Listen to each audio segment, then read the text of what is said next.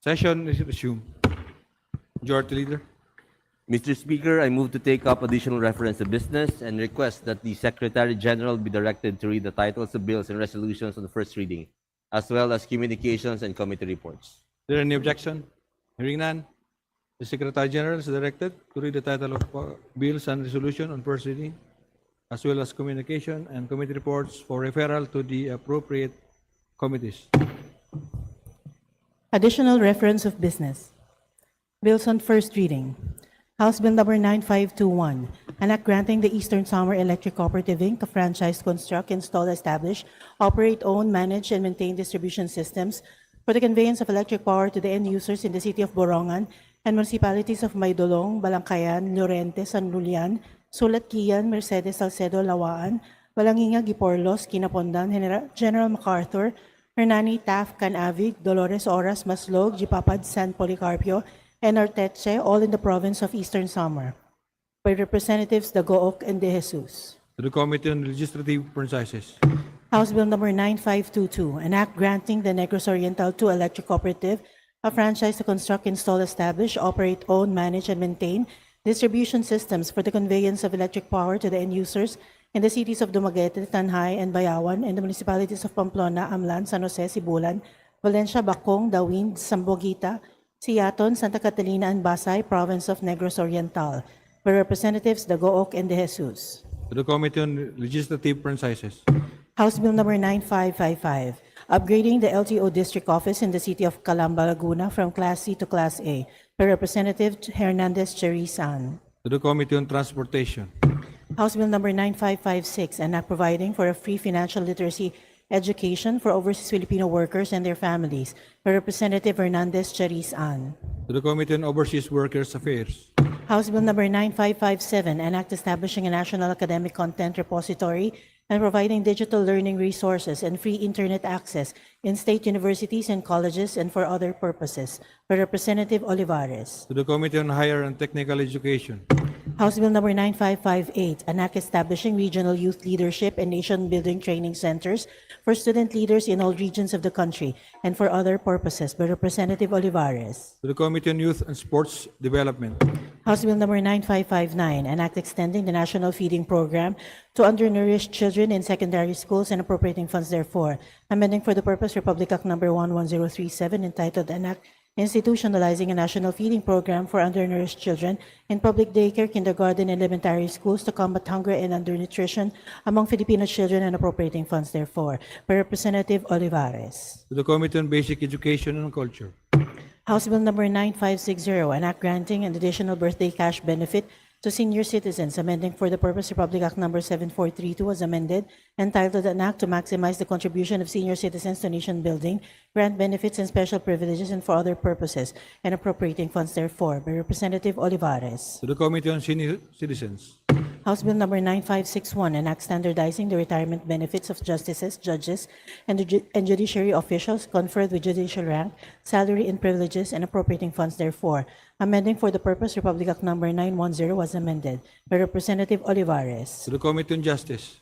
House Bill Number 9563, an act setting aside an amount equivalent to at least 5% of the gross domestic product for the annual budget for public health services, by Representatives Tino, Elago, and Co. To the Committee on Appropriations.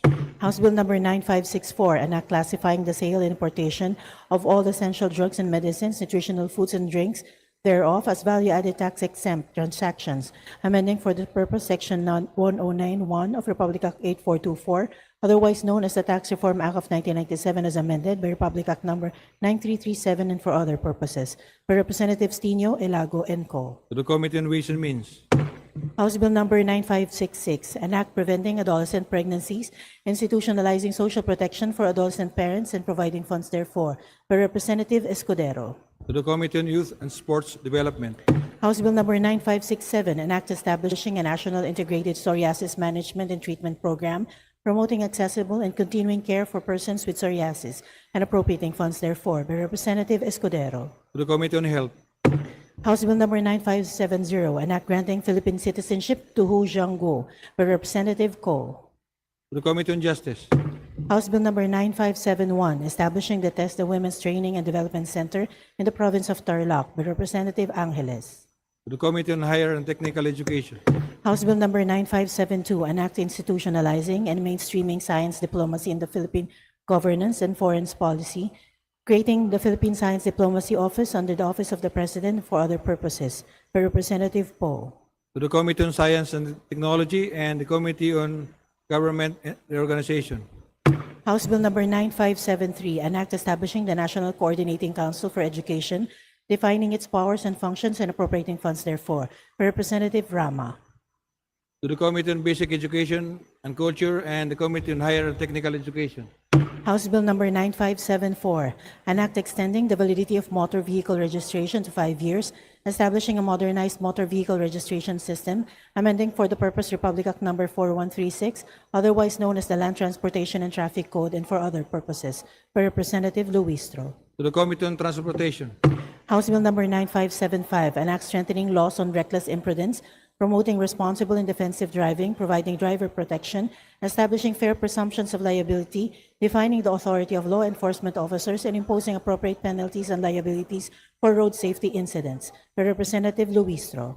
to the Committee on Transportation, House Bill number 9576, an act further strengthening the rights, privileges, benefits, and identification system of persons with disabilities, amending for the purpose Republic Act number 7277, otherwise known as the Magna Carta for Disabled Persons as amended, and for other purposes, by Representative Luistro. to the Special Committee on Persons with Disabilities, House Bill number 9577, an act establishing the Philippine National Petroleum Reserve System to ensure energy security, maintain emergency petroleum stockpiles, provide mechanisms for supply stabilization during critical disruptions, and appropriating funds therefor, by Representative Luistro. to the Committee on Energy, House Bill number 9578, an act providing for the Magna Carta of the out-of-school youth, strengthening government support mechanisms for their education, employment, social protection, and reintegration, and for other purposes, by Representative Luistro. to the Committee on Youth and Sports Development, House Bill number 9579, an act establishing a responsible online gambling regulatory framework,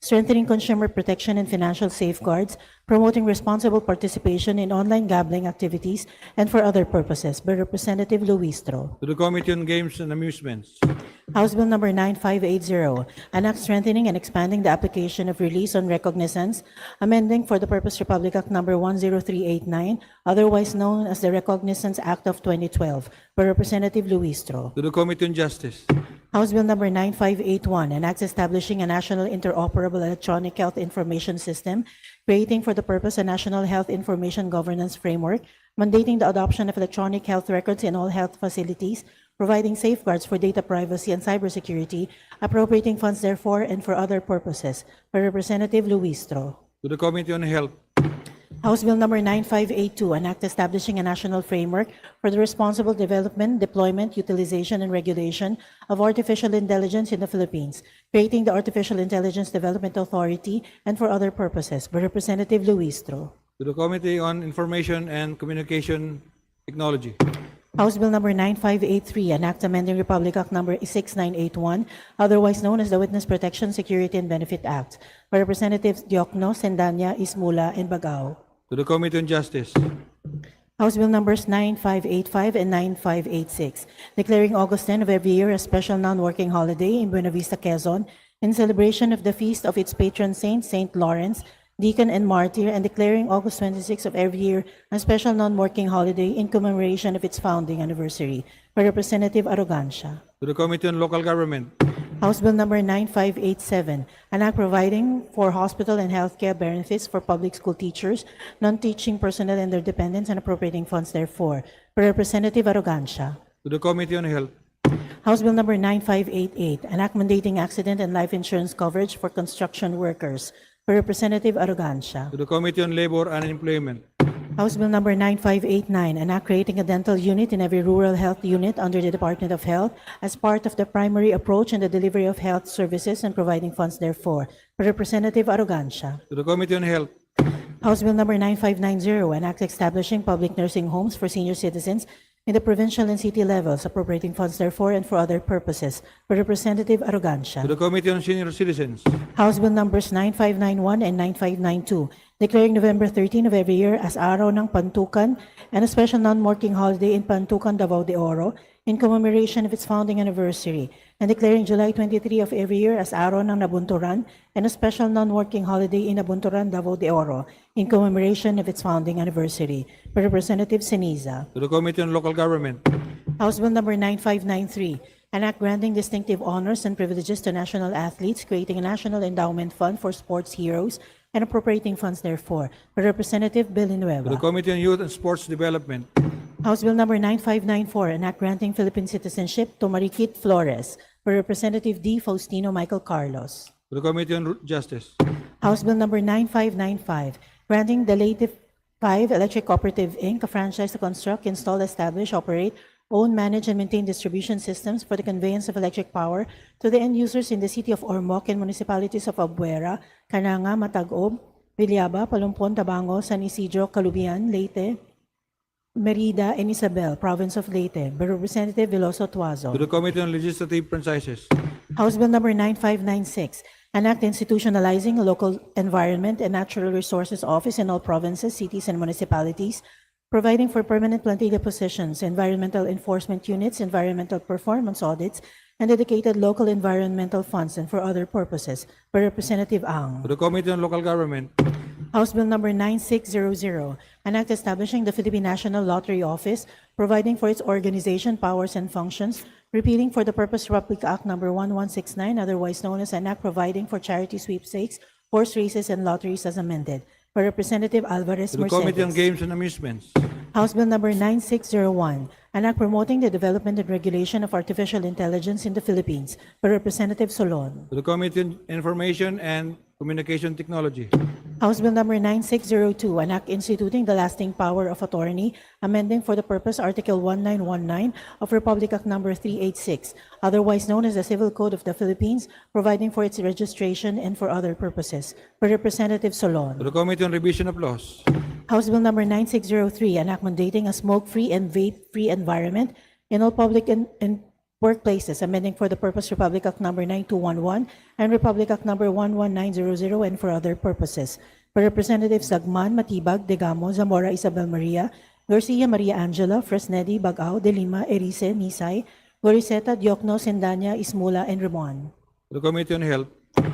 House Bill number 9604, an act establishing the Emergency Filipino Sign Language, amending Republic Act number 11106, or the Filipino Sign Language Act, providing funds therefore and for other purposes. By Representative Gomez. The Special Committee on Persons with Disabilities. House Bill number 9606, an act providing protection to freelancers, providing penalties therefore and for other purposes. By Representative Legazpi. To the Committee on Labor and Employment. House Bill number 9607, an act providing for the Magna Carta of the out-of-school youth. By Representative Legazpi. To the Committee on Youth and Sports Development.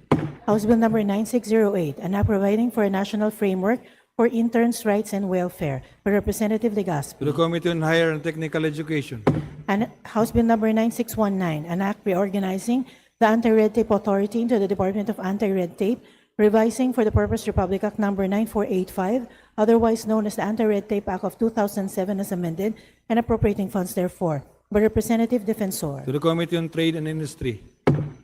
House Bill number 9620, an act strengthening the Polytechnic University of the Philippines as a national polytechnic university, repealing for the purpose Presidential Decree number 1341 and appropriating funds therefore. By Representative San To the Fernando. Committee on Higher and Technical Education.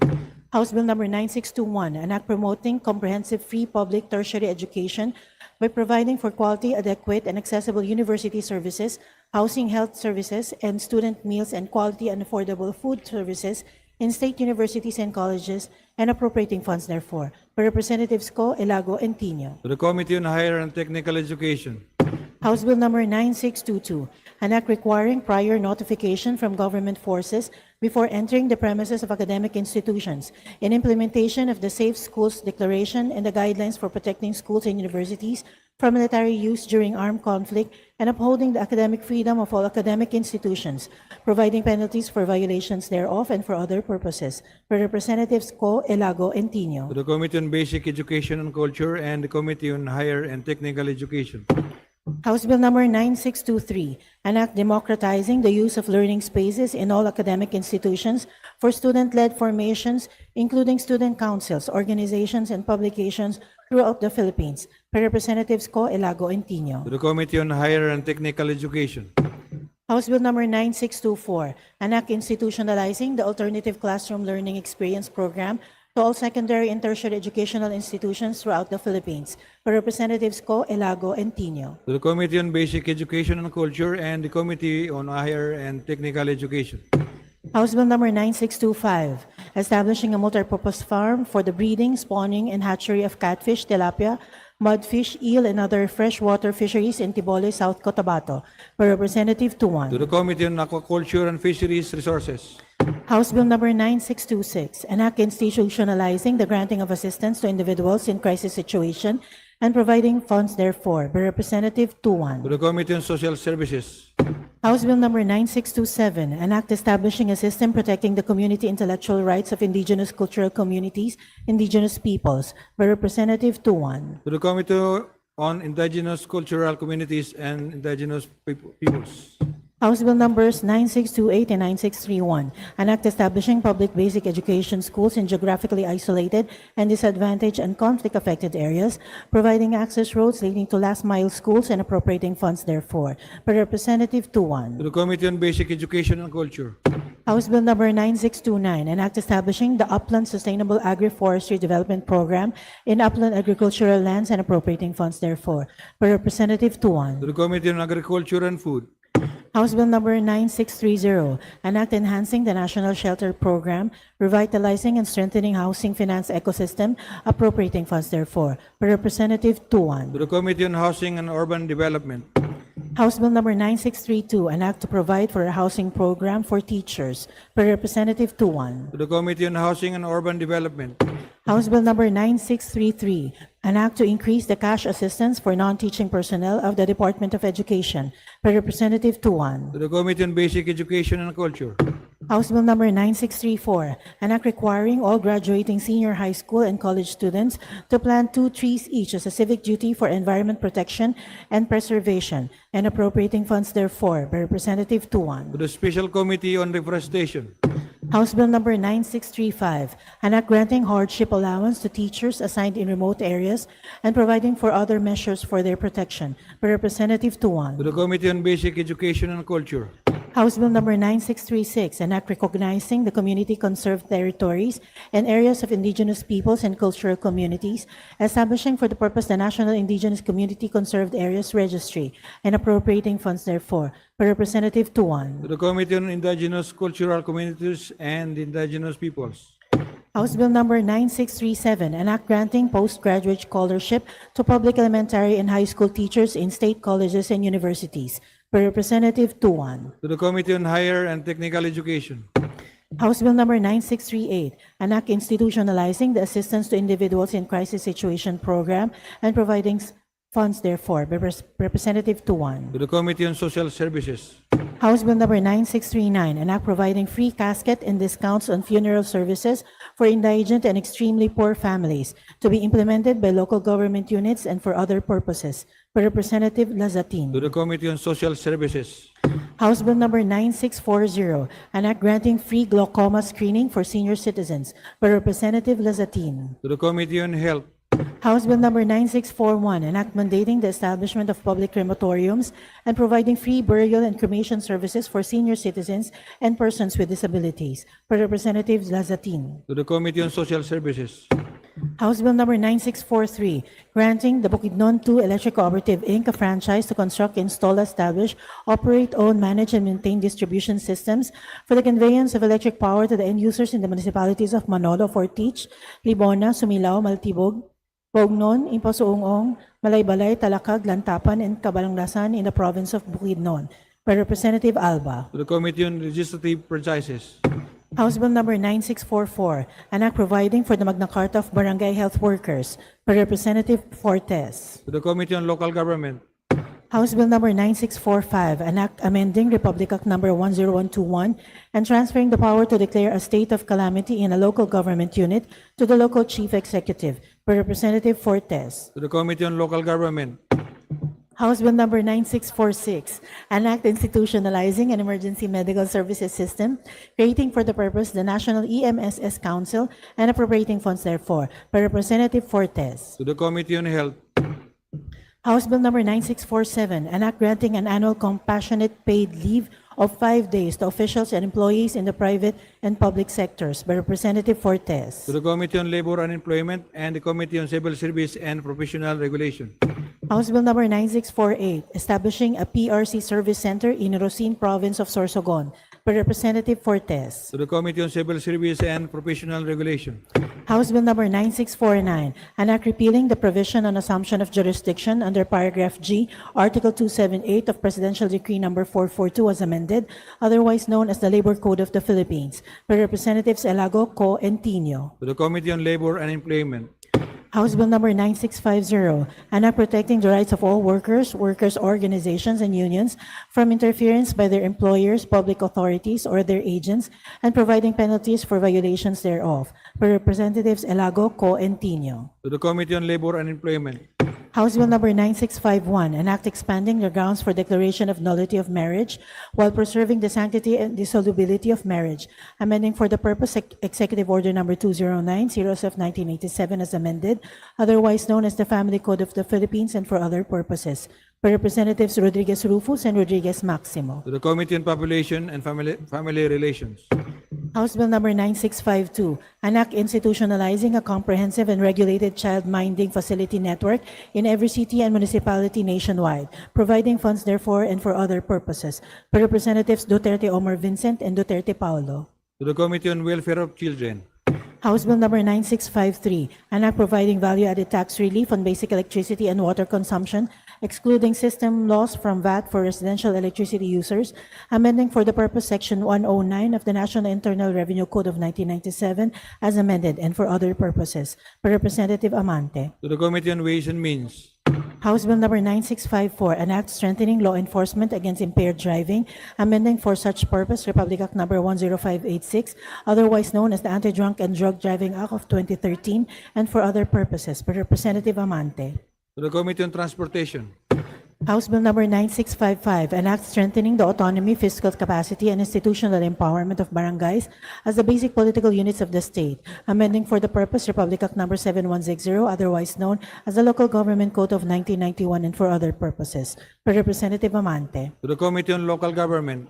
House Bill number 9656, an act declaring the third week of February of every year as National Arteriosclerosis Awareness Week, by Representative Hofer Hasim. To the Committee on Health. House Bill numbers 9657 to 9670, an act establishing bicycle-friendly community lanes in certain barangays in Quezon City, by Representative Vargas. To the Committee on Transportation. House Bill number 9671, creating one additional branch of the MTCC to be stationed in the city of Baliwag, Bulacan, by Representative Pancho. To the Committee on Justice. House Bill number 9672, creating two additional court salas in the Regional Trial Court to be stationed in the city of Baliwag, Bulacan, by Representative Pancho. To the Committee on Justice. House Bill number 9673, an act strengthening public health through the mandatory reformulation of high-sodium prepackaged food products to reduce sodium consumption and prevent non-communicable diseases, by Representative Santos Mark Anthony. To the Committee on Health. House Bill number 9674, an act establishing a recovery mechanism for erroneous electronic fund transfers, providing remedies against unjust enrichment, defining the responsibilities of financial institutions and other payment service providers, and for other purposes, by Representative Escudero. To the Committee on Banks and Financial Intermediaries. House Bill number 9675, an act establishing the National Strategic Fuel Reserve and the Targeted Fuel Relief Program, and providing funds therefore, by Representative Escudero. To the Committee on Energy.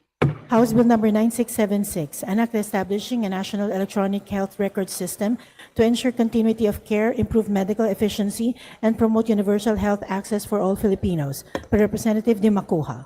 To the Committee on Health. House Bill 9677, an act institutionalizing the annual grant of the World Teachers' Day incentive benefit for public school teachers and increasing the amount of the incentive to 3,000 pesos, by Representative Di Macuja. To the Committee on Basic Education and Culture. House Bill 9678, declaring April 25 of every year as Nueva Ecija Founding Day as special non-working holiday in the province of Nueva Ecija, by Representative Salvador. To the Committee on Local Government. House Bill 9679, an act institutionalizing Project Cherish of the Department of Social Welfare and Development, appropriating funds therefore, by Representative Colliantes. to the Special Committee on Persons with Disabilities, House Bill 9680, an act prohibiting the sale, distribution, and promotion of flavored vapor products to minors and providing penalties therefore, by Representative to the Committee on Colliantes. Trade and Industry and the Committee on Health, House Bill 9681, an act providing for the Magna Carta of Barangay Health Workers, by Representative to the Committee Colliantes. on Local Government, House Bill 9682, establishing a regular LTO district office in San Mateo, Rizal, by Representative Garcia Jose Arturo. to the Committee on Transportation, House Bill 9683, an act establishing an agricultural pension fund for farmers and fisherfolk, providing for its administration and appropriating funds therefore, by Representative Gintu. to the Committee on Agriculture and Food, House Bill 9684, increasing the bed capacity of the Northern Mindanao Medical Center in Cagayan de Oro City, by Representatives Lagbas, Emano, Alba, Rodriguez Rufus, Roque, Zubiri, de Maporo, Imelda, de Maporo City, Amina, Regencia, Rodriguez Maximo, Romualdo, Almonte, Balindong, Adyong, and Flores. to the Committee on Health, House Bill 9685, declaring June 29 of every year as Araw ng Polangi, a special non-working holiday in Polangi, Albay, by Representative Salceda. to the Committee on Local Government, House Bill 9686, an act limiting the government right-of-way lien on lands granted through free patent to 20 years, further amending Section 112 of Commonwealth Act No. 141 as amended by Presidential Decree No. 1361 by Representative Lopez. to the Committee on Public Works and Highways, House Bill 9688, an act strengthening transparency, accountability, people's participation, community monitoring, and local revenue sharing in the Freeport area of Bataan, enhancing participatory governance and community safeguards, amending for the purpose Republic Act No. 9728, as amended by Republic Act No. 11453, otherwise known as the Freeport Area of Bataan Act of 2009, by Representative San Fernando. to the Committee on Economic Affairs and the Committee on Trade and Industry, House Bill 9691, an act mandating full disclosure of government expenditures through an open, secure, and technology-neutral digital platform with mechanisms for real-time public access, data integrity, and accountability in the use of public funds and for other purposes, by Representative Soriano. to the Committee on Information and Communication Technology, House Bill 9692, an act promoting the adoption of digital payments for financial transactions of the government and all merchants, by Representative to the Soriano. Committee on Banks and Financial Intermediaries, House Bill 9693, an act establishing a comprehensive and sustainable reintegration program for overseas Filipino workers, appropriating funds for and for other purposes, by Representative to the Soriano. Committee on Overseas Workers Affairs, House Bill 9694, an act further extending the period of availment of estate tax amnesty, amending for the purpose Republic Act No. 11213, otherwise known as the Tax Amnesty Act as amended, by Representative Soriano.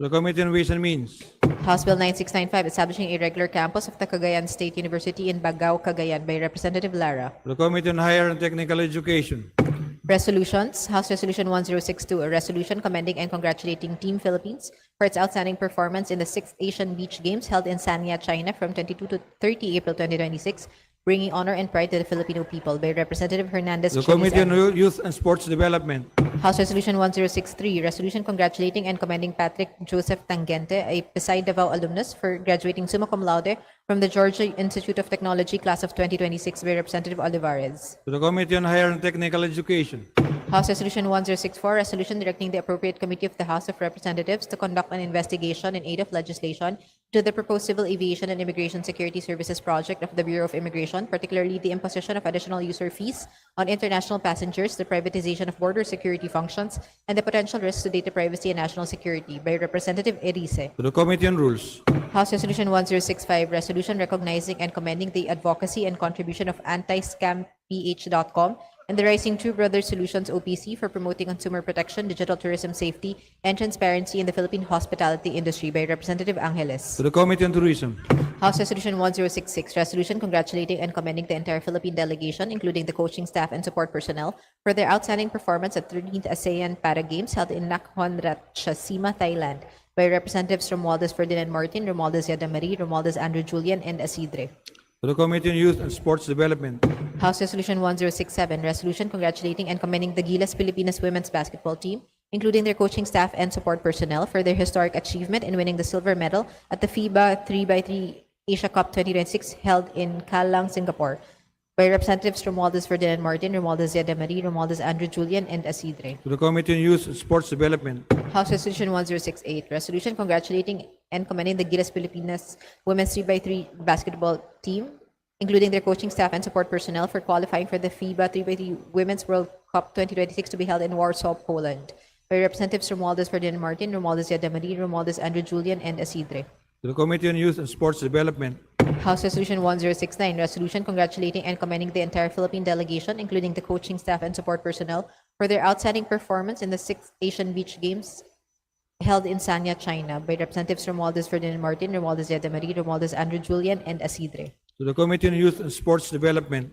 House Resolution 1070, a resolution congratulating and commending Frances Marie Acosta Cortez of the University of Iloilo for ranking 5th in the March 2026 licensure examination for teachers elementary level, by Representative Ang. To the Committee on Basic Education and Culture. House Resolution 1071, resolution congratulating and commending Cristel Jaspe Surita of the Iloilo State University of Fisheries, Science and Technology for ranking 10th in the March 2026 licensure examination for teachers elementary level, by Representative Ang. To the Committee on Basic Education and Culture.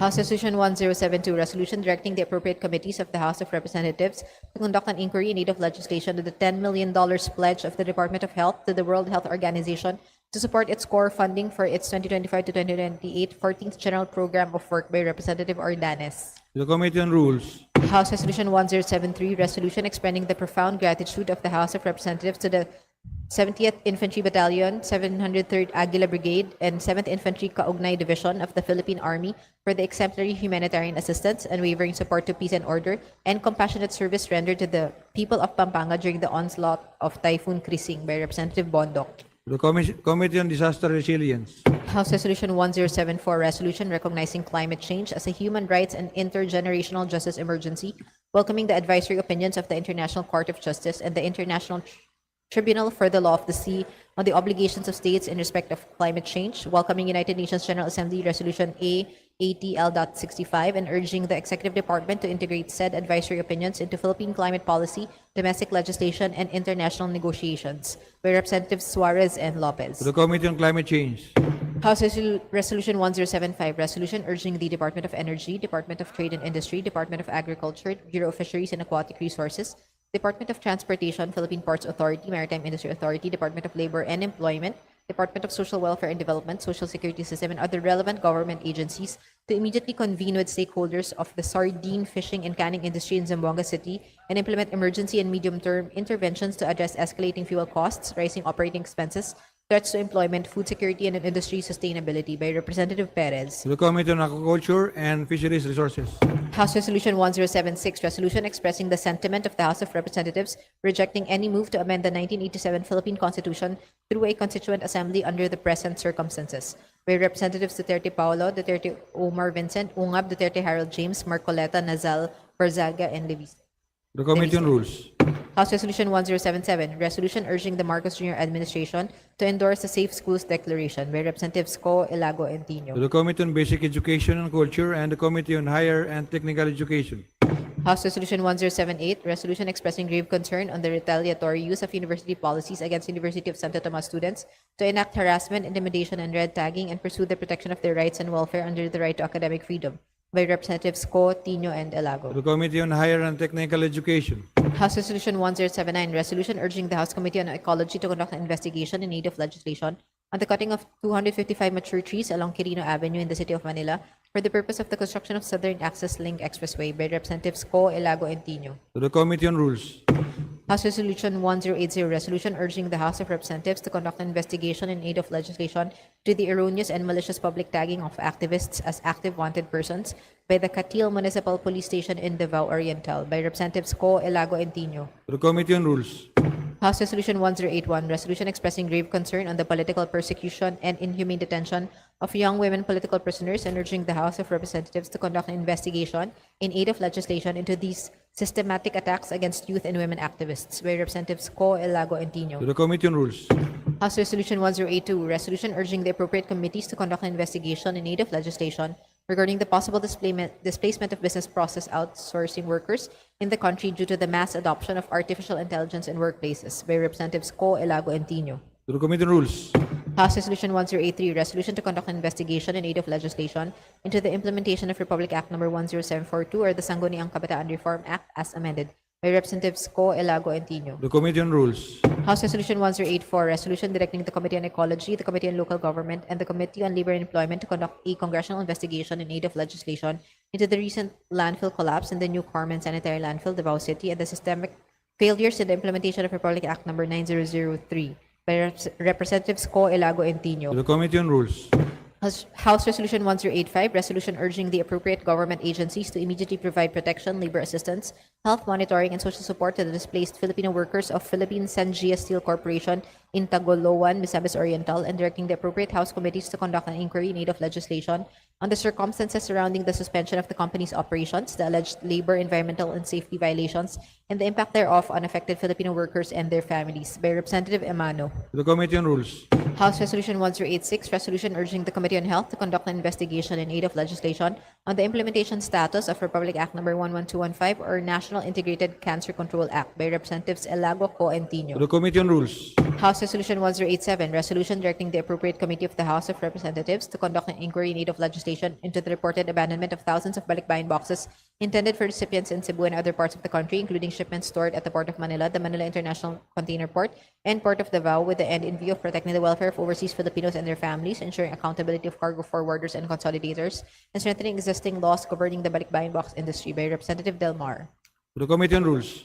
House Resolution 1088, resolution congratulating and commending Jire Grace Pacheco de la Peña of the University of Antique for ranking 7th in the March 2026 licensure examination for teachers secondary level by Representative Ang. To the Committee on Basic Education and Culture. House Resolution 1089, a resolution congratulating and commending Keith Brian M. Habaybay of the West Visayas State University for ranking 8th in the March 2026 licensure examination for professional teachers by Representative Ang. To the Committee on Basic Education and Culture. House Resolution 1090, resolution congratulating and commending Nicole Aliana Esmeralda Macainan of the West Visayas State University for ranking 5th in the March 2026 licensure examination for teachers secondary level by Representative Ang. To the Committee on Basic Education and Culture.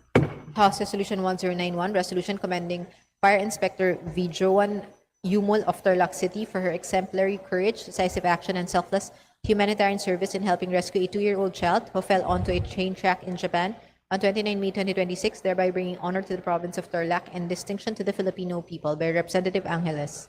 To the Committee on Public Order and Safety.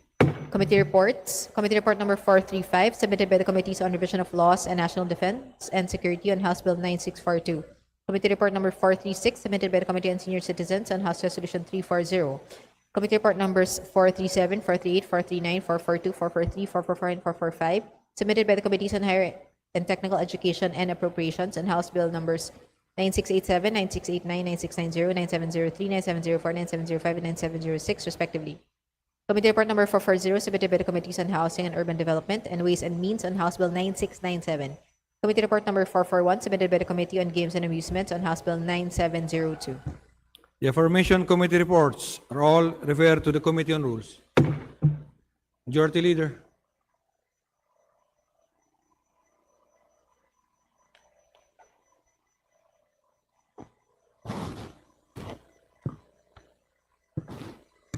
Mr. Speaker, I move to welcome and recognize the guests of the Honorable Christopherson Coco M. Yap of the 2nd District of Southern Leyte. They are the student interns from UP Manila, namely Marius Aidan Rillo and Bianca Marie Ordillas. To the guests of Honorable Christopherson Coco Yap of the 2nd District of Southern Leyte, the student interns from the UP Manila, welcome to the House of Representatives. Majority Leader. Mr. Speaker, I move to welcome and recognize the guests of the Honorable Roman Romulo, representative of the Lone District of Pasig City. They are from the Divorce Filipinas Coalition, namely Alpha Joy Alfafara, Milagros Malikdem Fernandez, Tammy Darin Albert Malig, and Hilda Revilla. To the guest of Honorable Roman Romulo of the Lone District of Pasig City, from the Divorce Filipinas Coalition, welcome to the House of Representatives. Majority Leader. Mr. Speaker, under the calendar of business for the day, I move to consider House Bill number 9598 as contained in Committee Report number 419, submitted by the Committee on Justice. And for this purpose, may I request that the Secretary General be directed to read the title of the bill. Is there any objection? Hearing none, the Secretary General is directed to read the title of House Bill number 9599.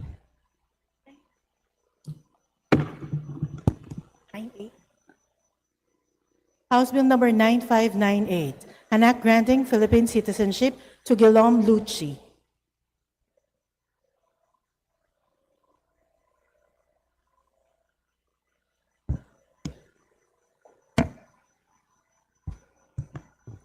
Majority Leader. Mr. Speaker, I move to open the period of sponsorship and debate and that the chairperson of the Committee on Justice, the Honorable Attorney Jervil Jinky Beatrix R. Luistro, be recognized to begin sponsorship of the measure. Is there any objection? Hearing none, the period of sponsorship and debate is now open, and the Honorable Jervil Jinky Beatrix Luistro, the chairperson, is recognized to sponsor the measure. Mr. Speaker, distinguished colleagues, it is my honor and privilege to sponsor before this august body House Bill number 9598 as contained in Committee Report number 419, entitled An Act Granting Philippine Citizenship to Guillaume Lucci in substitution of House Bill number 6131. At the outset, allow me to underscore that the authority of Congress to grant Philippine citizenship is firmly rooted in Article 4, Section 1, Paragraph 4 of the 1987 Constitution, which recognizes as citizens those who are naturalized in accordance with law. In line with this constitutional mandate, and pursuant to Rule 10 of the Internal Rules of the Committee on Justice, the measure before us has been processed strictly as an application for naturalization. Consistent with Sections 26 to 29 of Rule 10, Mr. Lucci personally appeared before the Committee on Justice during the deliberations, together with the bill's author, and complied with all documentary requirements prescribed by the committee, including the submission of authenticated personal records, travel documents, and clearances. To safeguard the integrity of the legislative naturalization process, a comprehensive background investigation was conducted by the Directorate for Intelligence of the Philippine National Police and the National Bureau of Investigation, which included neighborhood checks and coordination with international police counterparts. Their reports confirmed that Mr. Lucci has no derogatory record in the Philippines or in his country of origin. During the committee proceedings, Mr. Lucci was questioned on his reasons for seeking Philippine citizenship and on the ways he has assimilated into Philippine culture. He expressed with sincerity his desire to represent the Philippines in international competitions in honor of his Filipino heritage and in tribute to the deep affection his family continues to hold for our country. When asked to sing the Lupang Hinirang, he made a respectful and passable attempt, a small yet meaningful demonstration of his willingness to embrace our national identity and values. This measure seeks to confer Philippine citizenship upon Mr. Guillaume Lucci in recognition of his meaningful and enduring contributions to the country's infrastructure development, energy security, environmental sustainability, and economic progress. Mr. Lucci has devoted nearly 25 years of his professional life to the planning, financing, and operation of large-scale infrastructure projects around the world. Since 2017, he has served as President and Chief Executive Officer of Prime Infrastructure Capital Incorporated, where he has led projects that directly respond to the essential needs of the Filipino people. Under his stewardship, major initiatives have been advanced in the areas of water security, energy development, and sustainable waste management. Among these are the Wawa Bulk Water Supply Project, which is expected to provide more than 518 million liters of water daily. The Malampaya Deep Water Gas to Power Project, which supplies around 20% of the country's energy requirements, and renewable energy ventures that support our transition toward a cleaner and more sustainable future. Equally important are the innovative waste-to-fuel and waters recovery facilities established in Cebu, Pampanga, and Cavite, which contribute to environmental protection and responsible response management. Beyond his technical expertise and professional accomplishments, Mr. Lucci has demonstrated a sincere commitment to the welfare and development of the Philippines. Through his leadership, investments have been directed towards projects that create jobs, strengthen vital industries, and improve the quality of life of many Filipinos. Granting Philippine citizenship is not merely a legal act. It is a recognition of individuals who have shown genuine commitment, loyalty, and service to our nation, and whose continued participation in national life will greatly benefit the public interest.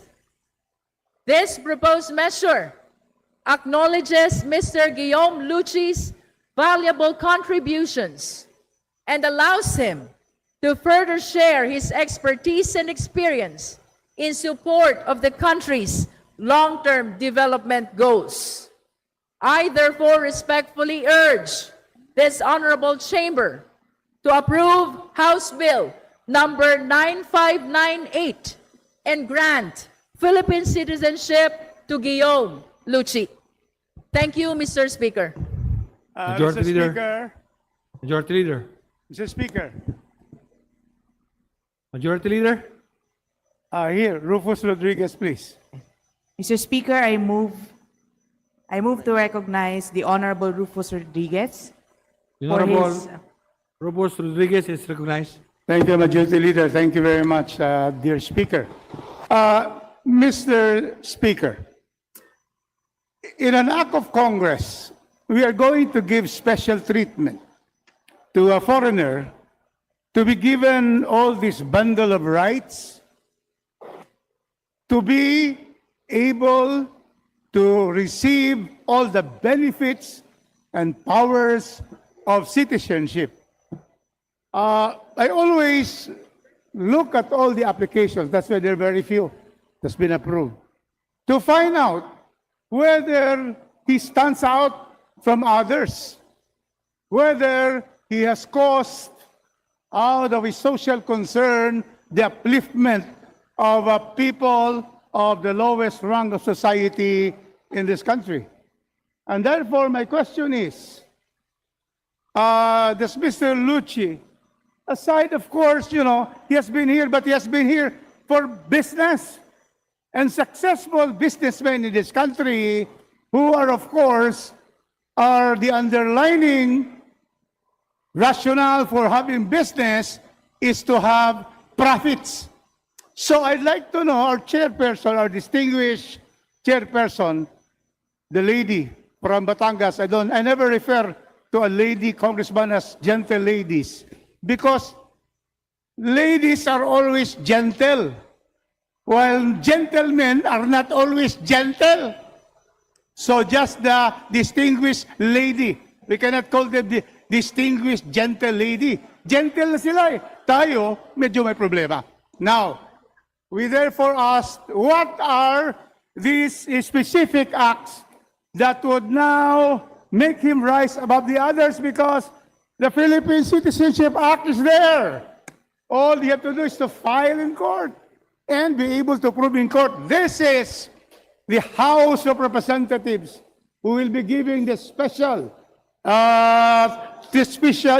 treatment and consideration of this person. And also one question, Madam Chair. Is the applicant here, present? It's very important. This will make him a citizen of the Republic of the Philippines. Do we know whether he's around? Mr. Speaker, the applicant intimated to this representation that he is attending to a very important matter right now. Nonetheless, I understand that this is just the second reading, and he commit himself to attend on the third reading of this bill on naturalization. Mr. Speaker. Mr. Speaker, that will be too late.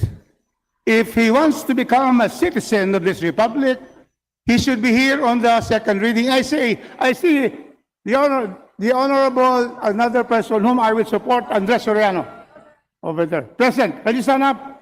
O, yan ang interesado na maging citizen ng Republika ng Pilipinas.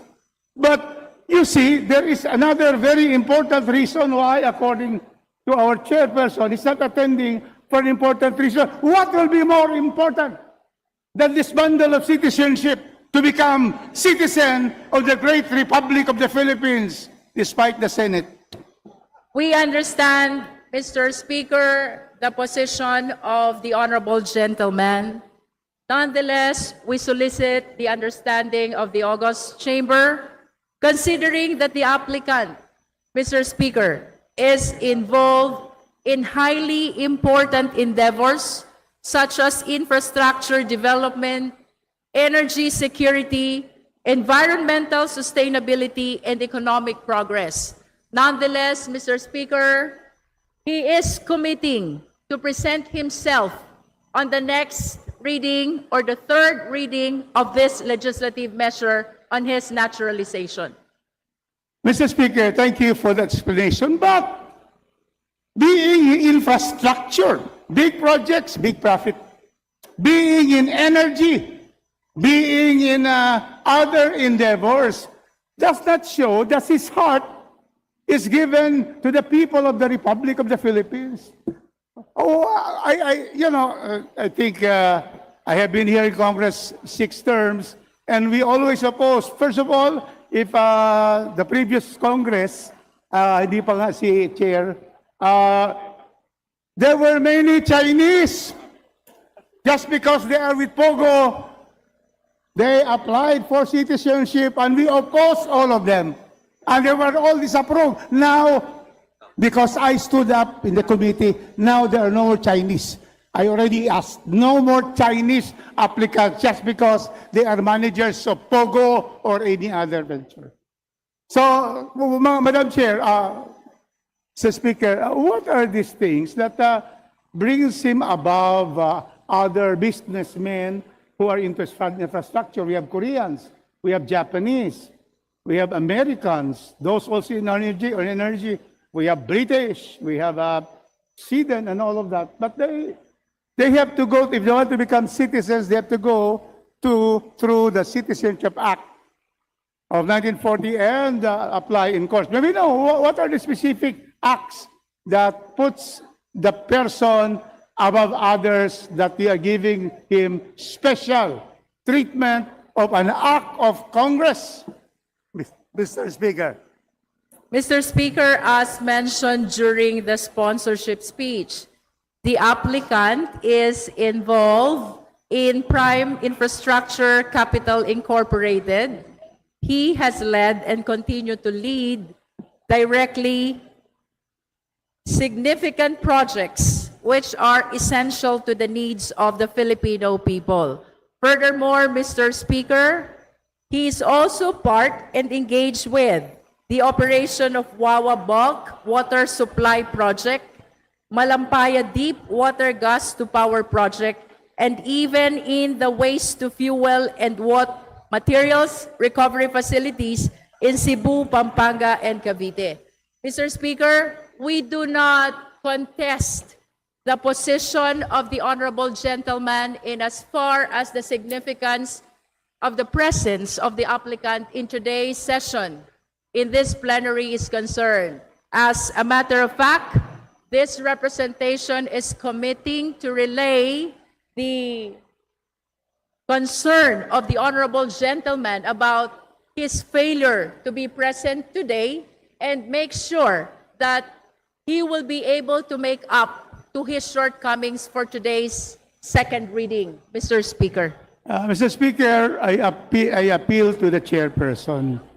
Let us defer this and have him present. We'd like to talk to him and ask him, really, I want to ask him, what are the special deeds that will make you go higher than any ordinary foreigner asking for citizenship? Is that possible, Madam Chairman? Because after all, I am not really objecting, but I just want to know specifically from him, ano ba nagawa niya? Kasi hindi to, this is not an easy matter to be able to give citizenship. So that he will be here for second reading. The third reading will be too late. He will just be here for a vote of yes or no. Is that possible? If we can have a deferment of this. And I promise to support the next agenda this coming July when we resume on our second regular session of the 20th Congress to be able to have that supported in the floor. Mr. Speaker, Majority Leader, I move to suspend session for a few minutes. session is suspended.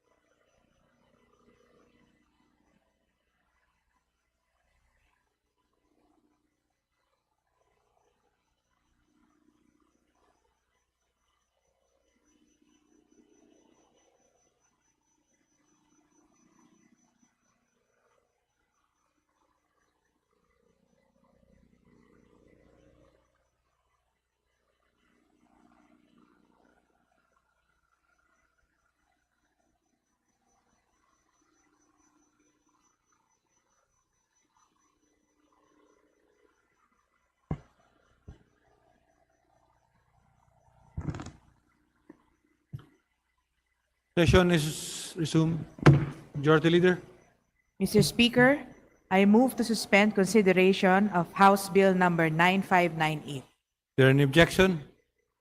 Hearing none, the consideration of House Bill number 9598 is hereby suspended. Mr. Speaker, I would just like to thank the Honorable Chairperson of the Committee on Justice for this accommodation to be able to defer so that we are able to meet the applicant and be able to evaluate with him personally. So thank you to our chairperson, one of the best chairpersons in the history of the House of Representatives, Jinky Luistro. Thank you very much. Majority Leader, Mr. Speaker, under the calendar of business for the day, I move to consider House Bill number 9599 as contained in Committee Report number 420, and for this purpose, may I request that the Secretary General be directed to read the title of the bill. is there any objection? Hearing none, the Secretary General is directed to read the title of House Bill number 9599. House Bill number 9599, an act granting Philippine citizenship to Andres Miguel Soriano IV. Majority Leader. Mr. Speaker, I move to open the period of sponsorship and debate and that the chairperson of the Committee on Justice, the Honorable Attorney Jervil Jinky Beatrix R. Luistro, be recognized to begin sponsorship of the measure. Is there any objection? Hearing none, the period of sponsorship and debate is now open, and the chairperson of the Committee on Justice, Honorable Jervil Luistro, is recognized to sponsor the measure. Mr. Please proceed. Speaker, considering the predicament in the previous legislative measure, please allow this representation to make it of record that the applicant Andres Miguel Soriano IV is present in our session today. With the permission of Mr. Speaker, distinguished colleagues, I rise today to sponsor House Bill number 9599 as contained in Committee Report 420, entitled An Act Granting Philippine Citizenship to Andres Miguel Soriano IV in substitution of House Bill number 1445. At its core, this measure is about recognizing a person who has long demonstrated a sincere commitment to the Filipino people and whose contributions have advanced the welfare of our nation. Mr. Andres Miguel Soriano IV is no stranger to the Philippines. He comes from a family whose history is deeply intertwined with the country's economic, social, and civic development. As the great-grandson of the distinguished Filipino industrialist and philanthropist Andres Soriano, he has inherited not only a respected name, but also a tradition of service and nation building. Yet, Mr. Soriano's qualifications for Philippine citizenship rest not on heritage alone. More importantly, they are founded upon his own record of meaningful contributions to the Philippine society. Through his leadership of the Andres Soriano Foundation Incorporated, he has helped bring assistance to the disadvantaged communities across the country. Under his stewardship, the foundation has supported charitable and humanitarian initiatives that have improved lives and expanded opportunities for many Filipinos. He has likewise championed programs that promote healthcare, particularly through support for cancer research and initiatives aimed at making treatment and medical services more accessible to those in need. He has also supported training and livelihood programs that provide practical skills and create pathways to sustainable employment. Beyond his philanthropic work, Mr. Soriano has contributed to economic development through his involvement in innovative business ventures. Through Amihan Ventures Limited, he has supported the exchange of ideas, technologies, and best practices that encourage entrepreneurship, innovation, and productivity. His dedication to the Philippines extends even to the field of sports. As an accomplished sailor and member of the Manila Yacht Club, he has proudly represented the country in international competitions, including the 2011 to 2012 race around the world. In doing so, he has helped showcase Filipino talent and excellence on the global stage. Taken together, these endeavors reflect a life marked by service, engagement, and a genuine desire to contribute to the country's progress. They demonstrate that Mr. Soriano's bond with the Philippines is not merely one of family history, but one forged through active participation in the nation's development and the well-being of its people. For the record, Mr. Soriano personally appeared before the Committee on Justice and complied with all requirements prescribed under the committee's internal rules governing applications for naturalization. The committee's review confirmed both his qualifications and his commitment to becoming a Filipino citizen. Mr. Speaker, Philippine citizenship is a privilege that carries both honor and responsibility. It is fitting that such privilege be granted to individuals who have shown through their actions a genuine dedication to our country and its people. By approving this measure, we recognize not only Mr. Soriano's accomplishments, but also his continuing commitment to the Philippines and his desire to formally become part of the Philippine nation. I therefore respectfully urge the approval of House Bill number 9599, granting Philippine citizenship to Andres Miguel Soriano IV. Thank you, Mr. Speaker. Mr. Speaker, Majority Leader. Mr. Speaker, I move to recognize the Honorable Rufus Rodriguez for his interpellation. thank you, The Majority Honorable Leader. Rufus Rodriguez is recognized. Thank you, Mr. Speaker. Mr. Speaker, this is a clear example of a person who not only has a lineage of service to his country, the original Andres Soriano, and my uncles were salesmen of San Miguel Corporation, and also my cousins, then going to Coca-Cola. So, but that is beyond what I'm going to support today, because the Sorianos had been trailblazers in the development of our country since the late 1800s. But here we have Andres Soriano IV. And here is what makes him high in the hierarchy of those applicants. Because first, Mr. Speaker, he leads the Andres Soriano Foundation, Inc. Now, what is this foundation about? This helped, Mr. Speaker, to bring assistance to the poor, disadvantaged communities across the country. Under his stewardship, the foundation supported charitable and humanitarian initiatives that has improved the lives and opportunities for many Filipinos. And what are these? So we go specific. That is why this is an important personality to be embraced as a fellow Filipino. He has therefore promoted support for cancer.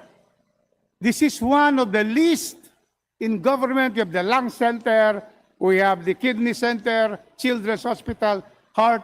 We have a lung center, but cancer center, but it is very small. It has not risen to a level of the other specialty hospitals. And here is a private person who, through his foundation, is supporting cancer research, Mr. Speaker, and initiatives aimed at making treatment and medical services more accessible to those in need, those therefore marginalized people who cannot afford treatment on very expensive treatment on cancer. Then also, this is to help our Filipino workers. And Congressman Elijah will be happy to know this, that he has also supported training and livelihood programs that provide practical skills and create pathways to the workers being represented by Congressman Elijah. And so, that's the second thing that has been done. Third, philanthropic, Mr. Chairman. He has contributed to economic development through involvement in venture such as the Amihan Venture supporting the exchange of ideas, technologies, and best practices. And my gestures are just like President Trump. So, his dedication, therefore, to the field of sports, he has helped all very Filipino endeavors and always supporting sport, for after all, he has a foundation. With that, Mr. Chairman, I second the sponsorship speech of our dear chairperson of the great Committee on Justice of this institution, Jinky Luistro, for the approval of the citizenship of Andres Soriano IV. Thank you, Mr. Speaker. Majority Leader. Mr. Speaker, there being no other member who wishes to interpolate the sponsor, I wish to close the period of sponsorship and debate. Is there any objection? The chair hears none. The motion is approved. The period of sponsorship and debate is now closed. Majority Leader. Mr. Speaker, I move to open the period of amendments. Is there any objection? Hearing none, the period of amendments is now open. Majority Leader. Mr. Speaker, there being no committee nor individual amendments, I move to close the period of amendments. Is there any objection? Chair hears none. The period of amendments now closed. Majority Leader. Mr. Speaker, I move to vote on second reading House Bill number 9599. There is a motion to approve on second reading House Bill number 9599. All those in favor say aye. Those against say nay. The ayes have it. House Bill number 9599 is now approved on second reading. Congratulations. Majority Leader. Mr. Speaker, I move to welcome the guests of Representative Sarah Jane Alago of Gabriela Women's Party List. They are from the University of the Philippines, Manila, and Arellano University School of Law, namely Angela Mitzi Nazareno, Heather Marie Lim, Jaff Marie Banglos, Arabella Luis Cruz, and Audrey Neil Diga. To the guest of Honorable Sarah Jane Ilago of the Gabriela Women's Party, the University of the Philippines, Manila, and Arellano University School of Law interns. Welcome to the House of Representatives.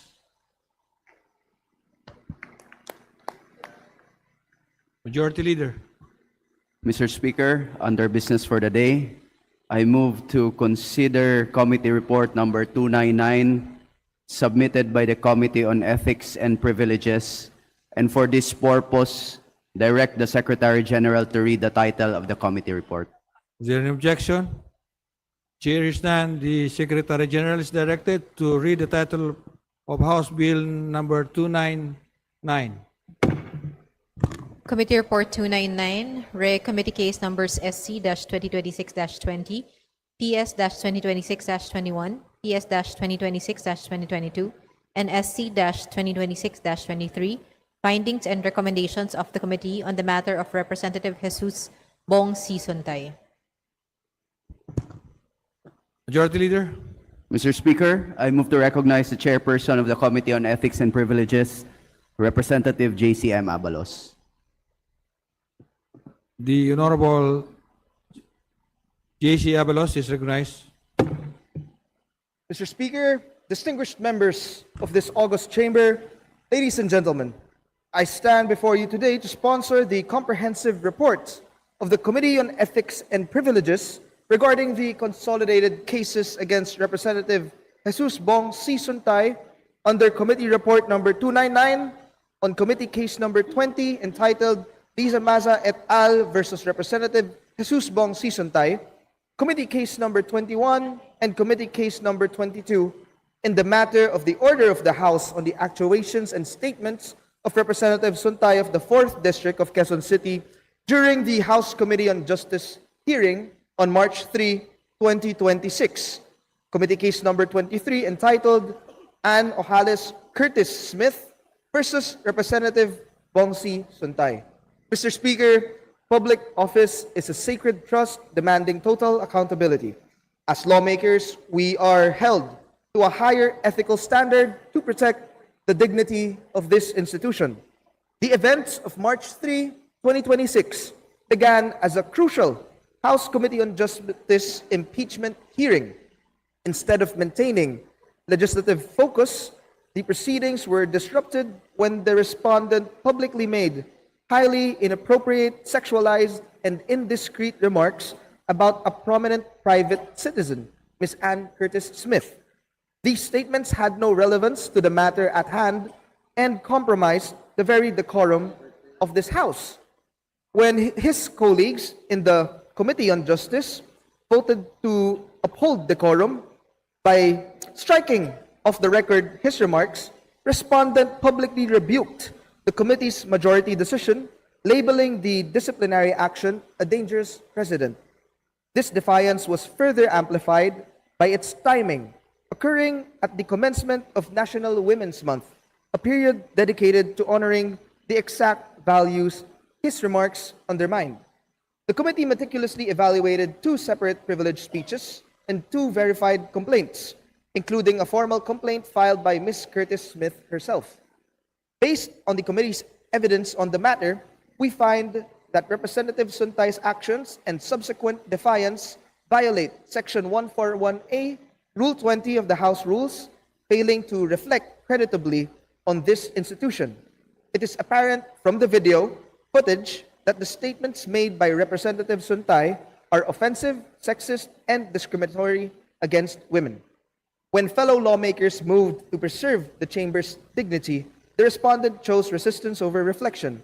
He actively opposed a motion to strike his inappropriate remarks from the official record, attempting instead to rationalize his objectifying comments as neither sexual nor immoral. Congressional proceedings are formal and solemn proceedings for legislative discourse. Any parliamentary debate within the halls of Congress should reflect advocacies that advance and promote the best interests of our constituency. Disrespectful and offensive remarks with inappropriate sexual underpinnings against any gender have no place in any legislative discourse. The committee therefore found merit in the allegations of Representatives Matibag, Elago, Sendanya, Ismula, Jokno, and Co., together with the private complainants, that indeed the respondent has committed disorderly behavior in violation of the Code of Conduct under Section 141A, Rule 20 of the Rules of the House of Representatives. While the committee took note that the subject statements of Representative Suntay were stricken off the official record of the Committee on Justice, the fact remains that such statements have already been uttered and recorded on video and could be watched and rewatched multiple times, seen and heard by Filipinos and even by the international community. The moment the statements were uttered on live video, the same was made public and the damage to the name and reputation of this institution had already been done. All of these questioned statements, together with media interviews, must not be countenanced. The overt act of verbalizing impure thoughts was already committed, regardless of the intent or the motive behind it. Respect must be present in our metaphors, in our stories, and in the ways we speak about women in public places. The striking off of inappropriate remarks from the official record as a parliamentary remedy does not undo the harm caused or reverse the insensitivities towards women who felt offended thereof. The questioned statements and actuations of respondent during the impeachment hearing and subsequent media interviews brought a breach of the public peace in the House of Representatives as an institution and violated the standards of public morals of its members. Likewise, the committee found respondents to have breached the core standards of professionalism, justness, and sincerity mandated by Republic Act No. 6713. As elected public officials, House members are looked up to by the people as their representatives and should therefore embody a high standard of morals, ethics, and professionalism in their public and private lives. Uttering indecent, lewd, and discriminatory slurs against women or against any gender, especially in an official proceeding, clearly violates the norm of conduct in the discharge of one's official duties and the standards set by Republic Act number 6713, which mandates public officials to refrain from any act contrary to good customs or decency to maintain the integrity of their office. The committee found substantial evidence to warrant a disciplinary action and the application of remedial measures against respondent. There is no denial that the essence of due process was sufficiently complied with in the present case. In fact, on the first appearance of the respondent before the committee on March 10, respondent admitted lapses of judgment, and on March 18, he made an unequivocal admission of his knowledge of the nature and consequences of his statements. His admission, which he viewed as an isolated lapse, was also formally made in writing as part of his response dated March 17, 2026, particularly under item number 79, page 15 thereof. An admission made during a hearing, particularly admission through testimonies of respondent, qualifies as substantial evidence, as it is a self-harming statement regarding a fact in issue. It does not require proof and is binding, serving as adequate, relevant evidence for a reasonable mind to support a conclusion in legal or administrative proceedings. In administrative hearings like those for misconduct, an admission by respondent, even if not overwhelming, can satisfy this quantum of proof because it provides a reasonable ground to believe that the respondent is responsible. Such admission of the respondent and his willingness to accept the disciplinary action of reprimand, undergo a voluntary community service, and attend gender sensitivity seminar organized by the House Committee on Women and Gender Equality were considered by the committee as akin to a plea bargaining agreement and thus constitute substantial evidence to support a committee determination. After thorough deliberation on these cases, the committee finds that respondent Representative Suntay of the 4th District of Quezon City guilty of committing disorderly behavior, having uttered inappropriate or improper statements during the March 3, 2026 hearing of the House Committee on Justice, along with all other relevant statements made thereon in social media, which reflected negatively upon the dignity, integrity, and reputation of the House of Representatives as an institution. Wherefore, the committee recommends that Representative Suntay be penalized with a disciplinary action of reprimand under Section 52B, Paragraph 2, Rule 9 of the committee rules, render voluntary community service, undergo gender sensitivity seminar organized by the House Committee on Women and Gender Equality, and issue a public apology to Ms. Ann Curtis Smith and all women in a statement to be read before a television or broadcast media. Mr. Speaker, if we do not police our own ranks, we erode public trust in the entire legislature. Misconduct cannot mask itself as free speech, nor can institutional privilege be used as a shield against accountability. For these reasons, the Committee on Ethics and Privileges submits this report and urgently moves for the immediate adoption of its recommended disciplinary actions against the respondent. Thank you, Mr. Speaker. Majority Leader. Mr. Speaker, I move to recognize Representative Isidro Ungab for his manifestation. Representative Isidro Ungab has 3 minutes. Please proceed. Thank you, Mr. Speaker.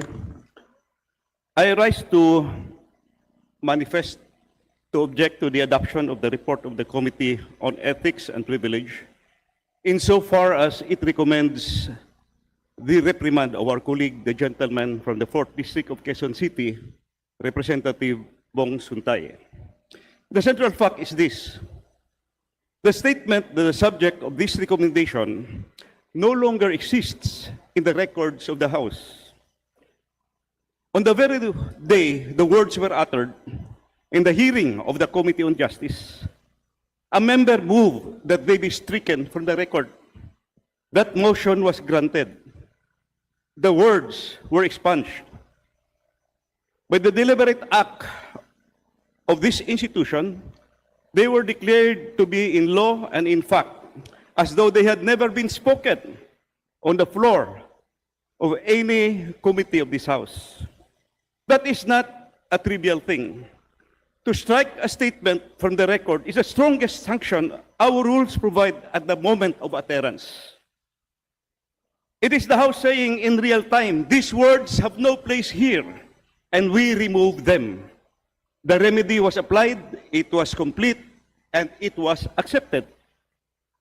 And so I ask this body, in all candor, if the words have been expunged, what precisely remains to be reprimanded?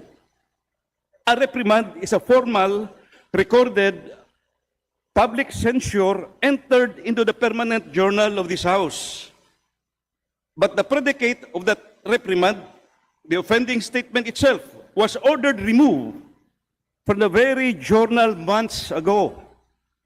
We would be writing into the permanent record a punishment for words we have already commanded the record not to contain. We would be resurrecting in the act of condemning the very statement which was voted to be erased. This is not accountability, this is contradiction. Three principles compel my objection. First, no double penalty for a single act. It is a bedrock principle of fairness, woven through our Constitution and our jurisprudence, that a person shall not be made to answer twice for the same offense. When the words were stricken, the matter was addressed and closed at the level of this House proceedings. To now impose a reprimand on top of the expungement is to sanction the same act a second time. Second, proportionality of the dignity of our own remedies. This House has a graduated ladder of discipline: admonition, reprimand, censure, suspension, and expulsion. The motion to strike sits at the foundation of that ladder as it was invoked and exhausted at the scene. To climb the ladder again after the fact for a conduct already remedied is disproportionate. It treats our own immediate remedy as if it is counted for nothing. And in doing so, it weakens the authority of future motion to strike that any of us may someday need to invoke. Third, the member has already accounted for himself. The gentleman from Quezon City rose on the floor on a privileged speech and apologized to those who were offended. The conduct was addressed in the record by his own words of contrition, and the offending words were removed from the record by the House's own order. Mr. Speaker, what I cannot support is a doubling of a sanction upon an act we have already nullified. To do so would not strengthen our commitment to respect. It would only weaken the coherence of our rules and set a precedent that no expungement is ever truly final. That every member, having had words stricken and having apologized, may still be hauled forward months later for a record punishment over the same erased sentence. That is not the standard of fairness I am willing to vote in our precedents. I ask my colleagues to defend not a colleague, but a principle, that this House keeps forth within its rules, own rules, that it does not punish when it has already erased, and that fairness is not suspended even for the unpopular case. Thank you, Mr. Speaker. Majority Leader. Mr. Speaker, I move to adopt the findings and recommendations contained in Committee Report number 299, and pursuant to our rules, direct the Secretary General to read the title of the committee report and thereafter call the roll of members for nominal voting. There is a motion to adopt the findings and recommendation contained in Committee Report number 299. Is there any objection? The Chair hears none. The motion is approved. The Secretary General is hereby directed to call the roll of members for nominal voting. Committee Report 299, Rare Committee Case Numbers SC-2026-20, PS-2026-21, PS-2026-22, and SC-2026-23, findings and recommendations of the Committee on the matter of Representative Jesus Bong Sisuntay. Roll call of members, Honorable Representatives Abalos, Abante, Asidre, Acop, Acosta, Adyong, Advincola, Agaraw, Agyaw, Alano, Alba, Albano, Almario Chino Miguel, Almario Dennis, Almonte, Alvarez Jose, Alvarez Mercedes, Amante, Amatong, Ang, Angara, Angeles, Aquino, Aquino Magsaysay, Arbison Munir, Arbison Munir Jr., Arenas, Arrogancia, Asistio, Ataide, Aumentado, Ayon, Bagaw, Balindong, Banyas Nograles, Bangkoro, Barba, Barbers, Baronda, Baskub, Bautista Claude, Bautista Johan Munich, Bautista Lim, Beltran, Benitez Alfredo, Benitez Javier Miguel, Bernos Ching, Bernos JB, Biron, Bocobo, Bolilia, Bondok, Briones, Bulot Begtang, Cagas, Calderon, Calixto, Kawagdan, Cari, Castro, Caiton, Celeste, Sendanya, Siniza, Chan Jan Franz Norbert Joselito Almario, Chan Junard, Chua, Chuatay, Chungalao, Ho, Pilar, Juanco Jaime Eduardo Mark, Juanco Mark, Colliantes, Corvera, Cruz Agatha, Cruz Ricardo, Cruzado, Hua, Dagook, Dalog, Dayanghirang, Daza, De Jesus, De Lima, De Venecia, Defensor, De Gamo, Del Mar, De Los Santos, Di Macuja, Di Maguila, Di Maporo Imelda, Di Maporo City Amina, Yokno, Jonicio, Domingo, Dumogan, Duterte Harold James, Duterte Omar Vincent, Duterte Paulo, D. Faustino. D. Faustino Michael Carlos. D. Ian Paul.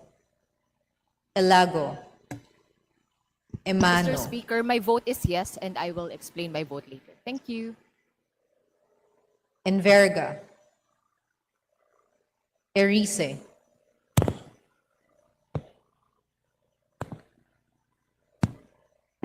Escudero. Espares. Espina. Estrella.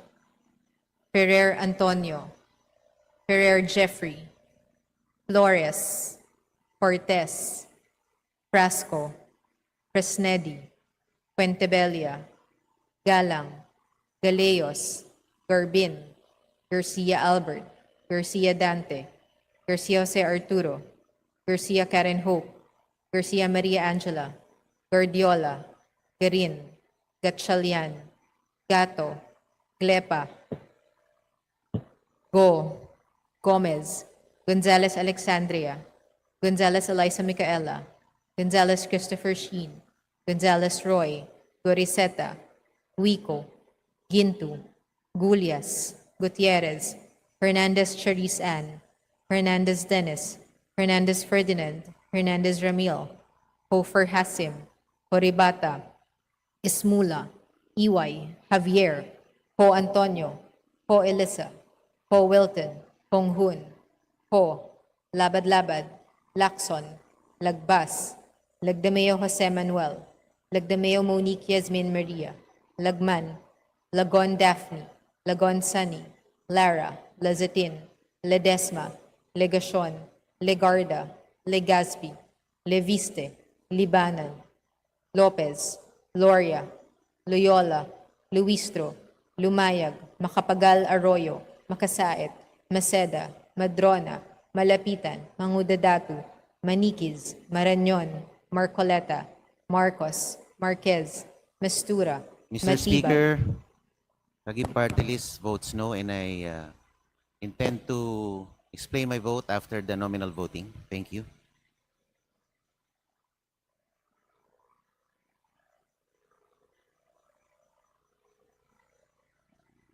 Mastura, Matibag, Matugas, Mendoza, Mercado, Mercado Revilla, Miraflores, Momo, Montes, Nava, Nazal, Nisay, Nolasco, Oamenal Henry, Oamenal Sancho Fernando, Olivares, Ongchuan, Ordanes, Oreta, Ortega, Owano Dizon, Padiernos, Panaligan, Pancho, Panotes, Pascual, Perez, Pimentel, Plaza, Plato, Po, Primicias Agabas, Pumarin, Puno, Kimbo, Rama, Recto, Regencia, Remulla, Revilla Brian, Revilla Ramonjolo, Redon, Rivera, Robes, Rodriguez Eulogio, Rodriguez Maximo, Rodriguez Rufus, Roman, Romualdez Andrew Julian, Romualdez Ferdinand Martin, Romualdez Yeda Marie, Romualdo, Romulo, Roque, Sagarbaria, Sakaluran, Salceda, Sally, Salvacion, Salvador, Salvame, San Fernando, Santos Maria Alana Samantha, Santos Mark Anthony, Shimura, Singson Rochelle, Singson Ronald, Singson Mihan, Solon, Soriano, Suwan, Swansing Bella Vanessa, Swansing Micaela Angela, Suarez, Suntay, Talyado, Tan Eman, Tan Joseph, Tan Keith Micah, Tan Reynolds Michael, Tan Samir, Tan Stephen James, Tan Chay, Tan Watko, Tariela, Teodoro, Tereng, Teves, Bianco, Yeng, Tino, Tolentino, Tuan, Tulfo Jocelyn, Tulfo Ralph Wendell, Tupas, Tutor, T, Umali, Ungab, No. Uy De Carlo, Uy Roberto, Valeriano, Vargas, Vargas Alfonso, Veloso, Veloso Tuazon, Vergara, Villa, Villaferte Miguel Luis, Villaferte Vincenzo Renato Luigi, Villanueva, Villarica, Violago, Yamsuan, Yap Arthur, Yap Christopherson, Yap Eric, Yap John G. Snell, Yatko, Inares, U. Jazel Victoria, U. Joseph Kim, Yulo, Zamora Maria Carmen, Zamora Isabel Maria, Zubiri.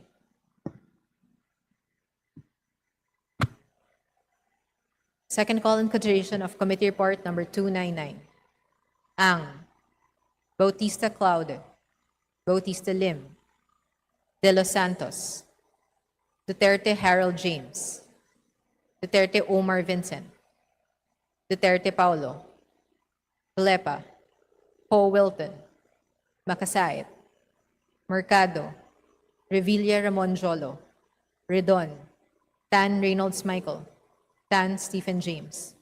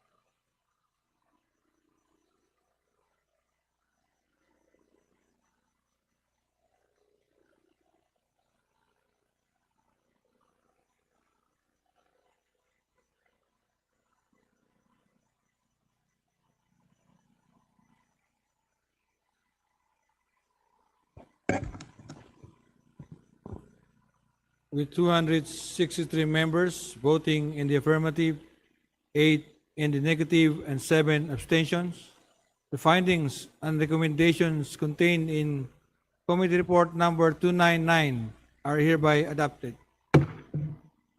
Majority Leader. Mr. Speaker, I move to recognize Representative Sarah Jane Ilago of Gabriela Party List. Honorable Sarah Jane Ilago is recognized. Please proceed. Mr. Speaker, malinaw sa findings ng committee na hindi katanggap-tanggap at hindi dapat gawing normal ang paggamit sa isang analogy, ang pagtingin sa babae bilang isang bagay. Hindi ito simpleng analogy kung ito ay nagnonormalisa sa hindi pantay na pagtingin sa mga kababaihan sa ating lipunan. But I have said this before and I'll say it again. Accountability must also be institutional, not merely personal. Ang ganitong issue ay nagpapakita na dapat kagyat at kailangan na magkaroon ng mas matibay na mga patakaran at institusyonal na mekanismo dito mismo sa Kongreso upang matiyak ang paggalang sa kababaihan sa lahat ng antas rin ng pamahalaan. We must establish a mandatory gender sensitivity and anti-sexual harassment training for all members of the House and our staff with concrete protocols for reporting, investigation, and sanctions, as well as psychosocial and legal support for victims, survivors. We must strengthen and fully implement a safe workplace policy within Congress. There should also be a firm commitment by this chamber to advance legislation and policies that protect women and uphold their rights, especially measures that strengthen protections against harassment and discrimination, promote decent work, and ensure accessible services for victims and survivors of gender-based violence in the world of work. Sa ganitong paraan, masisiguro natin na ang ating mga institusyong pampubliko ay aktibong nagtataguyod ng paggalang, pagkakapantay-pantay at pananagutan. Hindi tayo mga ordinaryong mamamayan, mga mambabatas. Tayo ay duty bearer bilang hinalal na opisyal na may mga nire-representa dito sa Kongreso. Hamon sa ating lahat, hamon sa lahat ng public officials na magsilbing halimbawa ng paggalang sa karapatan ng bawat isa, anuman ang kasarian. Thank you, Mr. Speaker. Majority Leader. Mr. Speaker, I move to recognize Representative Paulo Henry Marcoleta of Sagip Party List. Honorable Paolo Marcolita is recognized. Please proceed. Mr. Speaker,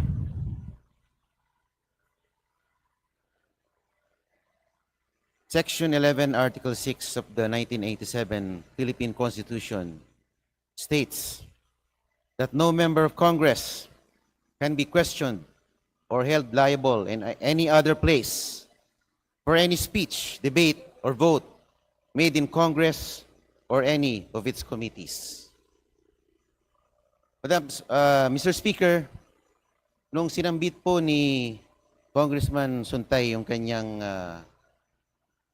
remarks tungkol kay Ma'am Ann Curtis,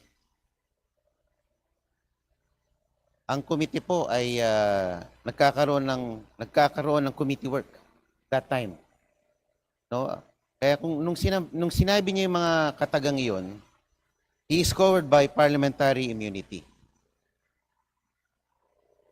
Even more so na ito po ay stricken off the record, tinanggal na.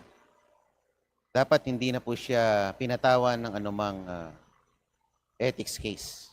Although I do not agree with everything that Kong Bong Suntay remarked about Miss Ann Curtis, sa akin naman medyo sumobra ang pagsasalarawan na yon. Even then, he is still covered by the blanket of parliamentary immunity that grants members of Congress two primary protections: freedom from arrest and privilege of speech and debate. And these privileges are designed to protect the integrity of the legislative process. Yun lang po, Mr. Speaker. Maraming salamat. Majority Leader.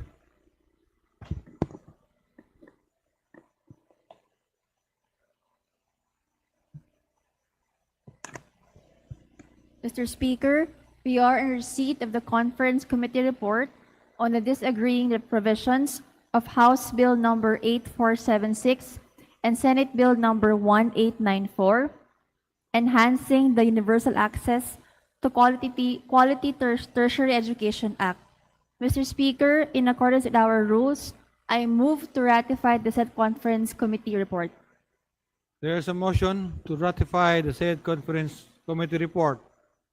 All those in favor of the Conference Committee report say aye. Aye. All those against say nay. The ayes have it. The said Conference Committee report is ratified. Majority Leader.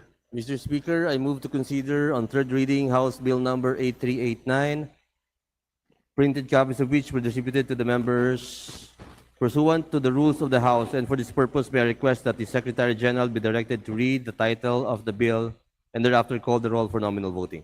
Is there an objection?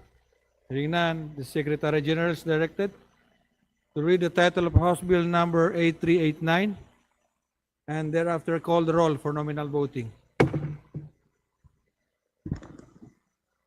House Bill 8389, an act prohibiting political dynasties in national and local elective offices. Roll call of members in consideration on third reading of House Bill number 8389.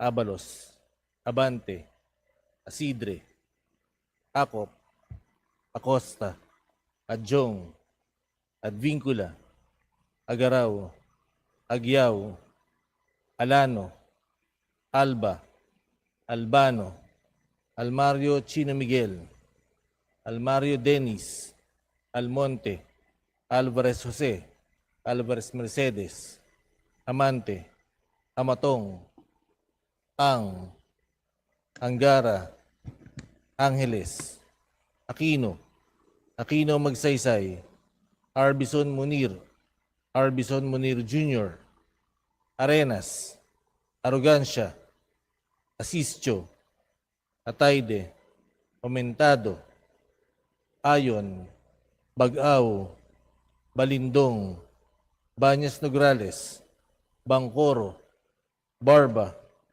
Barbers, Baronda, Paskug, Bautista Claude, Bautista Johan Munich, Bautista Lim, Beltran, Benitez Alfredo, Benitez Javier Miguel, Bernos Ching, Bernos JB, Biron, Bocobo, Bolilla, Bondok, Briones, Bulot Bigtang, Cagas, Calderon, Calixto, Kawagdan, Cari, Castro, Caiton, Celeste, Sendanya, Sinisa, Chan, Chan Jan Franz Norbert Joselito Almario, Chan Junard, Chua, Chuatay, Chungalaw, Ko, Popular, Huwangko Jaime Eduardo Mark, Huwangko Mark, Collantes, Corvera, Cruz Agatha, Cruz Ricardo, Cruzado, Kuwa, Dagook, Dalog, Dayang Hirang, Daza, De Jesus, De Lima. Mr. Speaker, I vote no. Will explain later. Noted. Please proceed. De Venecia, Defensor, Degamo, Del Mar, De Jesus, Di Macuja, Di Maguila, Di Maporo Imelda, Di Maporo City Amina, Jokno, Junicio, Domingo, Domogan, Duterte Harold James, Duterte Omar Vincent, Duterte Paulo, Di Faustino, Michael Carlos, D. Ian Paul, Elago. Mr. Speaker, my vote is no, and I will reserve the right to explain my vote later. Thank you. Thank you very much. Please continue. Emano, Enverga, Erice. Mr. Speaker, I vote no, and I would like to explain my vote later. Thank you very much. Thank you. Please proceed. Escudero, Espares, Espina, Estrella, Pereira Antonio, Pereira Jeffrey, Flores, Cortes, Frasco, Fresnedi, Puentebella, Galang, Galeos, Garbin, Garcia Albert, Garcia Dante, Garcia Jose Orturo, Garcia Karen Hope, Garcia Maria Angela, Garjola, Garin, Gatchalian, Gato, Glepa, Go, Gomez, Gonzales Alexandria, Gonzales Eliza Micaela, Gonzales Christopher Shin, Gonzales Roy, Goriseta, Gico, Gintu, Gullias, Gutierrez, Hernandez Charizan, Hernandez Dennis, Hernandez Ferdinand, Hernandez Ramil, Hofer Hasim, Oribata, Ismula, Iway, Javier, Po Antonio, Po Elisa, Po Wilton, Kunghun, Ko, Labad-Labad, Lacson, Lagbas, Lagdameo Jose Manuel, Lagdameo Monique Yasin Maria, Lagman, Lagun Daphne, Lagun Sani, Lara, Lasatin, Ledesma, Legasyon, Ligarda, Mr. Ligaspi. Mr. Speaker, my vote is no. I'd like to explain my vote later. Thank you. Thank you very much. Please proceed. Leviste, Libanan, Lopez, Loria, Loyola, Luistro, Lumayag, Makapagal Arroyo, Makasait, Maceda, Madrona, Malapitan, Mangodadatu, Manikis, Maranyon, Marcoleta, Marcos, Marquez, Mastura, Matibag, Matugas, Mendoza, Mercado, Mercado Revilla, Miraflores, Momo, Montes, Nava, Nazal, Nisay, Nolasco, Waminal Henry, Uminal Sancho Fernando, Olivares, Ongchuan, Ordanes, Oreta, Ortega, Juano Dizon, Padiernos, Panaligan, Pancho, Panotes, Pascual, Perez, Pimentel, Plaza, Pleito, Po, Remisios Agabas, Pumaren, Puno, Kimbo, Rama, Recto, Regencia, Rimulya, Revilla Brian, Revilla Ramon Jolo, Ridon, Rivera, Robes, Rodriguez Eulogio, Rodriguez Maximo, Rodriguez Rufus, Roman, Romualdez Andrew Julian, Romualdez Ferdinand Martin, Romualdez Sieda Marie, Romualdo, Romulo, Roque, Sagarbaria, Sakaluran, Salceda, Sally, Salvacion, Salvador, Salvame, San Fernando, Santos Maria Alana Samantha, Santos Mark Anthony, Shimura, Singson Richel, Singson Ronald, Singson Mihan, Solon, Soriano, Suan, Tuansing Bella Vanessa, Tuansing Micaela Angela, Suarez, Tuntay, Talyado, Tan Ayman, Tan Joseph, Tan Keith Micah, Tan Reynolds Michael, Tan Samir, Tan Stephen James, Tan Chay, Tan Watco, Tariela, Chodoro, Tereng, Teves, Chanko, Cheng, Mr. Speaker, Mr. Speaker, I vote yes and I will explain my vote later. Thank you very much. Please proceed. Cheng, Tolentino, Tino, Tolentino, Tuwan, Tulfo Jocelyn, Tulfo Rarfendel, Tupas. Mr. Speaker, I vote no and will explain my vote later. Thank Noted. you. Thank you. Please proceed.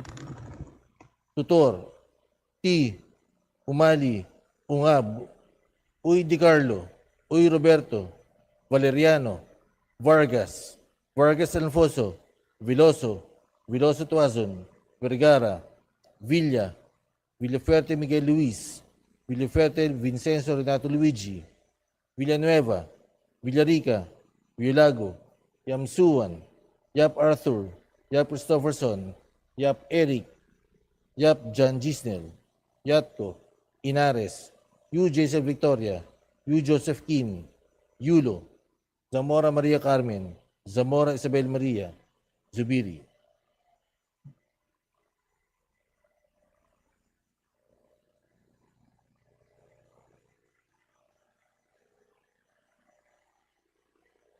Second call in consideration third reading of House Bill number 8389. Ang Bautista Claude, Bautista Lim, De Los Santos, Duterte Harold James, Duterte Omar Vincent, Duterte Paulo, Glepa, Co Wilton, Leviste, Makasait, Mercado, Revilla Ramon Jolo, Ridon, Tan Reynolds Michael, Tan Stephen James.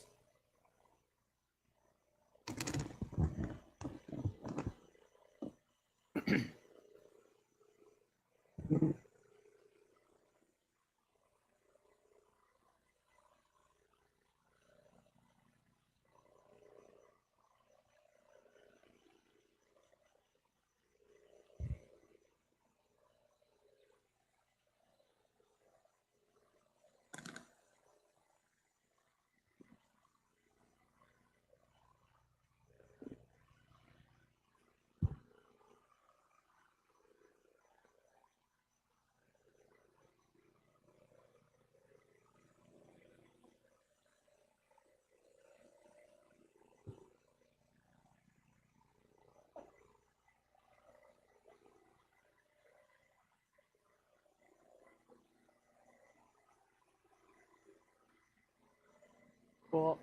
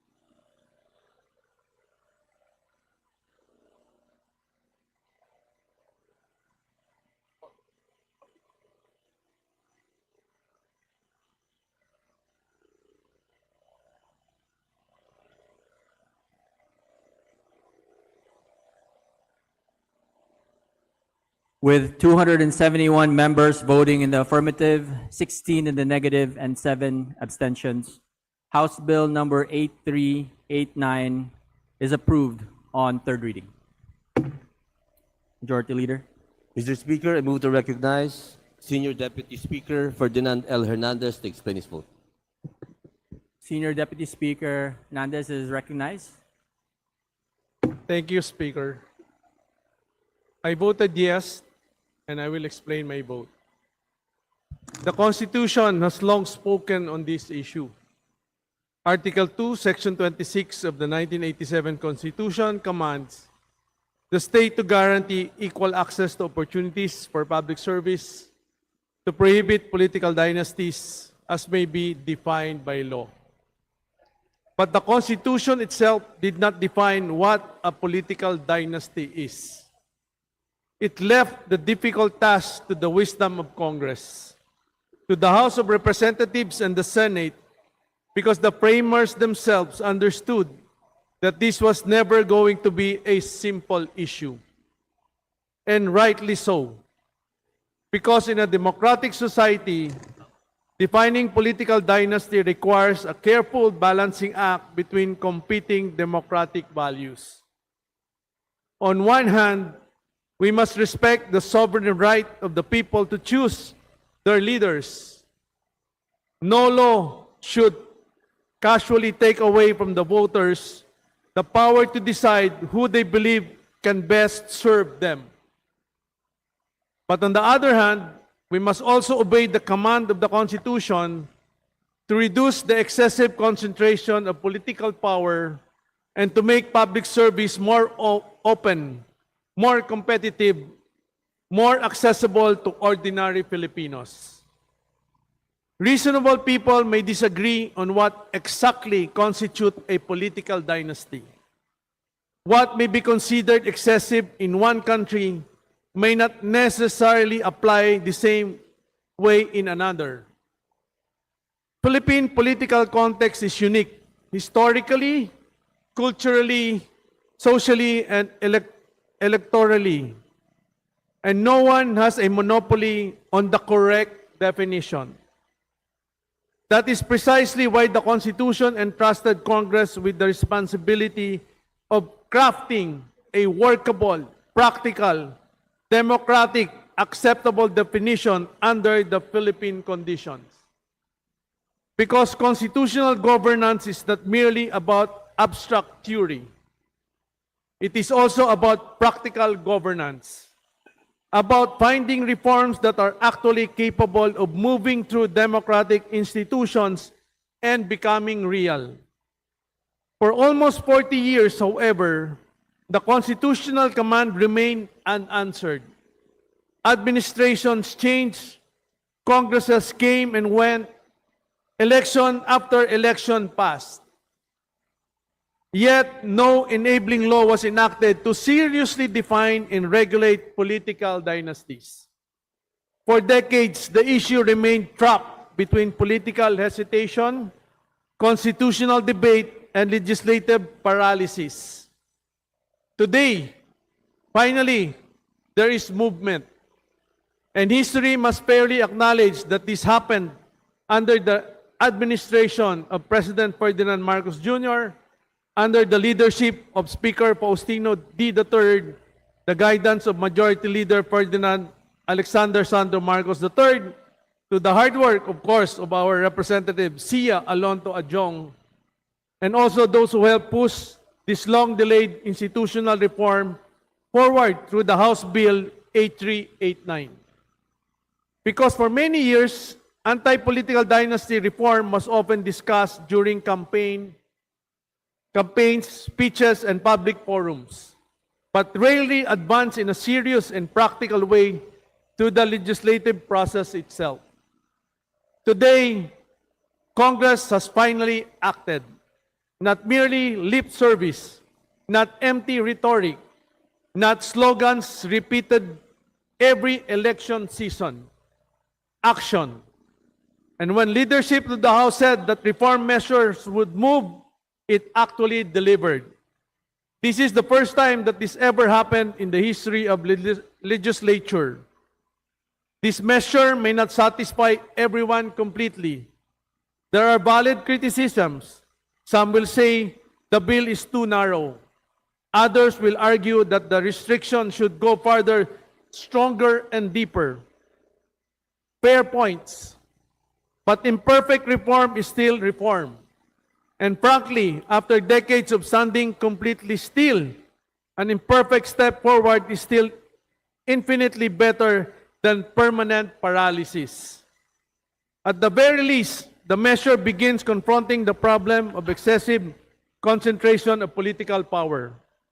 It introduces institutional guardrails, recognizes that democracy works best when political competition is genuine, when leadership is renewable, and when governance is not perceived as permanently reserved for only a handful of families across generations. And importantly, this measure is not about attacking families. It is about protecting institutions. Because the stronger institutions become, the less dependent the country becomes on surnames, personalities, and entrenched political machinery. And this is where the issue becomes larger than politics itself. Because nation building is not merely about roads, bridges, infrastructure projects, budgets, or economic growth statistics. Nation building is also about building institutions strong enough to keep democracy open. Open enough that a young Filipino from outside established political circles can still aspire to the public office, not because of bloodline, but because of merit, competence, ideas, and genuine desire to serve the nation. The Anti-Political Dynasty Act will not magically solve corruption, poverty, or weak governance overnight. No single law can do that. But laws still matter. Because laws shape incentives, they shape political culture, and eventually, they help shape national direction. And perhaps this is the deeper value of this measure. It tells Filipinos that public office should remain open to them too. That republic still belongs to all citizens and not merely to a powerful few. That democracy must continuously create a space for new leaders, reformers, new ideas, new voices capable of helping shape the destiny of the nation. The Constitution demanded action nearly 4 decades ago. At long last, the country is finally taking a step, debated, imperfect, unfinished perhaps, but finally, undeniably a step forward. And this is precisely why this institution reform deserves this support. Thank you. Thank you very much. Majority Leader. Mr. Speaker, I move to recognize our distinguished colleague from the Lone District, Dinakad Islands, Representative Kaka J. Bagao, for her explanation. Representative Kaka Bacao is recognized. Please proceed. You have 3 minutes. Maraming salamat, Ginoong Speaker. Ako po ay bumoboto ng no sa House Bill 8389 o ang Anti-Political Dynasty Act. Malinaw po ang mandato ng ating konstitusyon na dapat ipinagbawal ng Estado ang political dynasty alinsunod sa itatakda ng batas. Ngunit ang version na ito ay hindi ang uri ng political dynasty law na isinasaad at pinapangarap ng konstitusyon. Sa halip na bawagin ang konsentrasyon ng kapangyarihang pampolitika sa iilang pamilya, tila lalo pa nitong ginagawang katanggap-tanggap sa pamamagitan ng mga batas at limitadong pagbabawal. Sa loob ng maraming dekada, ipinakita na ng iba't ibang pag-aaral at sa aktwal na karanasan ang malinaw na ugnayan ng political dynasty sa kahirapan, mahinang pamamahala, korupsyon, at kawalan ng tunay na representasyon. Ang mga lugar na kontrolado ng iilang pamilya sa politika ay madalas ding mga lugar na nakakaranas ng pinakamalalalim na kahirapan at pinakamahinang demokratikong partisipasyon. Ang bersyon na ito ay hilaw. Ipinagbabawal lamang nito ang iilang sabayang posisyon sa loob ng limitadong political units. Ngunit pinapayagan pa rin ang mga pamilya na patuloy na magpalawak at magpanatili ng kanilang kapangyarihan sa iba't ibang antas ng political units. Tinatalakay nito ang forma, ngunit hindi ang tunay na diwa ng problema. Nagbibigay ito ng ilusyon ng reforma, ngunit hindi tunay na tinutugunan ang ugat ng political dynasty. Ang kailangan ng mamamayang Pilipino ay isang batas na tunay na magpapalawak ng demokratikong partisipasyon at magbubukas ng pamumuno sa ordinaryong mamamayan. Hindi isang mahinang batas na tila ni-regulate lamang kung paano muling aayusin ang mga political dynasty ang kanilang mga hanay. Dahil po dito, ako po ay bumuboto ng no. Dagang salamat ug maayong adlaw sa atong tanan.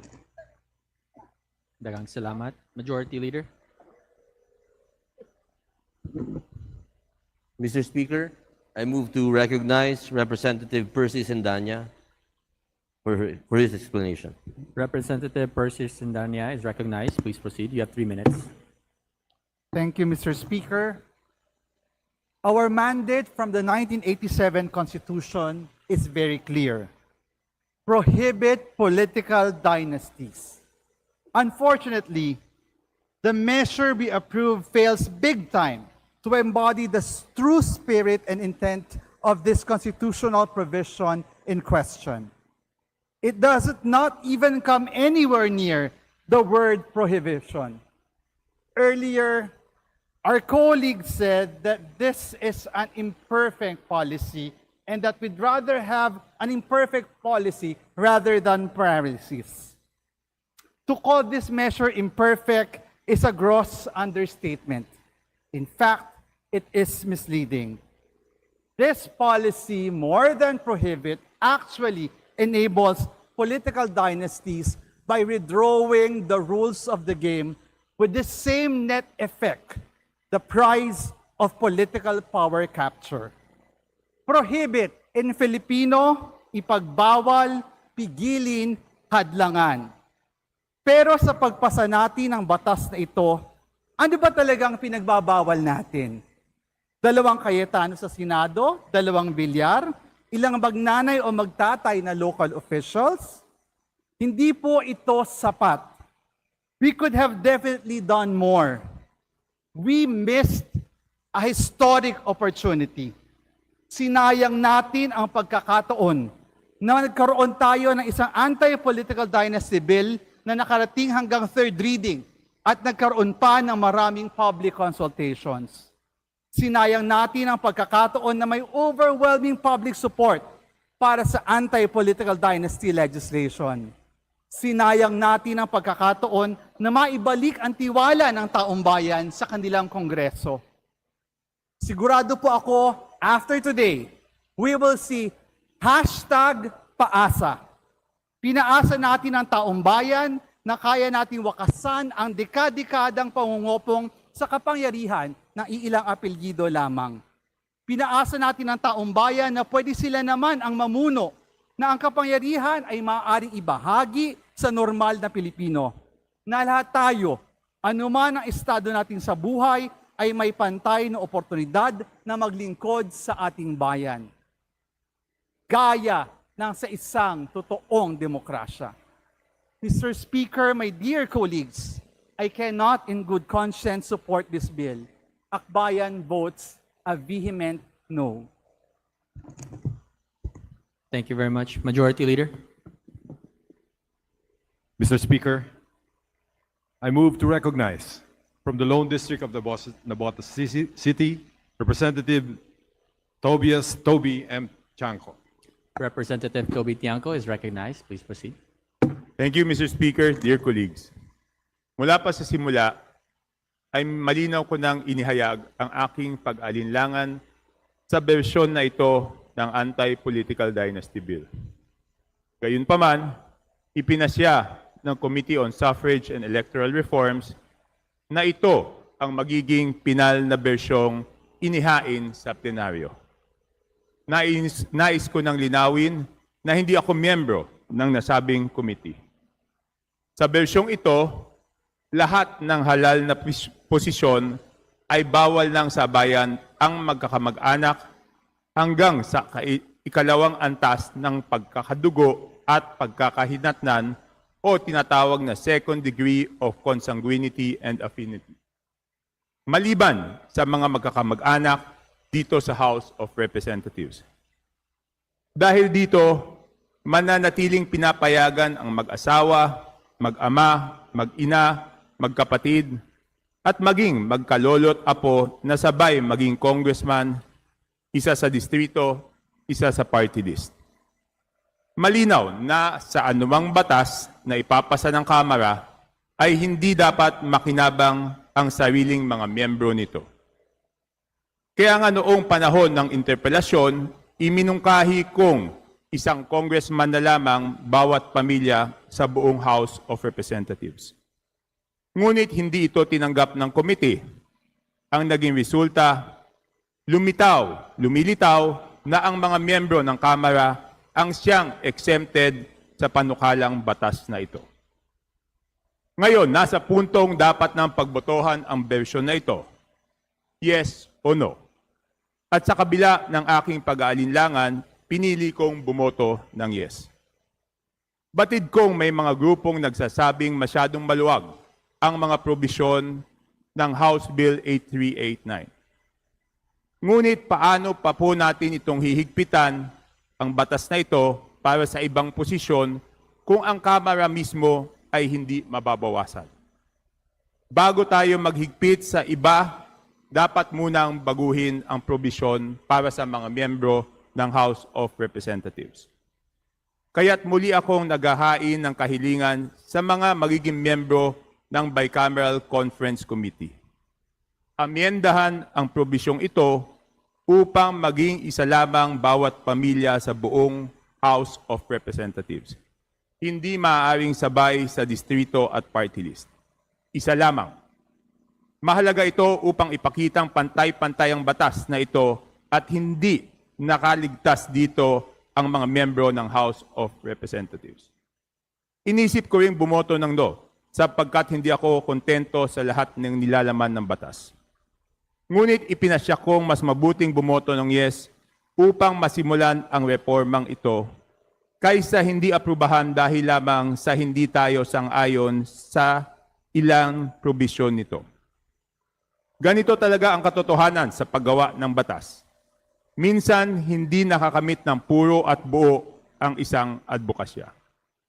Halimbawa, kung magmungkahi ako ng batas na dapat alisin ang VAT, ngunit ang ipinasya ng komite at nakararaming kasamahan na hindi maaring 0 at dapat 6% lang. Ibig bang sabihin nito ay dapat akong bumoto ng do dahil ang mungkahi ko ay dapat 0? Hindi ba't mas mabuti pa rin ang 6% kaysa 12%? Ganon din dito. Mahina man ang ilang probisyon ng House Bill 8389, may tunay namang mababawas na mga miyembro ng political dynasty.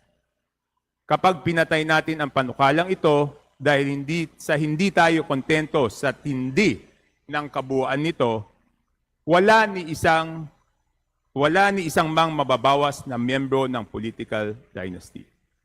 Kaya sa kabila ng ilang pag-aalinlangan, mas pipiliin ko na matuloy ito at masimulan ang reforma. Maraming salamat po, Mr. Speaker. Thank you very much. Majority Leader.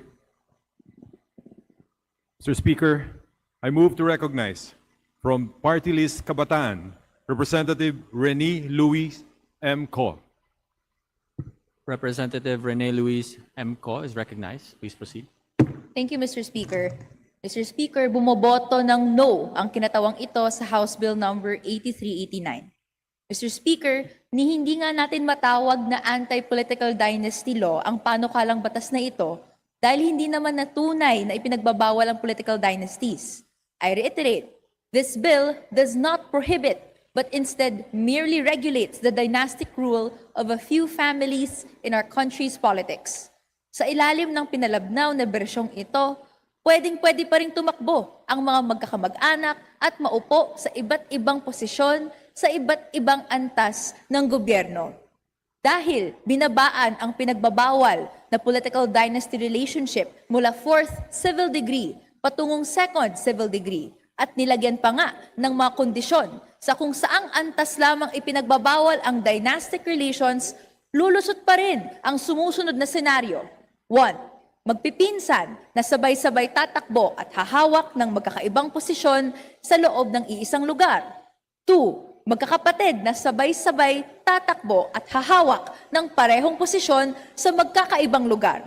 O kaya ikatlo, sina lolo politiko, papa politiko, at kuya politiko na magkakasunod na tatakbo at hahawak ng parehong pwesto. Ayon sa Philippine Center for Investigative Journalism, kalahati ng mga nakaupong party list reps sa Kongreso ngayon ay mula sa political dynasties at mga kinatawan pa lang ito ng party list. Paano pa kaya sa mga distrito? Paano pa kaya sa iba't ibang mga lalawigan, sa mga lungsod o bayan o sa iba't ibang barangay?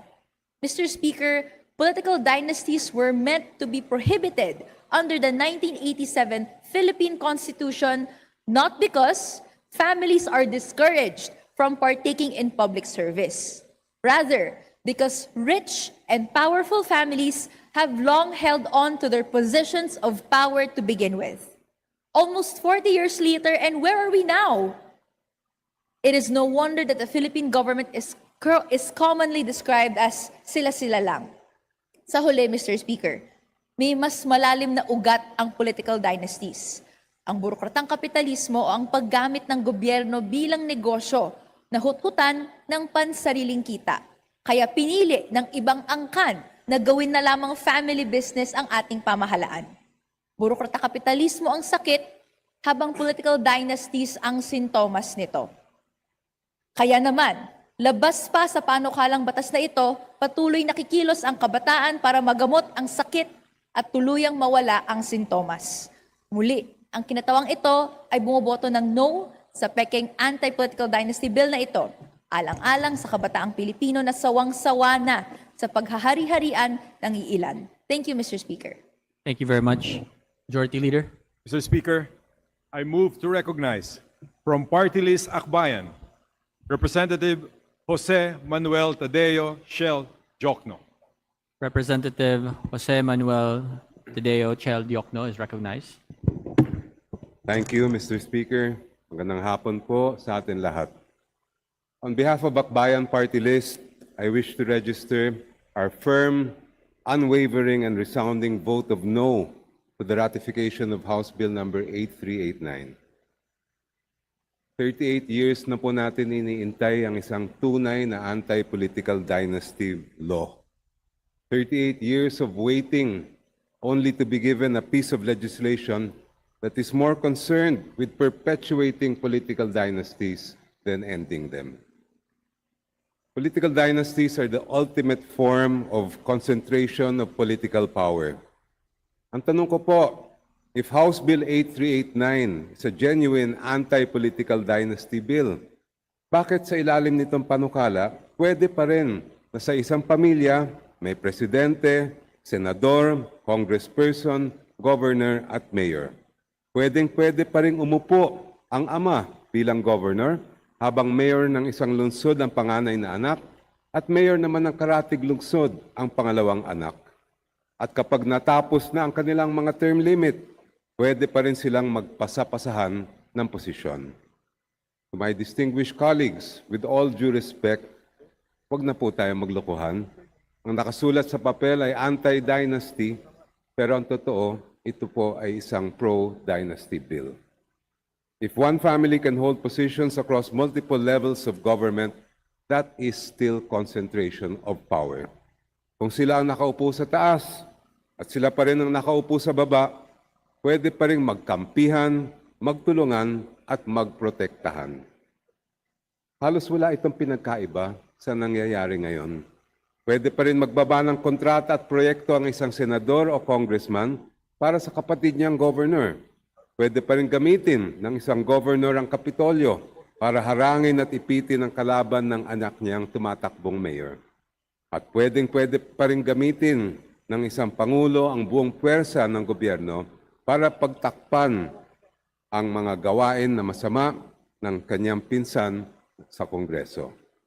Furthermore, Mr. Speaker, there is one other glaring infirmity in this bill. Gagawa na nga tayo ng isang anti-dynasty bill, hindi pa natin isinama ang party list. Sa panukalang ito, pwede pa rin maging district rep si Mr. habang si Mrs. naman ay nakaupo sa tabi niya bilang party list representative. Ang tanong, nasaan ang pagbabago dito? Hindi ko makita, Mr. Speaker. Ang mga nasa tuktok ng Tatsulok ay nananatiling nasa tuktok at tuloy pa rin ang kanilang ligaya. Dear colleagues, we cannot in conscience support a bill that goes against the spirit of our Constitution. Article 2, Section 26 clearly provides, the state shall guarantee equal access to opportunities for public service and prohibit political dynasties as may be defined by law. Tungkulin natin buksan ang pinto ng serbisyo publiko at gawing patas para sa mga ordinaryong Pilipino. Pero sa panukalang ito, hindi natin winawakasan ang paghahari ng mga dinastiya, kung hindi ginawa pa natin legal at bahagi ng sistema. Ipaglaban naman natin ang ating bansa. Unahin naman natin ang interes ng bawat Pilipino, hindi lamang ang ilang pamilya. Let us reject this flawed legislation and pass an anti-dynasty law that truly, really, genuinely levels the playing field. Isang patas na Pilipinas para sa lahat ng Pilipino. Maraming salamat po, Mr. Speaker. Thank you very much. Majority Leader. Mr. Speaker, I move to recognize from Party List ML, Representative Leila M. De Lima. Representative Leila M. De Lima is recognized. Please proceed. Thank you, Mr. Speaker. Honorable colleagues, from the Mamamayang Liberal or ML party list, this representation votes no to House Bill number 8389 or the Anti-Political Dynasty Act.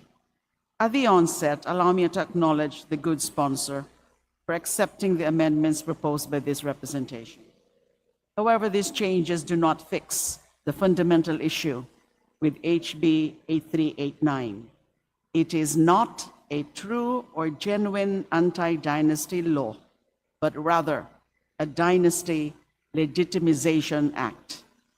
First, the bill has no succession ban. A governor can be succeeded by a spouse, who can be succeeded by a child, who can be succeeded by a sibling, indefinitely, legally, under this bill. Second, the bill permits a governor, a mayor, and a representative from the same family governing the same province simultaneously, as it only prohibits relatives from holding office within the same level of government, not within the same territory.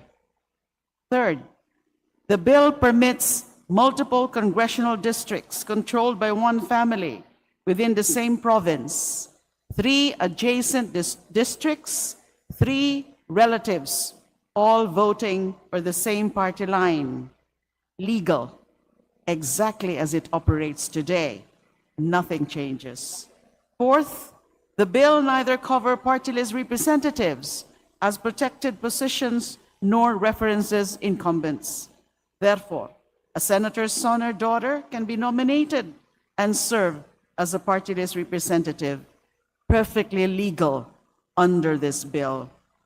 Fifth, the bill limits the prohibition to relatives within the second degree of consanguinity or affinity, covering spouses, parents, children, and siblings. However, this second degree prohibition excludes broader kinship networks, such as grandparents, first cousins, uncles, aunts, nieces, and nephews, through which dynastic power is often exercised. Limiting this prohibition to only the second degree narrows the reach of the law and allows extended family networks, which remain close-knit in Philippine culture, to continue operating within the same political sphere. Sixth, the bill does not address, hence permits substitution, caretaker designation, and every indirect route to office. The prohibition under this bill covers only direct candidacy, not the back doors. Mr. Speaker, the Filipino people have been waiting for this law since 1987, 39 na taon. We can do better than this. We can pass a law worthy of the wait.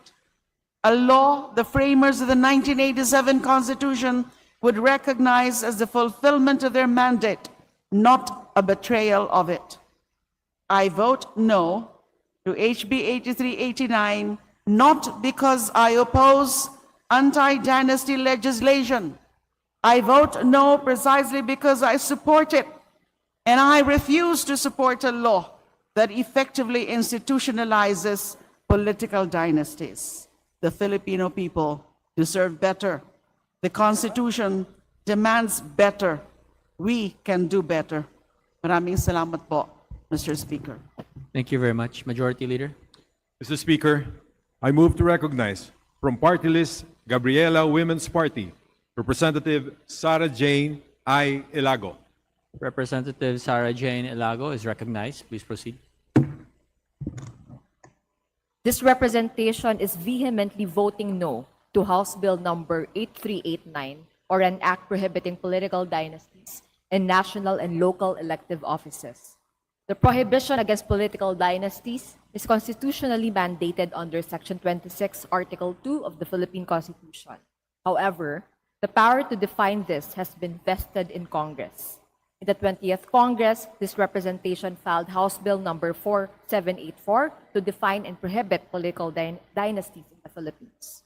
Under this House Bill, no person shall run or hold any elective, national, or local office simultaneously with their relative within the fourth degree of consanguinity or affinity, nor can they run or immediately succeed to the elective position of a relative within the same degree of relationship. Through this proposal, Gabriela Women's Party believes that equal opportunities will be open to people who are just as qualified to run and serve public office. However, the current version of the Anti-Political Dynasty Bill now, or House Bill number 8389, is but a watered-down version to prohibit political dynasties in the Philippines. Instead of restricting the concentration of political power of one family, it legitimizes the practice by allowing relatives of up to second degree to hold one office per political unit in the national, legislative, provincial, municipal, city, and barangay levels. This means that one family can hold 5 different elected positions at the same time. Although in different political units, House Bill number 8389 allows one family to have influence in each level of elective government, weakening the checks and balances in government and allowing the promotion or bias to the interest of the ruling family and those who support them. Matagal nang sinusulong ng makabayan mula pa noong taong 2001, noong unang nagpasa at naghain ng panukalang batas ang bayan muna para sa prohibition ng political dynasties. Kaya naman ngayong 25 years na mula noong unang naipanukala ang batas na ito laban sa pagtatatag ng political dynasty sa Pilipinas, at sa 39 years na matagal nang hinihintay ito ng taong bayan, kailangan natin maging masusi at mapanuri upang masigurado na ang esensya ng pagbabawal sa political dynasties ay nasa batas na magbabawal dito. Kaya nga naman, bumuboto ng no ang kinatawan na ito sa House Bill number 8389. Maraming salamat. Thank you very much. Majority Leader. Mr. Speaker, from the 2nd District of Caloocan City, I move to recognize Representative Edgar R. Erice. Representative Edgar R. Erice is recognized. Thank you, Mr. Speaker, distinguished colleagues. Distinguished as I regard you, my dear colleagues. But today, pasensya na po. Kahapon po, kinantahan kayo kay Huli Desma, kahit sintunado ang boses ko. Ngayon naman, gusto ko kantahan kayo kay Shasha Padilla naman. Mambobola, boladas mo'y tigilan na. Mambobola, pagkat kami sawang-sawa na. Bola, palusot at peke ang panukalang batas na ito. Hindi ko kayang tawagin itong isang anti-political dynasty bill sapagkat ito ay lumalabag sa Article 2, Section 26 ng ating konstitusyon mismo. Ito ay paglapastangan at pagbaluktot sa tunay na diwa at layunin ng saligang batas. Palusot ito sa konstitusyon. Palusot ito sa panawagan ng mamamayan. Kawawang mga Pilipino, ninanakawan pa na itinuturing pa na mamang at walang kakayahang umunawa sa ating mga ginagawang batas.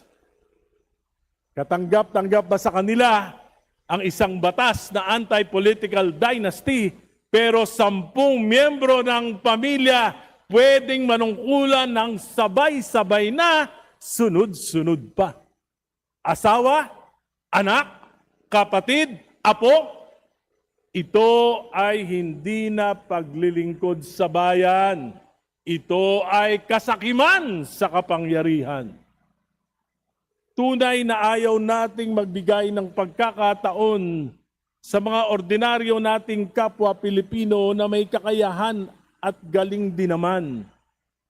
Baka sabihin ng mamamayan, saan ba tayo kumukuha ng tapang ng muka upang naisin nating pamilya na lang natin ang nasa kapangyarihan at gawing laruan ang mamamayan sa pamamagitan ng patronage politics.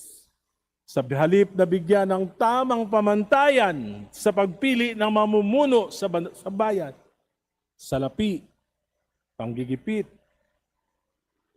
at pananakot ang nagiging pamamaraan ng marami. Peke, palusot, budol, bola ang panukalang ito. Hindi ito lulusot sa Bicameral Conference Committee. Mabubulok lamang ito doon sapagkat ang bersyon ng Senado ay tunay. 2 lang kada pamilya, isa sa national position at isa sa local position. Ang atin ay peke. Paano magkakasundo? Kaya ano mangyayari? Ito ay isang pagkukunwari sapagkat ito ay ma-archive lang sa Bicameral Conference Committee. Reforma?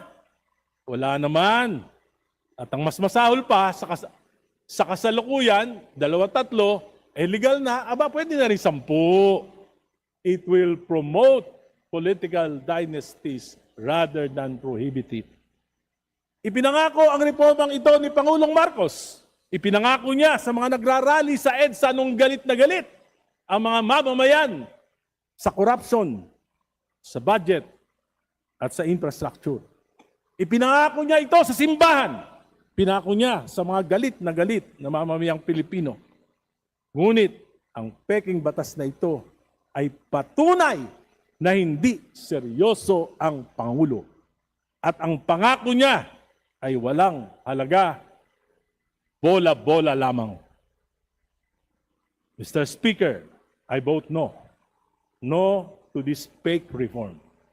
No to this deception. And I strongly condemn this House for passing a bill whose purpose is not to dismantle political dynasties, but to pull the Filipino people into believing it has done so. The Filipino people deserve a genuine reform, not a legislative hoax disguised as a constitutional compliance. Salamat po. Thank you very much. Majority Leader. Mr. Speaker, I move to recognize from Party List Akbayan, Representative Dada Kiram Ismula to explain her vote. Representative Dada Kiram Esmula is recognized. Please proceed. Assalamualaikum warahmatullahi wabarakatuh.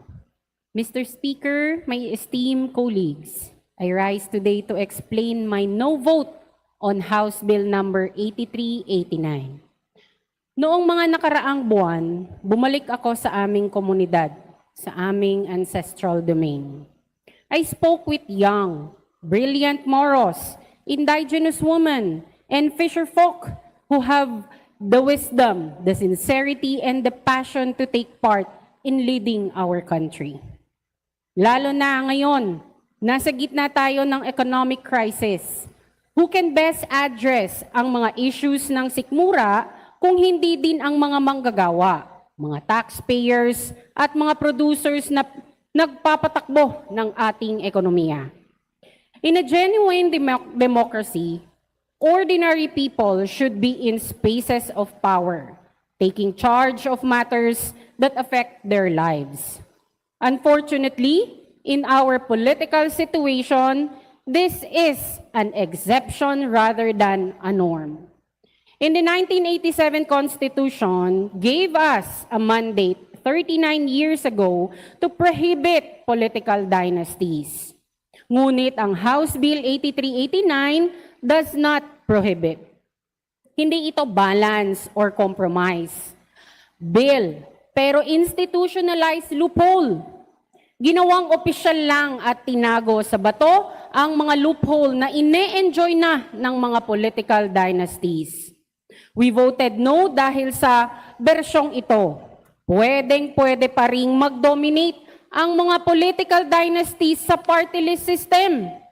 Malinaw sa saligang batas na para sa underrepresented at marginalized dapat ito, katulad ng mga magsasaka, mangingisda, kababaihan at mga katutubo na kagaya ko, at iba pang mga sektor. Last time I checked, the Constitution, hindi marginalize ang political clans. We voted no dahil sa version na ito.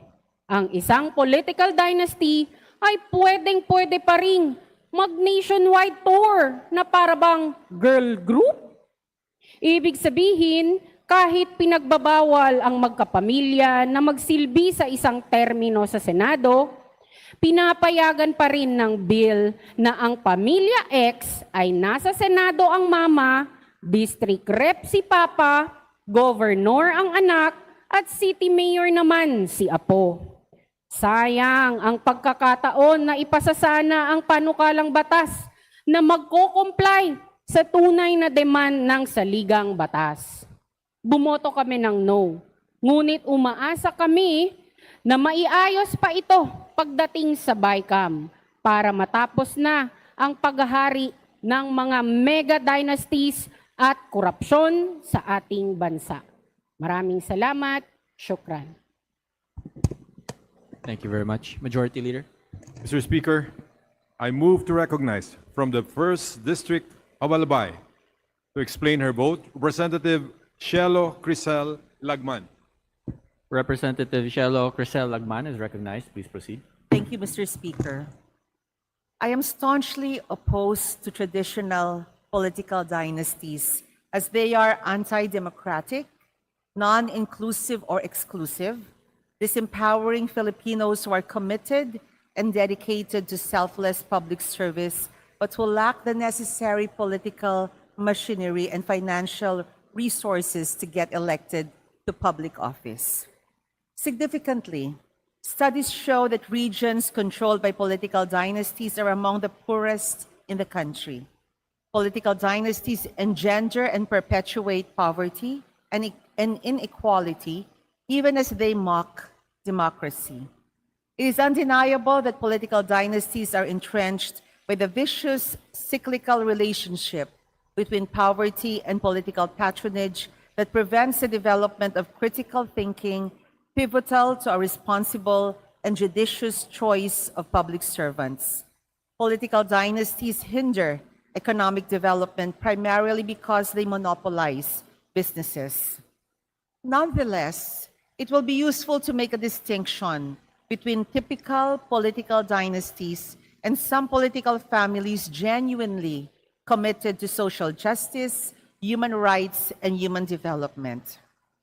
I vote no to House Bill 8389 or the proposed Anti-Political Dynasty Act.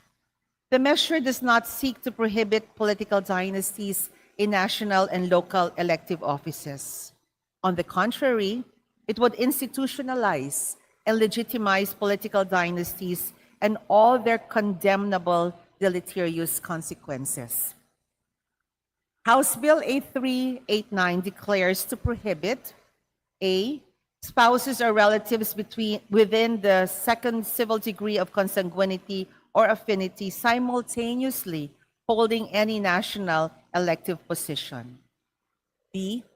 spouses or relatives within the second civil degree of consanguinity or affinity simultaneously holding membership in the House of Representatives within the same legislative district. C, spouses or relatives within the second civil degree of consanguinity or affinity simultaneously holding any elective office within the same provincial government. And D, spouses or relatives within the second civil degree of consanguinity or affinity simultaneously holding any elective office within the same city or municipal government. Ang tanong, ano-ano ang hindi ipinagbabawal sa ilalim ng panukalang batas na laban umano sa political dynasties? House Bill 8389 limits prohibition to those within the second civil degree of consanguinity or affinity. Sa ilalim ng House Bill 8389, maaaring maupo sa kahit anong pwesto ng sabay ang mga magpinsan, magtito, magtita at lahat ng lampas sa second degree ang relasyon. Ang ipinagbabawal lang ay ang pag-upo sa pwesto ng sabay ng magkamag-anak at hanggang sa second degree lamang sa pamahalaan ng probinsya, lungsod o munisipyo. Paano ngayon natin masasabing tunay na anti-political dynasty ang House Bill 8389? Let me reiterate, I am unequivocally against political dynasties. I fully support the enactment into law of a bill genuinely prohibiting political dynasties.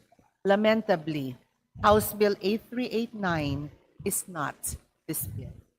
Maraming salamat po, Mr. Speaker. Thank you. Majority Leader.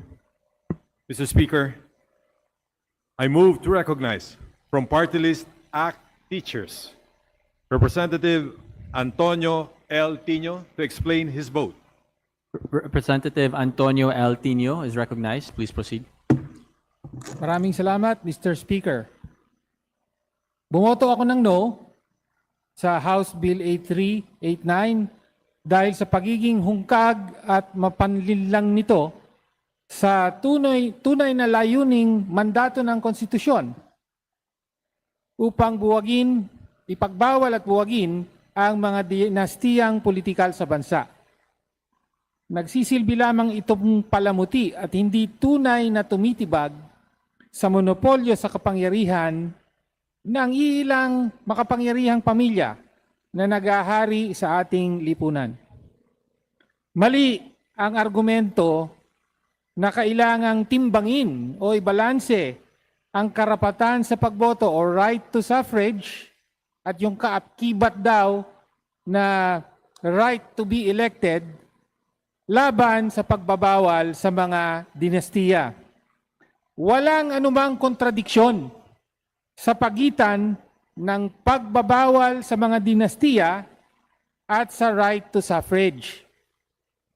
Sa katunayan, ganap na consistent ang pagbabawal na ito sa pagtataguyod ng demokratikong proseso. Pinoprotektahan at pinalalawak ng pagbuwag sa mga dinastiya ang karapatan sa pagboto at kaakibat na karapatang tumakbo sa pwesto sa gobyerno ng nakararaming mamamayan na matagal nang ginigipit ng makinarya, yaman at pananakot ng mga may kapangyarihan. May hahalintulad ang usaping ito sa batayang prinsipyo ng tunay na reforma sa lupa. Nililimitahan ng Estado ang karapatan sa pag-aari ng ilan upang maipamahagi ang lupa sa mga magsasaka sa nakararami at matiyak ang katarungang panlipunan. Ganito rin ang lohika sa larangan ng politika. Kailangang limitahan ang karapatan ng ilang pamilyang tradisyonal na politiko na naghahalin-lihinan sa pwesto upang bigyang daan ang tunay na partisipasyon at representasyon mula sa hanay ng ordinaryong mamamayan. Nabigo ang House Bill 8389 na gawin ito dahil sa dami ng mga butas na pabor sa mga dinastiya. Gaya ng pagpapahintulot sa kanila na tumakbo at umupo sa ibang distrito, sa party list o antas ng gobyerno. Hindi kailangan ng mamamayan ng ganitong klaseng kompromiso na nagpapanatili lamang sa bulok na sistema ng paghahari ng iilan. Maraming salamat, Mr. Speaker. Thank you very much. Before we continue, the chair would like to manifest that I was informed by the Secretariat of a correction in the result of the nominal voting on House Bill number 8389 that the body earlier approved. The correct results is as follows. Affirmative is 267 instead of 271. Negative is 20 instead of 16, and abstention remains at 7. In view thereof, let the records reflect the said result. Majority Leader. Mr. Speaker, I move to recognize from the 5th District of Cebu the guest of Deputy Speaker Vincent Franco Duque Frasco, Honorable Mayor Alju Fernando J. Frasco from the Municipality of Liloan, Cebu. Sa ato ang bisita gikan sa lungsod sa Liloan, ang Mayor Aljo Frasco. Welcome to the House of Representatives. Salamat sa inyong pagduaw. Majority Leader. Mr. Speaker, I move to recognize the guest of FPJ Panday Bayanihan Party List Representative, Honorable Brian Co, student interns from the Polytechnic University of the Philippines, Syra R. Arcabos, Vladimir V. Vicencio Jr., Guainet Indira V. Alamag, Mary Joy F. De Los Reyes, and from the Far Eastern University, Philmarie Kate Rogel, Sidney Noel Villanueva, and Ronald Del Mundo. To the guests of the Honorable Brian Po, welcome to the House of Representatives. Thank you for your visit. Majority Leader. Mr. Speaker, I move that we consider on third and final reading House Bill number 9305, and for this purpose may we request that the Secretariat be directed to read the title of the measure and thereafter proceed with the roll call for nominal voting. Is there any objection? Chair hears none. The motion is approved. The Secretary General is directed to read the title of House Bill number 9305 and thereafter call the roll for nominal voting.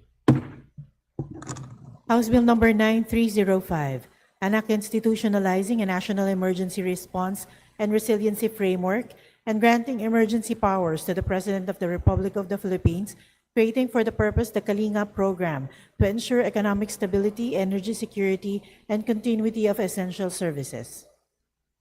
Roll call of members in consideration on third reading of House Bill number 9305.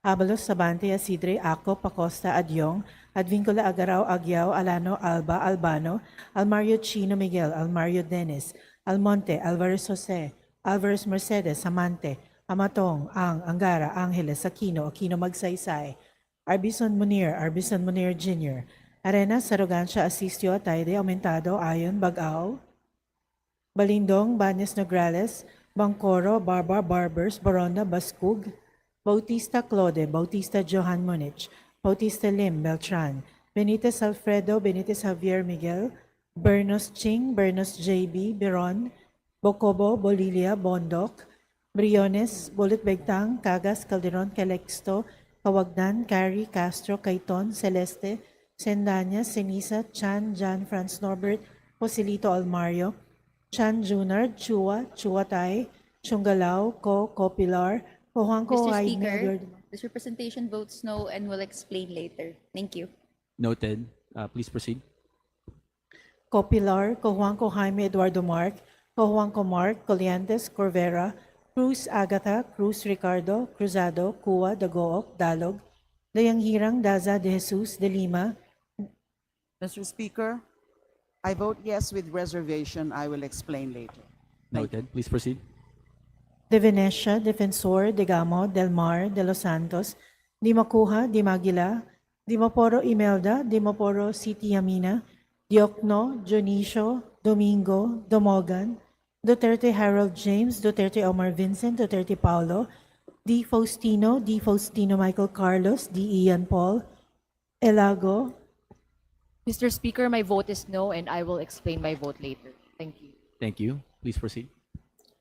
Emano, Enverga, Erice, Escudero, Espires, Espina, Estrella, Ferrer Antonio, Ferrer Jeffrey, Flores, Fortes, Frasco, Fresnedi, Fuentebella, Galang, Galeos, Garbin, Garcia Albert, Garcia Dante, Garcia Jose Arturo, Garcia Karen Hope, Garcia Maria Angela, Guardiola, Garin, Gatchalian, Gato, Glepa, Go, Gomez, Gonzalez Alexandria, Gonzalez Eliza Micaela, Gonzalez Christopher Sheen, Gonzalez Roy, Gorizeta, Gico, Ginto, Gulias, Gutierrez, Hernandez Cherisan, Hernandez Dennis, Hernandez Ferdinand, Hernandez Ramil, Hofer Hasim, Moribata, Ismula, EY, Javier, Co Antonio, Co Eliza, Co Wilton, Konghun, Paul Labad-Labad, Lacson, Lagbas, Lagdameo Jose Manuel, Lagdameo Monique Yasmin Maria, Lagman, Lagon Daphne, Lagonsani, Lara Lazatin, Ledesma, Ligacion, Legarda, Legaspi, Leviste, Libanan, Lopez, Loria,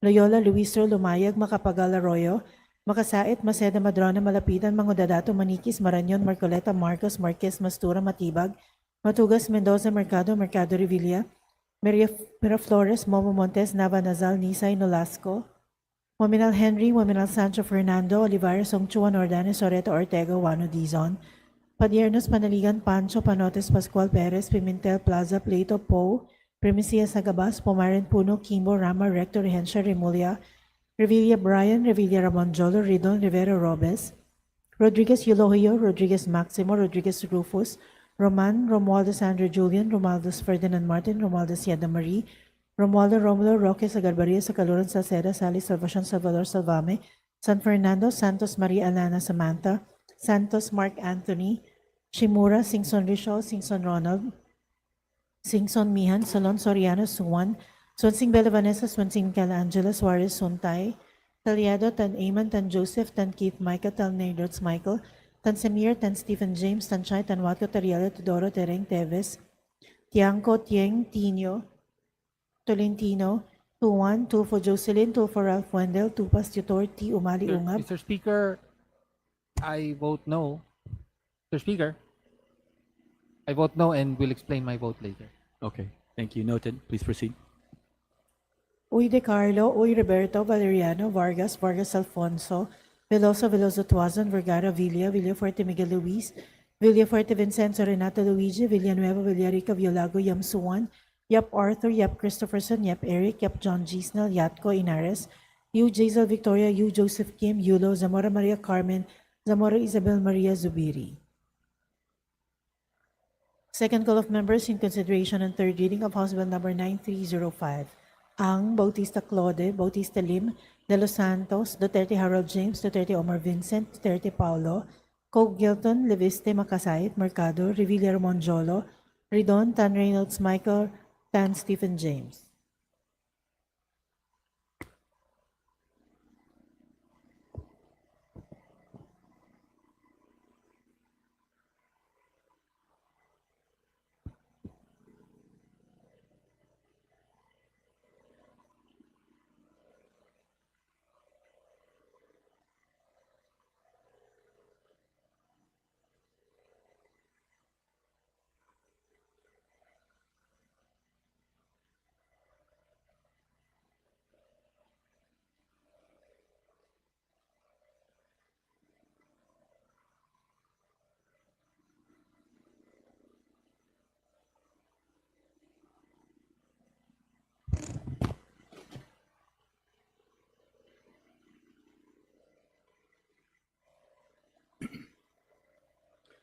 With 294 members voting in the affirmative, 3 in the negative, and 0 abstentions, House Bill number 9305 is hereby approved on third and final reading.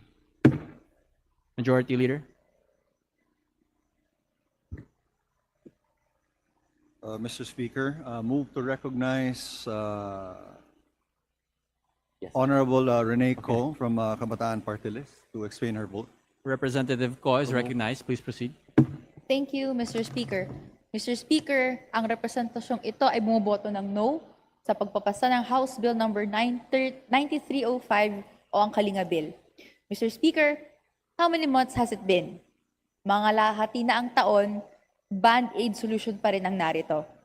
Imbes na agarang tanggalin ang VAT sa mga kritikal na bilihin, imbes na i-regulate ang industriya ng langis sa Pilipinas, ang naipatupad pa lang ay mga short-sighted na mga programa at natatali po ang usapin sa pagbibigay ng mga ayuda sa mga lubhang apektado.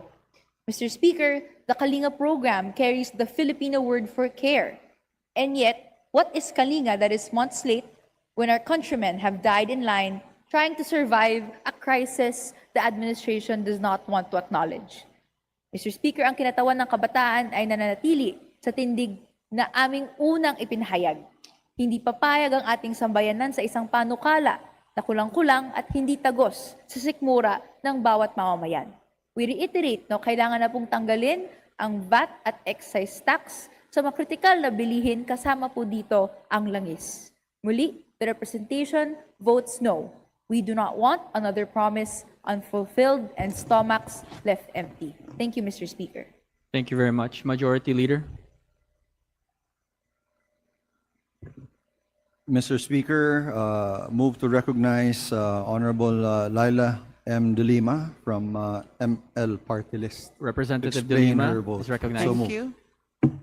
Mr. Speaker, honorable colleagues, I vote yes to House Bill number 9305 or the Kalinga Act, but with reservations that must be articulated for the record. This measure comes before us at a time of extreme economic pressure on our nation's most vulnerable sectors. The confluence of fuel price volatility, energy supply uncertainty, and inflationary pressures has created a crisis that demands immediate governmental response. The crisis is real, the pain is real, and our people are asking, saan ang tulong ng gobyerno? This bill, the Kalinga Act, answers that call. It is in this context one of demonstrable national emergency that the Kalinga Act presents itself as a targeted, time-bound, data-driven national emergency response framework. Now, I will not stand here and claim that this bill is perfect. I have some reservations that must be stated clearly for the record. Section 5 establishes the triggers for the declaration of national emergency. Allow me to point out that in Section 5, subparagraph B, on the fuel price trigger, which provides, quote, 30% increase within 30 days immediately preceding the declaration of state of national emergency, end of quote. But from what baseline price? This bill must have overlooked that regional fuel prices vary across the archipelago. Moreover, emergency powers, while necessary, must be carefully circumscribed. Section 6 grants the President broad powers to realign budgets, reprogram funds, and authorize GOCC price setting. But nowhere does the bill specify a total cap on Kalinga program spending, meaning unlimited ang pwedeng gastahin ng gobyerno para sa Kalinga program. By leaving the total amount undefined, Congress surrenders its fundamental constitutional power of the purse. Congress cannot simply hand the President a blank check, even in the middle of a crisis. But let me be crystal clear that I'm not saying we should reject this bill because of those concerns.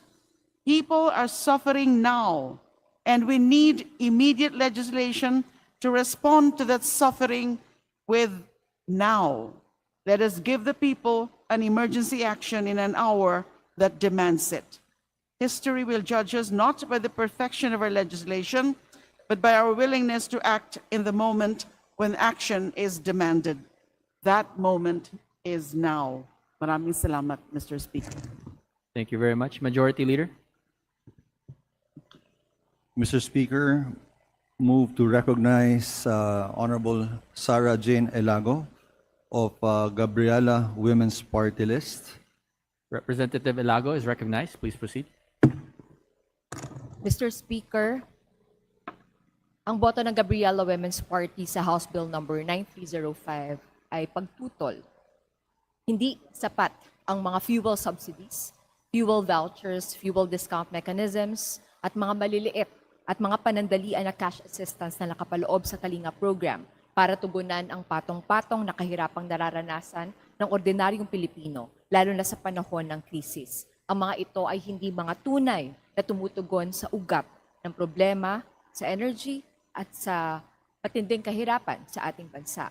Nananatili ang control ng malalaking kumpanya sa industriya ng langis na patuloy na nagpapahirap sa mga drivers, mga magsasaka, mangingisda, manggagawa at mga ordinaryong mamamayan. Hindi rin kasama sa panukalang batas na ito ang pagbabawal ng mga demolition sa mga maralitang lungsod, maging ang mga clearing operations sa mga manininda sa panahon ng krisis. Naghihirap na po ang ating mga kababayan, sasabayan pa ng pagkawala ng kanilang mga tahanan at mga kabuhayan. Nakakabahala rin ang pagbibigay ng dagdag na emergency powers sa Pangulo sa ilalim ng Section 6. Binibigyan ng Pangulo ng kapangyarihang mag-realign, mag-reprogram at mag-augment ng pondo ng bayan. Lalo pong nagiging vulnerable sa korupsyon at nailalagay ang kaban ng bayan sa ilalim ng diskresyon ng iisang tao lamang. Hindi rin sapat ang nakasaad sa Section 23 na pansamantalang suspensyon ng VAT at excise tax sa mga produktong petrolyo sa loob lamang ng 60 days.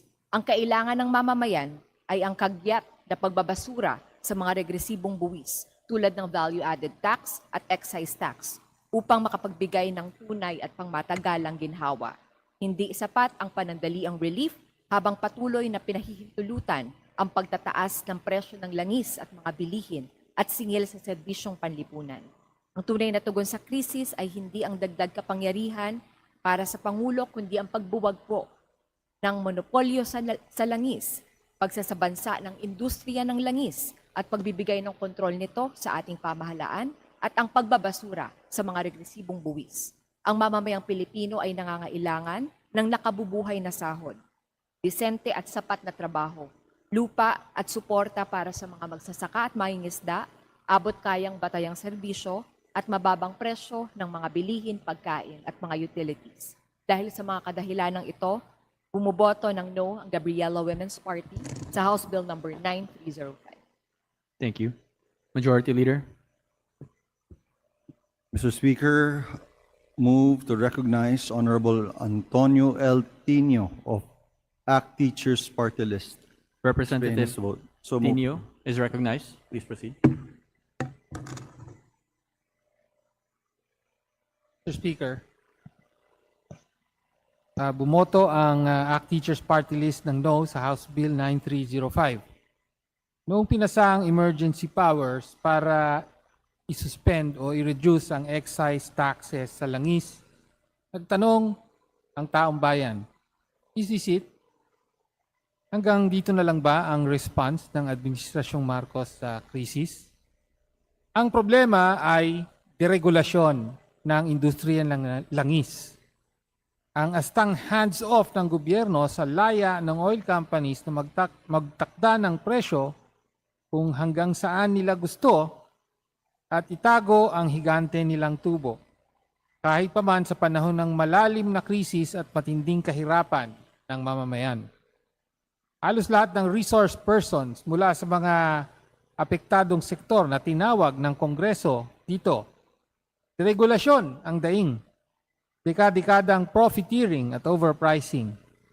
Kahit mismong industry players na tinawag dito, umamin sa mapang-abusong gawi gaya ng replacement cost pricing at mga taktikang gaya ng floating supply na nag-aalaw sa kanila na magdikta ng presyo at pagkakitaan ang shortages sa supply. Sa makatuwid, kahit ilang band-aid pa ang iplasta sa nagngangakak ng sugat, walang maituturing na response, walang relief, walang kalingang maibibigay sa tunay na buhay, lalong-lalo na para sa malawak na mamamayang naghihirap at pinakabulnerable sa hambalos ng krisis. Ang posisyon ng makabayan, i-repeal ang Oil Deregulation Law.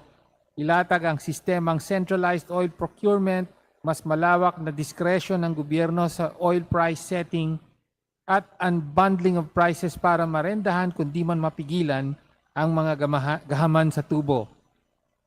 Itigil na ang paniningil ng excise taxes at VAT na pinapapasan sa mga consumer, hindi ng mga higanting kumpanya. I-renationalize ang Petron. Ito ang pakete ng mga solusyon na pangmatagalan at tunay na agapay sa mga Pilipino, di lang sa panahon ng emergency, pati na rin sa so-called normal times. Matuto na dapat tayo sa pinasang emergency powers on excise taxes na naglalambitin lang ng mga pangakong makitid short-term at stopgap responses. Mga pangakong napapako lang din naman. Di naman kailan tinanggal ang mga excise taxes sa gasolina at diesel. Pero sa katunayan, ay binubukas pa ang pinto sa mas pinalawig na emergency powers ng Pangulo upang iwasan ang procurement laws at kutkutin ng pambansang budget. Structural ang problema, kaya structural din dapat ang tugon. Kagyat na kailangan ng mamamayan, ng mga manggagawa, consumer, commuter, lahat ng mga sektor na pinakaunang tinatamaan ng pinakamabibigat na epekto, di lang ng krisis, pati na rin ng disenyong deregulasyon ng industriya ng langis. Sa mga dahilang ito, bumoto ako ng no, Mr. Speaker. Thank you. Thank you very much. Majority Leader.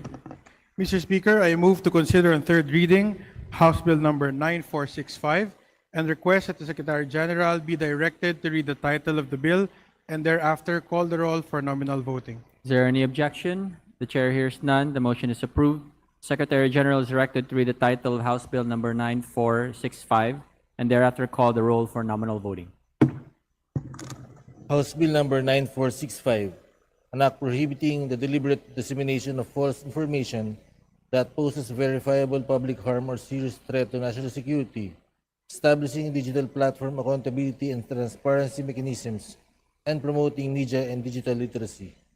Roll call of members in consideration of third reading of House Bill number 9465. Abalos, Abante, Asidre, Acop, Acosta, Adjong, Advincula, Agaraw, Agyao, Alano, Alba, Albano, Almario Chino Miguel, Almario Dennis, Almonte, Alvarez Jose, Alvarez Mercedes, Amante, Amatong, Ang, Angara, Angeles, Aquino, Aquino Magsaysay, Arbison Munir Jr., Arenas, Argancia, Asisio, Atayde, Umentado, Ayon, Bagaw, Balindong, Banyas Nagrales, Bangkoro, Barba, Barbers, Baronda, Paskug, Bautista Claude, Bautista Johan Monich, Bautista Lim, Beltran, Benitez Alfredo, Benitez Javier Miguel, Pernos Ching, Pernos JB, Piron, Bocobo, Bolilla, Pondok, Briones, Burut Begtang, Cagas, Calderon, Calixto, Cawagdan, Cari, Castro, Caiton, Celeste, Sendanya, Sinisa, Chan, Jan, Franz, Norbert, Nasolito, Almario, Chan Junard, Chua, Chuatay, Chungalaw, Po. Mr. Speaker. Yes. Mr. Speaker, this representation votes no, and I reserve my right to explain my vote later. Thank you. Please proceed. Copilar, Cobanco Jaime Eduardo Mark, Cobanco Mark, Collantes, Corvera, Cruz Agatha, Cruz Ricardo, Rosado, Cuba, Taguok, Dalog, Dayanghirang, Daza, De Jesus, De Lima. Mr. Speaker, I abstain and will explain. Thank Noted. Thank you. Please proceed. De Venecia, Defensor, Tegamo, Del Mar, De Los Santos, Di Macuja, Di Maguila, Di Maporo Imelda, Di Maporo City Amina, Jokno, Jonicio, Domingo, Tomogan, Duterte Harold James, Duterte Omar Vincent, Duterte Paulo, Di Faustino Michael Carlos, Di Ian Paul, Elago. Mr. Speaker, my vote is no and I will explain my vote. Thank you. Noted. Thank you. Please proceed. Emano, Enverga, Erice, Escudero, Espares, Espina, Estrella, Ferrer Antonio, Ferrer Jeffrey, Flores, Fortes, Frasco, Fresnedi, Pentebella, Galang, Galeos, Garbin, Garcia Albert, Garcia Dante, Garcia Arturo, Garcia Karen Hope, Garcia Maria Angela, Gerjola, Garin, Gatchalian, Gato, Glepa, Go, Gomez, Gonzales Alexandria, Gonzales Eliza Micaela, Gonzales Christopher Shin, Gonzales Roy, Groseta, Gico, Ginto, Gulyas, Gutierrez, Hernandez Charizan, Hernandez Dennis, Hernandez Ferdinand, Hernandez Ramil, Hofer Hasin, Toribata, Ismula, Iway, Javier, O Antonio, O Elisa, O Wilton, Kunghun, Ko, Labad-Labad, Lacson, Lagbas, Lagdameo Jose Manuel, Lagdameo Monique Yasmin Maria,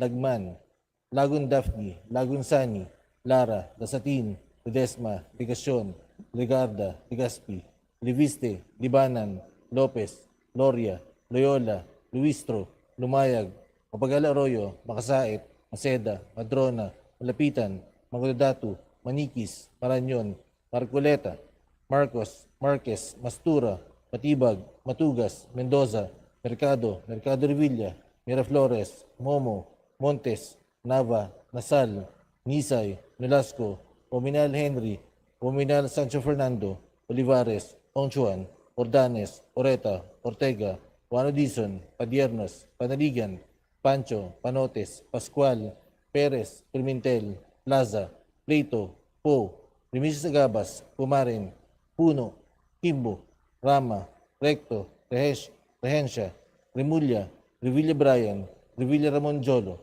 Ridon, Rivera, Robes, Rodriguez Eulogio, Rodriguez Maximo, Rodriguez Rufus, Roman, Romualdez Andrew Julian, Romualdez Ferdinand Martin, Romualdez Sieda Marie, Romualdo, Romulo, Roque, Sagarbaria, Sakaluran, Salceda, Sali, Salvacion, Salvador, Salvame, San Fernando, Santos Maria Alana Samantha, Santos Mark Anthony, Shimura, Sinson Richel, Sinson Ronald, Sinson Mihan, Tolon, Soriano, Suwan, Tuansing Vela Vanessa, Tuansing Micaela Angela, Suarez, Suntay, Talyado, Tan Ayman, Tan Joseph, Tan Keith Micah, Tan Reynolds Michael, Tan Samir, Tan Stephen James, Tan Chay, Tan Watko, Tariela, Teodoro, Tereng, Teves, Chanco, Cheng, Tino, Tolentino, Tuan, Tulfo Jocelyn, Tulfo Ralfendel, Tupas, Tutor. Mr. Speaker, I vote no and will explain my vote later. Thank you. Thank you. Please proceed. T. Umali, Ungab, Uy Di Carlo, Uy Roberto, Valeriano, Vargas, Vargas Alfonso, Viloso, Viloso Tuazon, Vergara, Villa, Villaferte Miguel Luis, Villaferte Vincenzo Renato Luigi, Villanueva, Villarica, Villago, Yamsuan, Yap Arthur, Yap Christopherson, Yap Eric, Yap John Gisnel, Yatko, Inares, Yu Jason Victoria, Yu Joseph Kim, Yulo, Zamora Maria Carmen, Zamora Isabel Maria, Zubiri. Second call in consideration, third reading of House Bill number 9465. Ang Bautista Claude, Bautista Lim, De Los Santos, Duterte Harold James, Duterte Omar Vincent, Duterte Paulo, Po Wilton, Leviste, Makasait, Mercado, Revilla Ramon Jolo, Ridon, Tan Reynolds Michael, Tan Stephen James.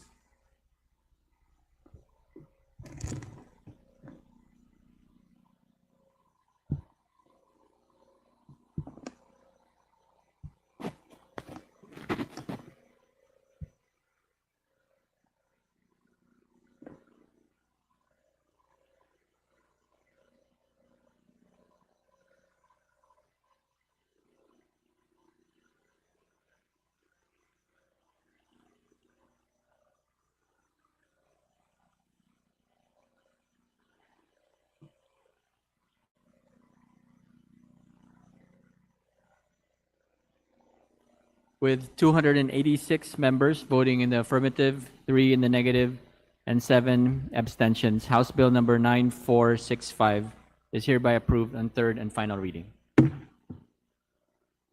Majority Leader. Mr. Speaker, I move to recognize the Honorable Rene Co of Kabataan Party List to explain her vote. Representative Ko is recognized. You have 3 minutes. Thank you, Mr. Speaker. Mr. Speaker, this representation votes no on House Bill number 9465 dahil fake news ang anti-fake news bill. Mr. Speaker, sinasabi man ng panukalang ito na babawasan ng pagsasabatas ang fake news sa bansa. Patago naman nitong bitbit ang mas malalang surveillance at censorship sa ating mga social media platforms. It will rob us of yet another civic space where we can share our grievances in the name of safety. Tulad na lamang ng ating karanasan sa SIM registration law na nangako na tatanggalin ang mga scammers, lalo lamang nitong pinalala ang problema habang ginagamit ang impormasyon upang isurveil ang mamamayan. Ordinaryong mga mamamayan na nagiging target ng pagkunwaring paglaban sa fake news ng administrasyong ito.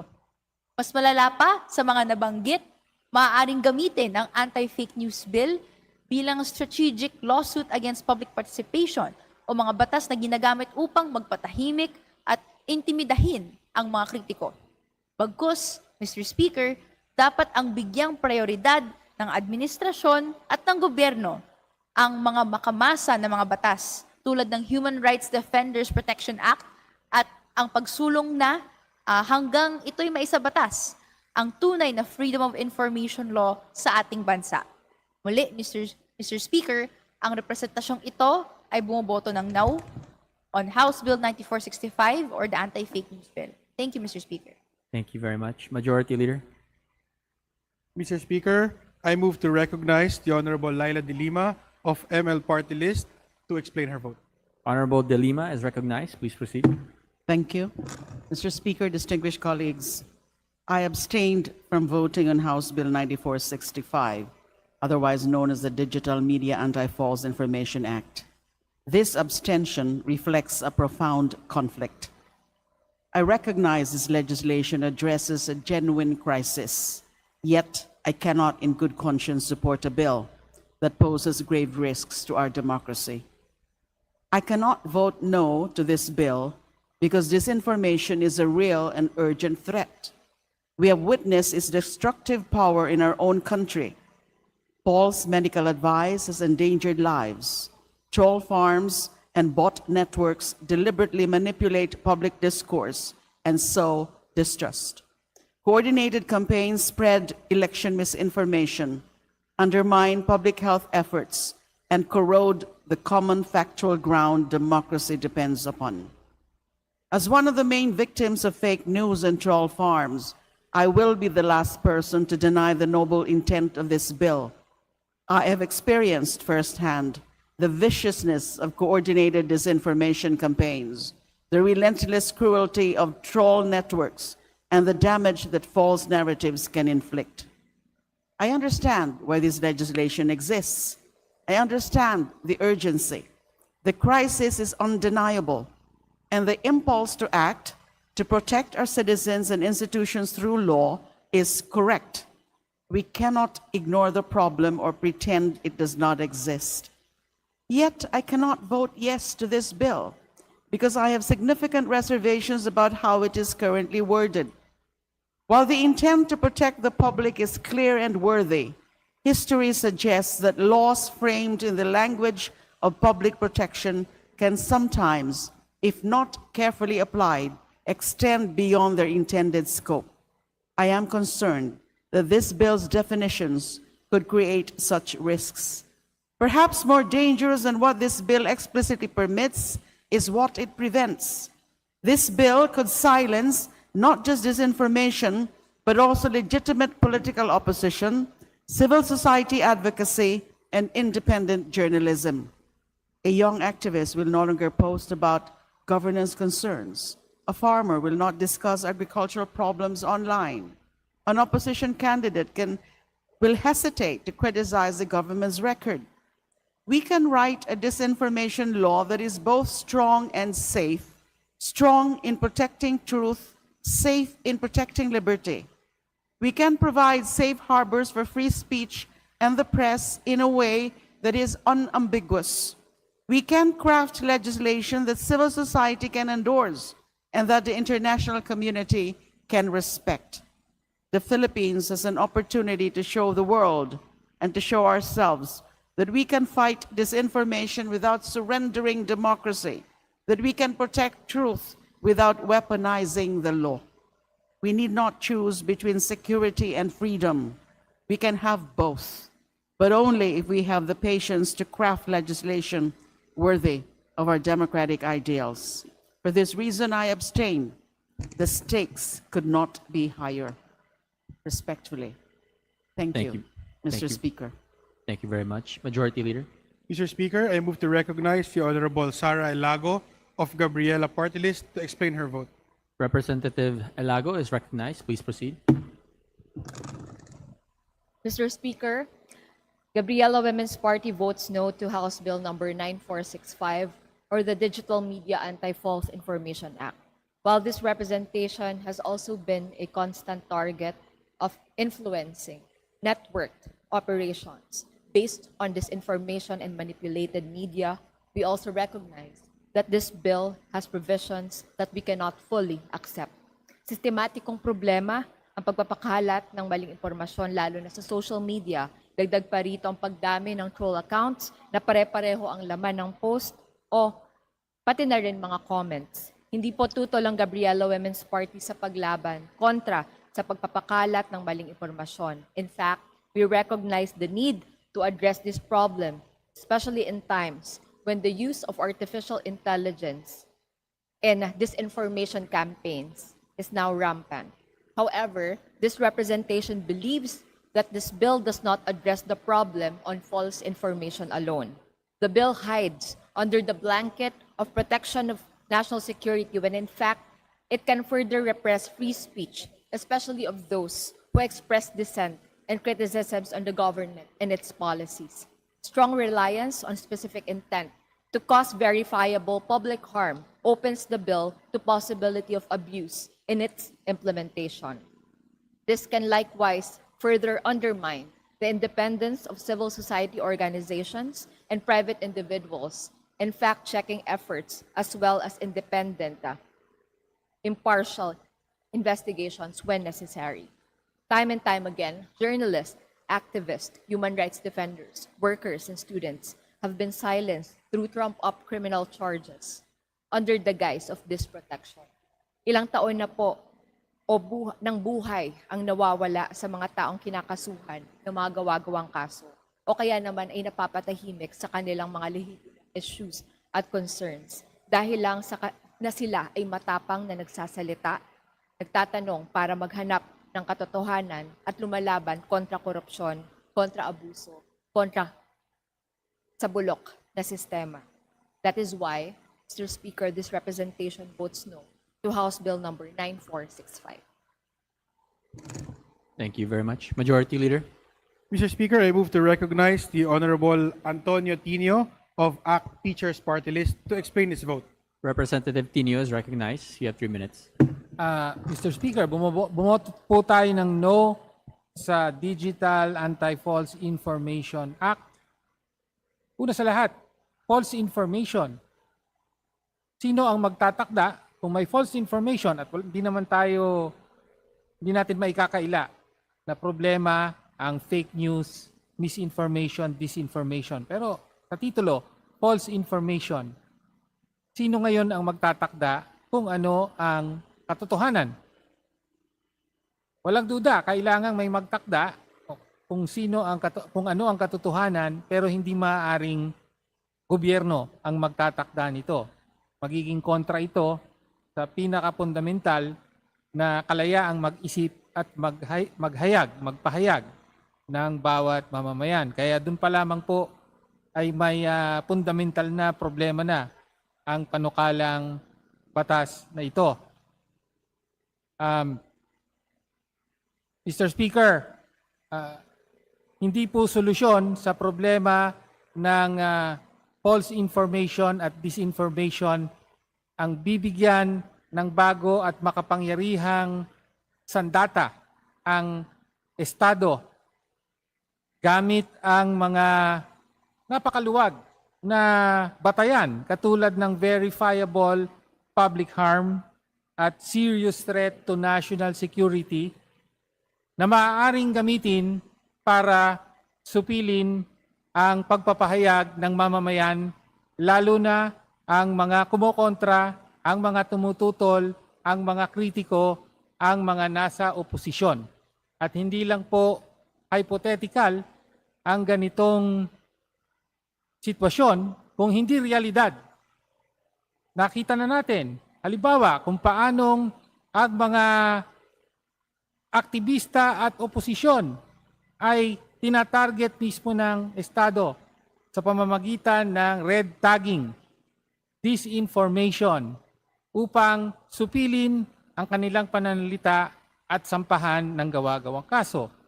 Isa pa pong limitasyon ng panukalang batas na ito ay tahimik sa realidad na isa sa mga pinanggagalingan mismo ng false information ay mga ahensya mismo ng gobyerno.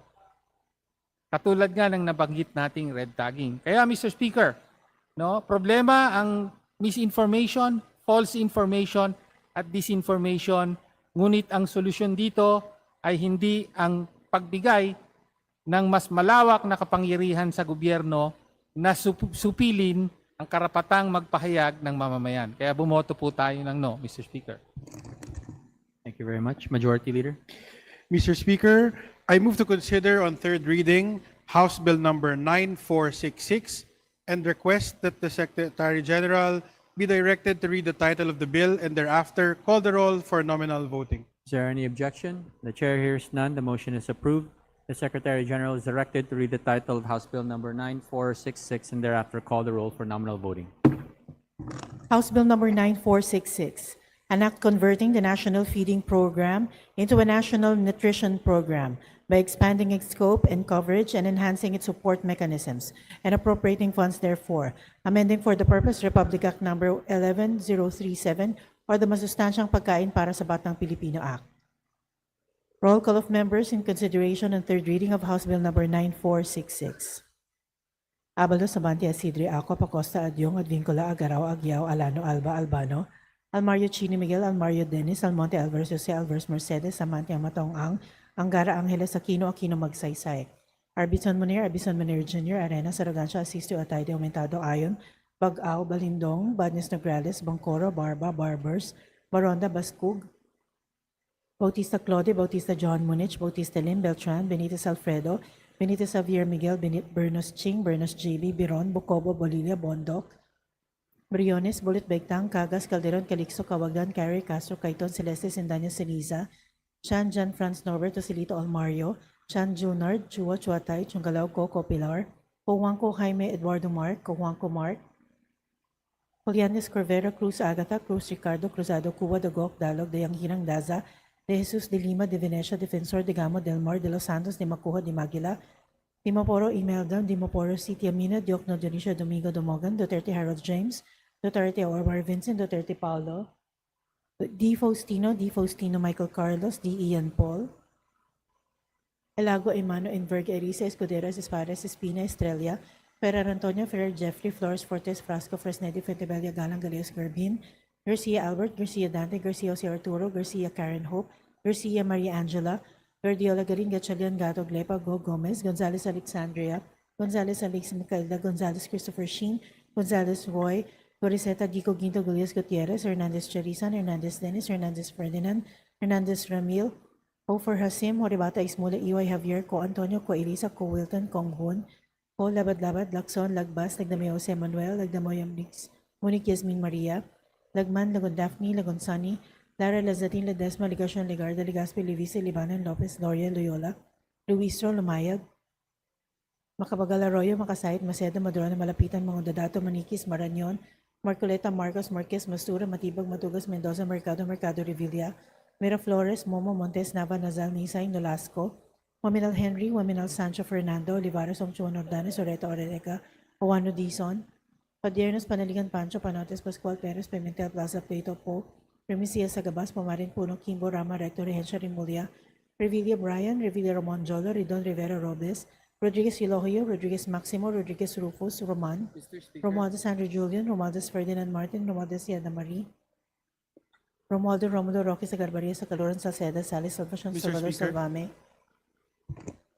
May we recognize the Honorable Brian Poe? Honorable Brian Poe is recognized. Thank you, Mr. Speaker. Mr. Speaker, I vote yes, and I reserve my right to explain my vote. It's noted. Please proceed. San Fernando, Santos Maria Alana Samantha, Santos Mark Anthony, Shimura, Singson Rochelle, Singson Ronald, Singson Mian, Salon Soriano, Suwan, Swansing Bella Vanessa, Swansing Micaela Angela, Suarez Suntay, Talyado, Tan Amon, Tan Joseph, Tan Keith Micah, Tan Reynolds Michael, Tan Samir, Tan Stephen James, Tan Chay, Tan Watco, Tariela Teodoro, Tereng Teves, Tiangco, Tiang Tino, Tolentino Tuan, Tulfo Jocelyn, Tulfo Ralph Wendell, Tupas, Tutor, T. Umali Ungab, Uy De Carlo, Uy Roberto, Valeriano Vargas, Vargas Alfonso, Veloso Veloso Tuazon, Vergara Villa, Villafuerte Miguel Luis, Villafuerte Vincenzo Renato Luigi, Villanueva, Villarica, Villago, Yam Suwan, Yap Arthur, Yap Christopherson, Yap Eric, Yap John Gisnel, Yatco Inares, Yu Jazel Victoria, Yu Joseph Kim, Yulo, Zamora Maria Carmen, Zamora Isabel Maria Zubiri.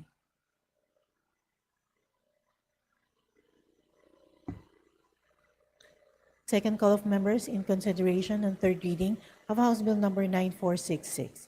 Ang Bautista Claude, Bautista Lim, De Los Santos, Duterte Harold James, Duterte Omar Vincent, Duterte Paulo, Poe Wilton, Leviste Macasait, Mercado, Revilla Ramon Jolo, Ridon, Tan Reynolds Michael, Tan Stephen James.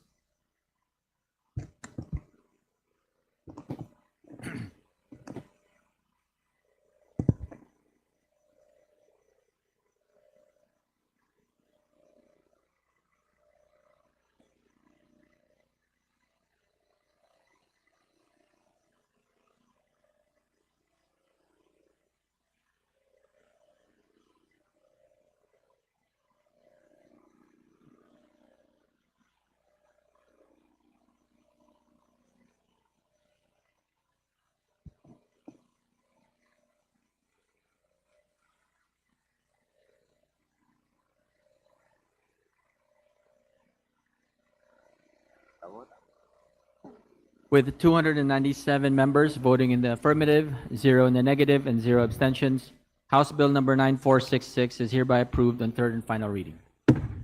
Majority Leader. Mr. Speaker, I move to recognize the Honorable Brian Poe of FPJ Panday Bayanihan Party List to explain his vote. Representative Brian Poe is recognized. Please proceed. You have 3 minutes. Maraming salamat po, Mr. Speaker, honorable colleagues. Bilang isa sa mga principal author po ng panukalang ito, buo ang aking pagsuporta at buo ang aking pagboto sa panukalang National Nutrition Program Act. A nutrition budget is a literacy budget. Naniniwala po ako na ang gutom at malnutrisyon ay kabilang sa pinakamalaking hadlang sa pag-unlad ng ating mga kabataan. Kapag ang isang bata ay pumapasok sa paaralan ng gutom, naapektuhan hindi lamang ang kanyang kalusugan, kundi pati ang kanyang kakayahan, matuto at maabot ang kanyang buong potensyal.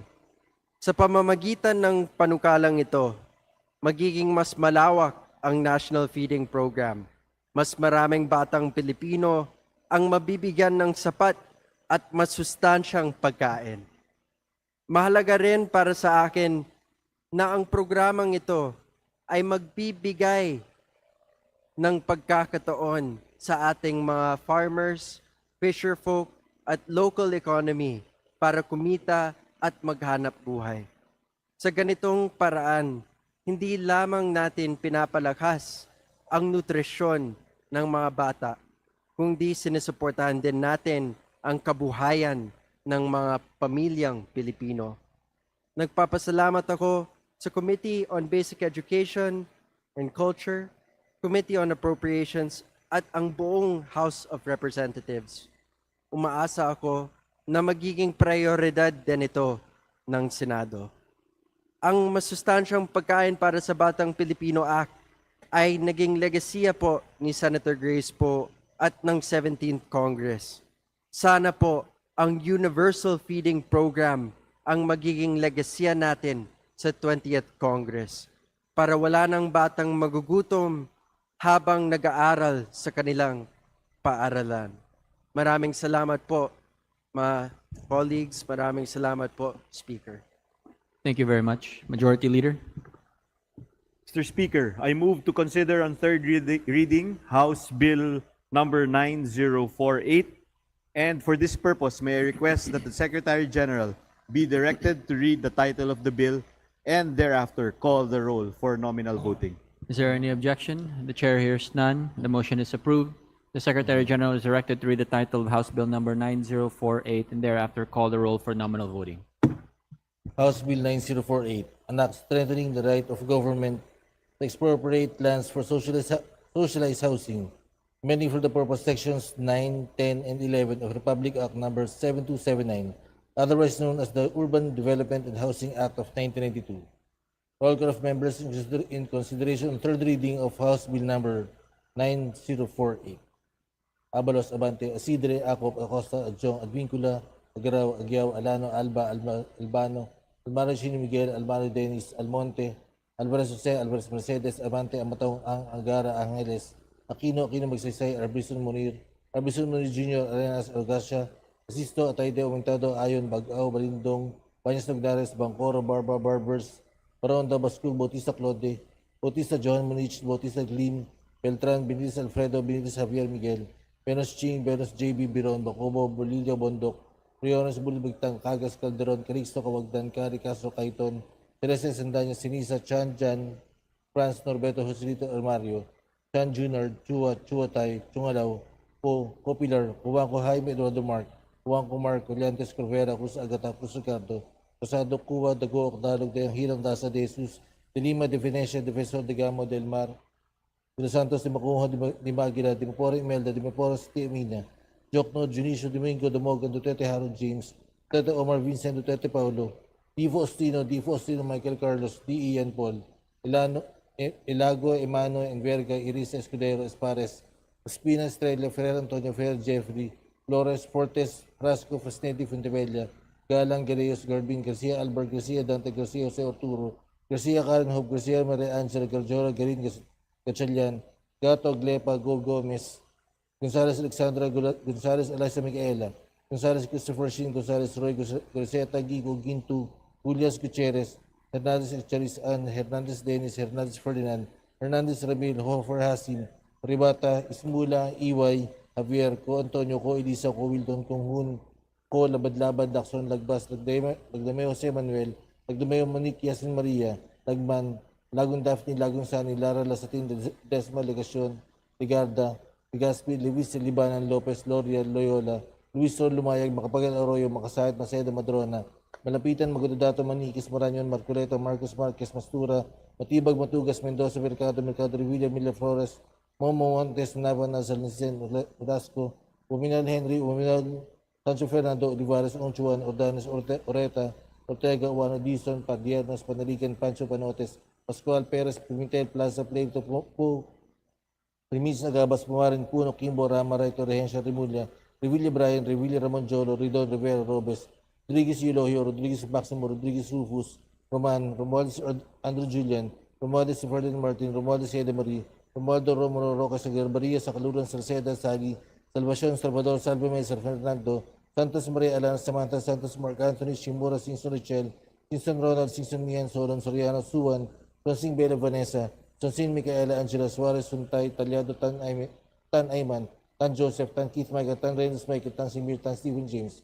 Tan Chay, Tan Wato, Tariela, Chodor, Teren, Tebes, Chanco, Cheng, Tino, Valentino, Tuwan, Tulfo Jocelyn, Tulfo Ralph Hendel, Tubas, Tutor, Tito, Umali, Ungab, Uy Di Carlo, Uy Roberto, Valeriano, Vargas, Vargas Alfonso, Veloso Tuazon, Vergara, Villa, Villafeto Miguel Luis, Villafeto Miguel, Vincenzo, Renato Luigi, Villanueva, Villarica, Violago, Yam Suan, Yap Arthur, Yap Christopherson, Yap Eric, Yap Jan Gisner, Yap Inares, U. Jason Victoria, U. Joseph Kim, U. Zamora Maria Carmen, Ramon Isabel Maria Zubiri. Second call in consideration, third reading of House Bill number 9048. Ang Bautista Claude, Bautista Lim, De Los Santos, Duterte Harold James, Duterte Omar Vincent, Duterte Paulo, Co Wilton, Luis de Macasayat Mercado, Revilla Ramon Jolo, Ridon, Tan Reynolds Michael, Tan Stephen James.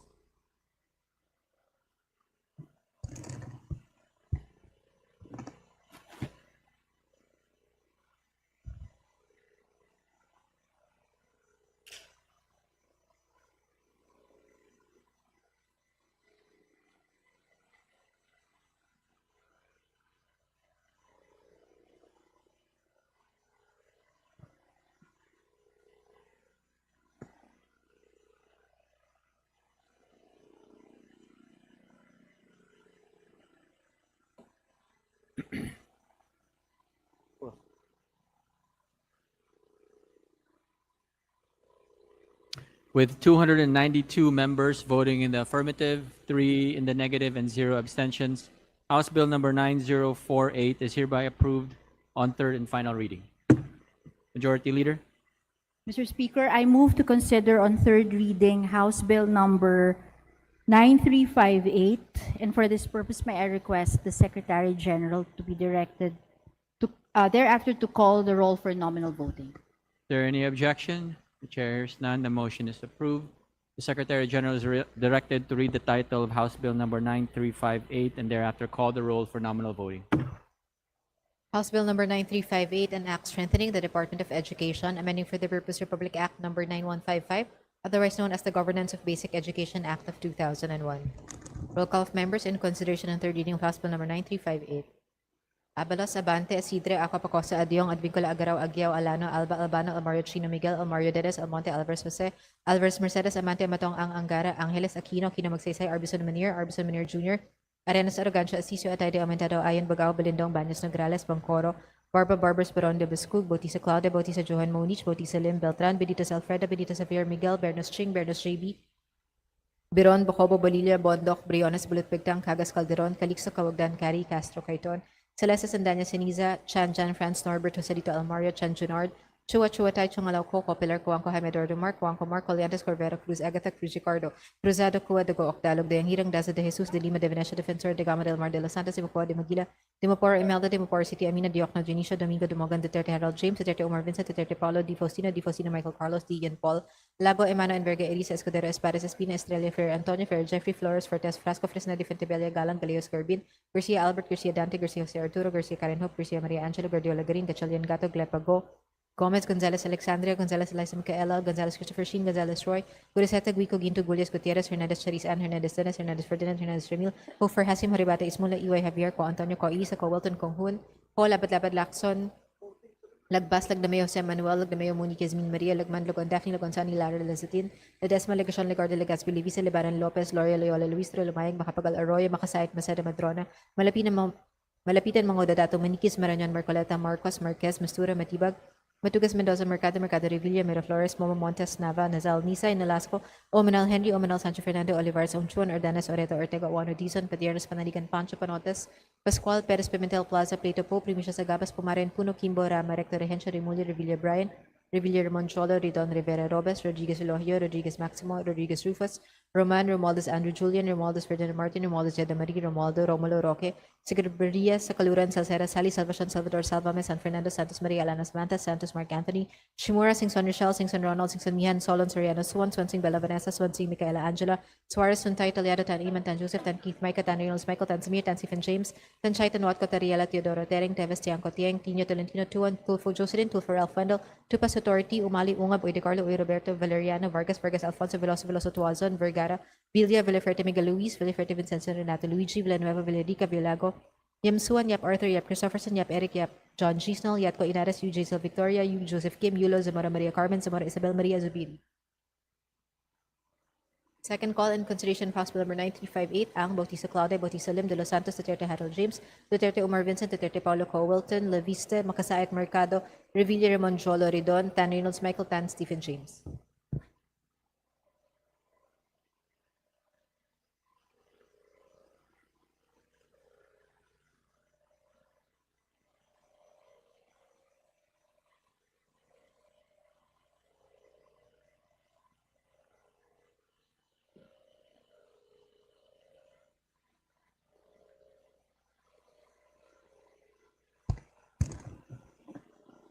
With 297 members voting in the affirmative, 0 in the negative, and 0 abstentions, House Bill number 9358 is hereby approved on third and final reading. Majority Leader?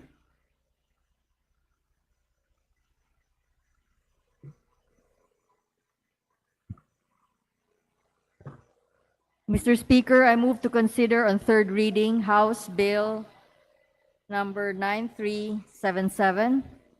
And for this purpose, may I request that the Secretary General be directed to read the title of the bill and thereafter call the roll for nominal voting. Is there any objection? The chair hears none. The motion is approved. The Secretary General is directed to read the title of House Bill number 9377 and thereafter call the roll for nominal voting. House Bill number 9377, an act strengthening civic education by integrating the study of the Constitution into the curriculum of basic education and institutionalizing the observance of Constitution Day in schools. Roll call of members in consideration of the reading of House Bill number 9377.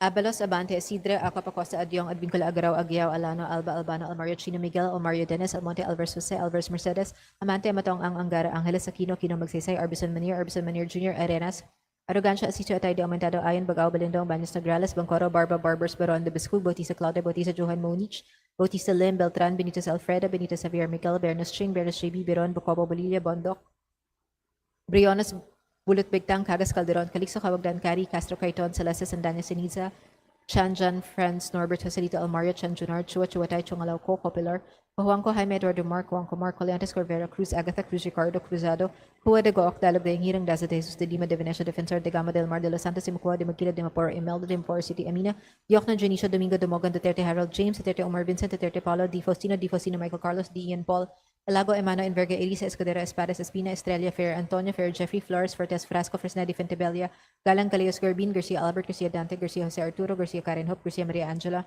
Gordiola, Garin, Gatchalian, Gato, Glepago, Gomez, Gonzalez, Alexandria, Gonzalez, Eliza, Micaela, Gonzalez, Christopher Sheen, Gonzalez, Troy, Goriseta, Guico, Ginto, Bulias, Gutierrez, Hernandez, Charis Ann, Hernandez, Dennis, Hernandez, Ferdinand, Hernandez, Ramil, Hofer, Hasim, Horibata, Ismula, Iway, Javier, Co, Antonio, Co, Elisa, Co, Wilton, Konghun, Ko, Labad, Lacson, Lagbas, Lagdameo, Jose Manuel, Lagdameo, Muni, Yazmin, Maria, Lagman, Lagon, Daphne, Lagon, Sani, Lara, Lezatin, Ledesma, Legasyon, Legarde, Legaspi, Levisa, Libanan, Lopez, Loria, Loyola, Luistro, Lumayag, Makapagal, Arroyo, Makasayat, Masada, Madrona, Malapitan, Manguda, Dato, Maniquez, Marañon, Marcoleta, Marcos, Marquez, Mastura, Matibag, Matugas, Mendoza, Mercado, Revilla, Miraflores, Momo, Montes, Nava, Nazal, Nisay, Nolasco, Omanal, Henry, Omanal, Sancho Fernando, Olivares, Ongchuan, Ordanes, Oreta, Ortega, Juan Dizon. Padieros, Panaligan, Pancho, Panotes, Pascual, Perez, Pimentel, Plaza, Plato, Po, Primicias, Agabas, Pumaren, Puno, Kimbo, Rama, Rector, Regencia, Remulia, Revilla, Brian, Revilla, Monjolo, Ridon, Rivera, Robes, Rodriguez, Elohio, Rodriguez, Maximo, Rodriguez, Rufus, Roman, Romualdez, Andrew Julian, Romualdez, Ferdinand Martin, Romualdez, Yadamarie, Romualdo, Romulo, Roque, Sagarbria, Sakaluran, Salceda, Sally, Salvacion, Salvador, Salpame, San Fernando, Santos, Maria, Alana, Samantha, Santos, Mark Anthony, Shimura, Singson, Rochelle, Singson, Ronald, Singson, Mian, Solon, Soriano, Suwan, Swansing, Bella, Vanessa, Swansing, Michaela, Angela, Suarez, Suntay, Taliado, Tan Iman, Tan Joseph, Tan Keith, Mike, Tan Reynolds, Michael, Tan Samir, Tan Stephen James, Tan Chaitan, Watco, Tariela, Teodoro, Tereng, Teves, Tiang, Kotieng, Tino, Tolentino, Tuan, Tulfo, Jocelyn, Tulfo, Ralph Wendell, Tupas, Authority, Umali, Ungab, Uy, De Carlo, Uy, Roberto, Valeriano, Vargas, Alfonso, Veloso, Tuazon, Vergara, Villaferte, Miguel, Luis, Villaferte, Vincenzo, Renato, Luigi, Villanueva, Villarica, Villago, Yamsuan, Yap Arthur, Yap Christopherson, Yap Eric, Yap John Chisnell, Yatko, Inaris, Yu, Jaisel, Victoria, Yu, Joseph Kim, Yulo, Zamora, Maria Carmen, Zamora, Isabel, Maria Zubiri. Second call in consideration of House Bill number 9377, Ang, Bautista Claude, Bautista Lim, De Los Santos, Duterte Harold James, Duterte Omar Vincent, Duterte Paulo, Powilton, Levisa, Makasayat Mercado, Revilla, Moncholo, Ridon, Tan Reynolds, Michael, Tan Stephen James.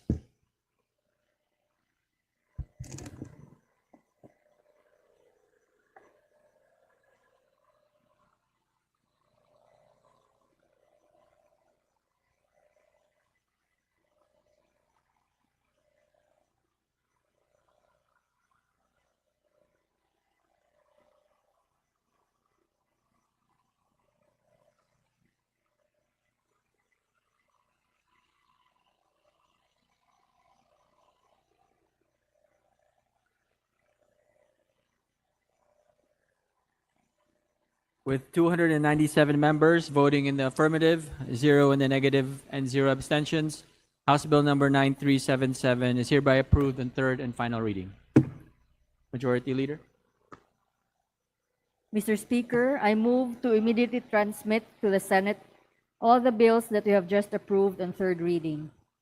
There is a motion to transmit the House bills approved on third reading today to the Senate. Is there any objection? Chair hears none. The motion is approved. Majority Leader. Mr. Speaker, under the calendar of business for the day, I move to consider House Bill number 7613 as contained in the committee report number 103, submitted by the Committee on Revision of Laws. And for this purpose, may I request the Secretary General be directed to read the title of the bill. Is there any objection? Chair hears none. The Secretary General is directed to read the title of House Bill number 7613. House Bill 7613, an act declaring the fourth Thursday of November of every year as National Thanksgiving Day. Majority Leader. Mr. Speaker, I move to open the period of sponsorship and debate, and that the chairperson of the Committee of Revision of Laws, Representative Chino Almario, be recognized to begin the sponsorship measure. Is there any objection? Chair hears none. Representative Almario is recognized for a sponsorship speech. Daghang salamat, Mr. Speaker. My distinguished colleagues, Mr. Speaker, maayong gabi kanatong tanan. It is my honor and privilege to co-sponsor House Bill number 7613 under Committee Report number 103, or an act declaring the fourth Thursday of November of every year as National Thanksgiving Day. This seeks to designate a special day as our nation's Thanksgiving to acknowledge the collective blessings of our country and our countrymen. This is not just another holiday on the calendar, but this also calls for a collective reflection and expression of the nation's progress and well-being, regardless of the religion or whatever it may be. It is a call on all Filipinos to shift our focus, even just for a moment, from what is going wrong to what is going right. Despite the negativities that surround us, especially now, we must choose to count our blessings, such as our resiliency in every challenge and our enduring spirit of bayanihan. To my dear colleagues, gratitude does not mean ignoring our problems. It means acknowledging the strength we have to solve them. Let us Filipinos give a dedicated time to gather, heal, and rejoice. Let us be thankful on this Thanksgiving Day and allow this gratitude to fuel our journey moving forward. I am imploring my colleagues to support the passage of this bill. Thank you, Mr. Speaker. Again, maayong gabi kanatong tanan. Daghang salamat. Daghang salamat, Majority Leader. Mr. Speaker, there being no other member who wishes to interpret the sponsor, I move to close the period of sponsorship and debate. Is there any objection? The chair hears none. The period of sponsorship and debate is hereby closed. Majority Leader. Mr. Speaker, I move to open the period of amendments. Is there any objection? Chair hears none. The motion is approved. Majority Leader. Mr. Speaker, there being no committee or individual amendments, I move to close the period of amendments. Is there any objection? Chair hears none. The period of amendments is hereby closed. Majority Leader. Mr. Speaker, I move to vote in second reading House Bill number 7613. There is a motion to approve House Bill 7613 on second reading. All those in favor, please say aye. Aye. All those against, say nay. The ayes have it. House Bill number 7613 is hereby approved on second reading. Majority Leader. Mr. Speaker, under the calendar of business for the day, I move to consider House Bill number 9584 as contained in Committee Report number 417, submitted by the Committee of Cooperatives Development. And for this purpose, may I request that the Secretary General be directed to read the title of the bill. Is there any objection? The chair hears none. The Secretary General is directed to read the title of House Bill number 9584. House Bill number 9584, an act providing for the revised Cooperative Code of the Philippines. Majority Leader.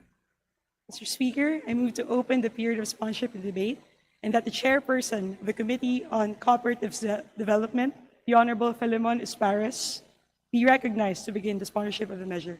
Is there any objection? Chair hears none. The sponsor, Representative Espares, is recognized. Please proceed. Thank you, Mr. Speaker. Mr. Speaker, distinguished colleagues, magandang gabi sa ating lahat. I rise today to sponsor the Committee Report number 417 on the revised Cooperative Code of the Philippines. The current Cooperative Code was enacted in 1990, duly amended in 2008. 18 years have passed since then. It is therefore time to update the law so it can better respond to the realities and needs of the cooperative sector today. At present, cooperatives serve 13.6 million Filipinos and generate more than 335,000 co-op employees. But most of our cooperatives remain small in asset size. Out of 21,188 cooperatives nationwide, 13,526 are micro cooperatives, while 4,034 are small cooperatives. Together, they make up around 80% of all cooperatives in the country. This shows that great potential of the cooperative sector to grow, strengthens its asset base, and better serve its members and community. This is precisely, Mr. Speaker, we need to have a stronger and more responsive cooperative code. This measure was approved during the 19th Congress and it was transmitted to the Senate. And it was also identified as a LIDAC priority. In the second State of the Nation address of our President Ferdinand Bongbong Marcos Jr. himself, appealed to Congress to support, saying, upang mas mapabilis at mas mapadali ang pagbuo ng kooperatiba, kakailanganin natin ang suporta ng Kongreso na maamindahan ang cooperative code. On the ground, cooperatives are not just institution. Para sa marami nating kababayan, sila ang kasangga ng magsasaka, mangingisda, transport worker, cooperative vendor, mga guro, empleyado, at maliliit na mga negosyante. Dahil sa kooperatiba, may nahihiraman, may napupuntahan, at may katuwang na puhunan at kabuhayan. Kaya dapat tingnan ang kooperatiba bilang simpleng benepisaryo lamang ng tulong, kundi cooperatives are partners in development. The bill also strengthens the role of federations by recognizing them not merely as coordinating bodies, but as support institutions that can help primary cooperatives become stronger, more compliant, and more sustainable. Under the proposed measure, federations are empowered to assist cooperative in regulatory compliance, audit-related matters, technical support, training, research, advocacy, inspection-related concerns, and dispute settlement processes. The bill also allows foreign cooperatives to invest and partner with local federation, effectively removing the sector from the foreign investment negatively. Also, the bill strengthens agricultural cooperative by allowing them to supply at least 50% of the agricultural commodities needed by government institutions, including LGUs in areas where they operate. Kung may agricultural cooperative sa lugar, kaya nilang mag-supply, dapat mabigyan sila ng patas na pagkakataon sa procurement ng gobyerno. Mr. Speaker, government support for cooperative sector should not be viewed merely as an expense. It is a constitutional mandate and a strategic investment. Article 12, Section 15 of the Constitution recognizes cooperatives as instruments for social justice and economic development. This measure gives life to that constitutional vision by strengthening cooperatives to become vehicles for financial inclusion, community empowerment, broader ownership, and shared economic progress. Sa pamamagitan ng revised cooperative code, mas palalakasin pa natin ang kooperatiba upang hindi sila maiwan sa pagbabago ng panahon. Kapag tinulungan natin ang kooperatiba, tinutulungan din natin ang kabuhayan ng bawat pamilyang Pilipino. That is the spirit of cooperativism. Sama-samang pagkilos para sa sama-samang pag-angat. I respectfully urge the support of this House for the immediate passage of this Committee Report Number 417 on the House Bill 9584 on the revised Cooperative Code of the Philippines. Maraming salamat po. Mabuhay ang kooperatiba. Thank you very much. Majority Leader. Mr. Speaker, there being no member who wishes to interpolate the sponsor, I move to close the period of sponsorship and debate. Is there any objection? Chair is none. Period of sponsorship and debate is hereby closed.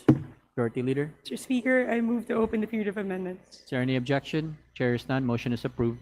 Majority Leader. Mr. Speaker, there being no committee or individual amendments, I move to close the period of amendments. Is there any Sorry. Majority Leader? Mr. Speaker, I withdraw my motion. There being no committee amendments, I move to proceed with individual amendments. Is there any objection? Chair hears none. Motion is approved. Majority Leader? Mr. Speaker, I move to recognize Honorable Sergio Lagoa for his individual amendments. Representative Dagook is recognized for his individual amendments. You may proceed. Thank you, Mr. Speaker. Thank you, Majority Leader. Would the distinguished sponsor accept or consider only a single amendment? We will come with that, Mr. Speaker. Mr. Speaker, distinguished sponsor, there is a provision that with regards to the registration of electric cooperative to the Cooperative Development Authority, we just wanted that the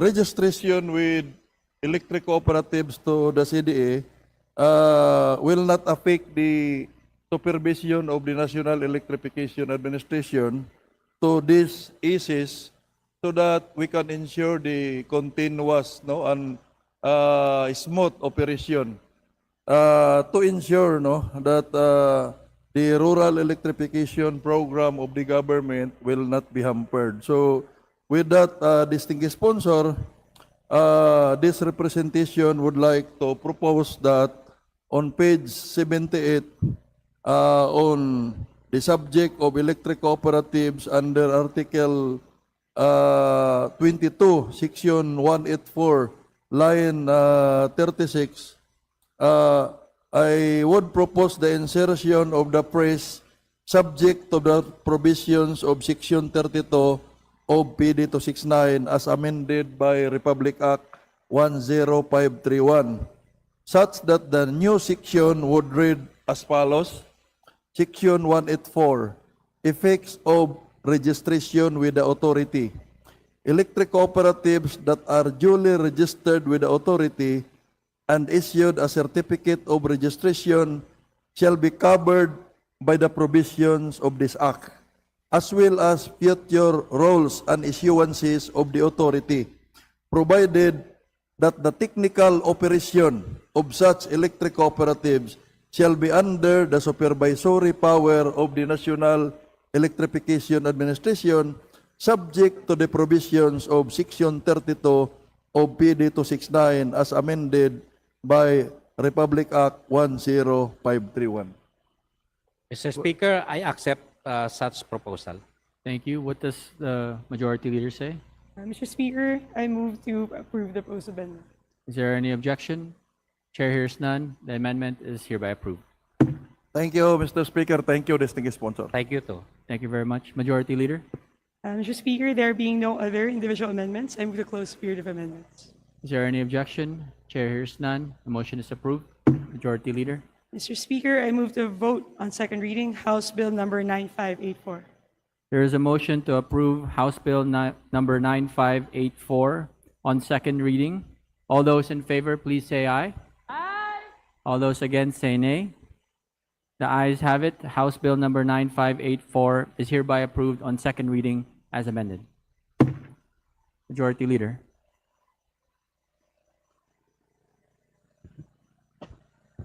Mr. Speaker, under Special Committee on Creative Industries, I move to consider House Resolution number 872 under Committee Report 339, House Resolution number 891 under Committee Report 345, House Resolution number 588 under Committee Report 346, House Resolution number 951 under Committee Report 347, House Resolution number 553 under Committee Report 421, and request that the Secretary General be directed to read the titles of the resolutions. Is there any objection? Chair hears none. The Secretary General is directed to read the titles of House Bills number 872, 891, 588, 951, 553. House Resolution 872, a resolution congratulating and commending Chef Miguel Miggy Cabel Moreno, for earning 2 Michelin Guide 2026 Bib Gourmand distinctions for Palm Grill and Cabell. House Resolution 891, resolution congratulating and commending Filipino-American cinematographer Autumn Durald Arcapao for making history as the first woman to win the Academy Award for Best Cinematography at the 98th Academy Awards. House Resolution 588, a resolution congratulating and commending Al Jeffrey Gonzalez of Batad, Iloilo, for being a two-time Carlos Palancam Memorial Awards for Literature awardee. House Resolution 951, a resolution commending and congratulating Sofia La Forteza, a Filipina performer and leader of the global girl group Cat's Eye, for her historic performance at the Coachella Valley Music and Arts Festival 2026, and for exemplifying Filipino excellence in the global music industry. House Resolution 553, resolution congratulating and commending Quezon City and Dumaguete City for their inclusion in the UNESCO Creative Cities Network in the fields of film and literature, respectively, and recognizing their significant contribution to the promotion of Philippine creativity, culture, and sustainable urban development. Thank you very much. Majority Leader. Mr. Speaker, I move for the adoption of all the aforementioned House resolutions. There is a motion to adopt the aforementioned House resolutions. All those in favor, please say aye. All those against, say nay. The ayes have it. The aforementioned House resolutions are hereby adopted. Majority Leader. Mr. Speaker, under Committee on Youth and Sports Development, I move to consider House Resolution number 1060 under Committee Report 355 and House Resolution 1061 under Committee Report 356 and request that the Secretary General be directed to read the titles of the resolutions. Is there any objection? Chair hears none. The Secretary General is directed to read the titles of House Resolutions number 1060 and number 1061. House Resolution 1060, resolution congratulating and commending Filipino athletes Sergeant Sonny M. Wagdos and Artjoy Taragosa from the province of Agusan del Sur for breaking the Philippine National Marathon records in the men's and women's categories in the 2026 Tokyo Marathon, held in Tokyo, Japan on March 1, 2026. House Resolution 1061, resolution congratulating and commending the Philippine swimming team for winning gold medals in the 6th Asian Open Schools Invitational Aquatics Championship, held in Bangkok, Thailand from January 29 to February 1, 2026. Majority Leader. Mr. Speaker, I move for the adoption of all the aforementioned House resolutions. Is there any objection? Chair hears none. There is a motion to adopt the aforementioned House resolutions. All those in favor, please say aye. All those against, say nay. The ayes have it. The aforementioned House resolutions are hereby adopted. Majority Leader. Mr. Speaker, under Committee on Senior Citizens, I move to consider House Resolution number 340 under Committee Report 436 and request that the Secretary General be directed to read the title of the resolution. Is there any objection? Chair hears none. The Secretary General is directed to read the title House Resolution number 340. House Resolution 340, a resolution expressing full support for an international human rights treaty for older people, as initiated by the UN Human Rights Council upon earlier recommendations by the Open-Ended Working Group on Aging. Majority Leader. Mr. Speaker, I move for the adoption of the said House resolution. There's a motion to adopt House Resolution number 340. All those in favor, please say aye. All those against, say nay. The ayes have it. House Resolution number 340 is hereby adopted. Majority Leader. To suspend. Session suspended.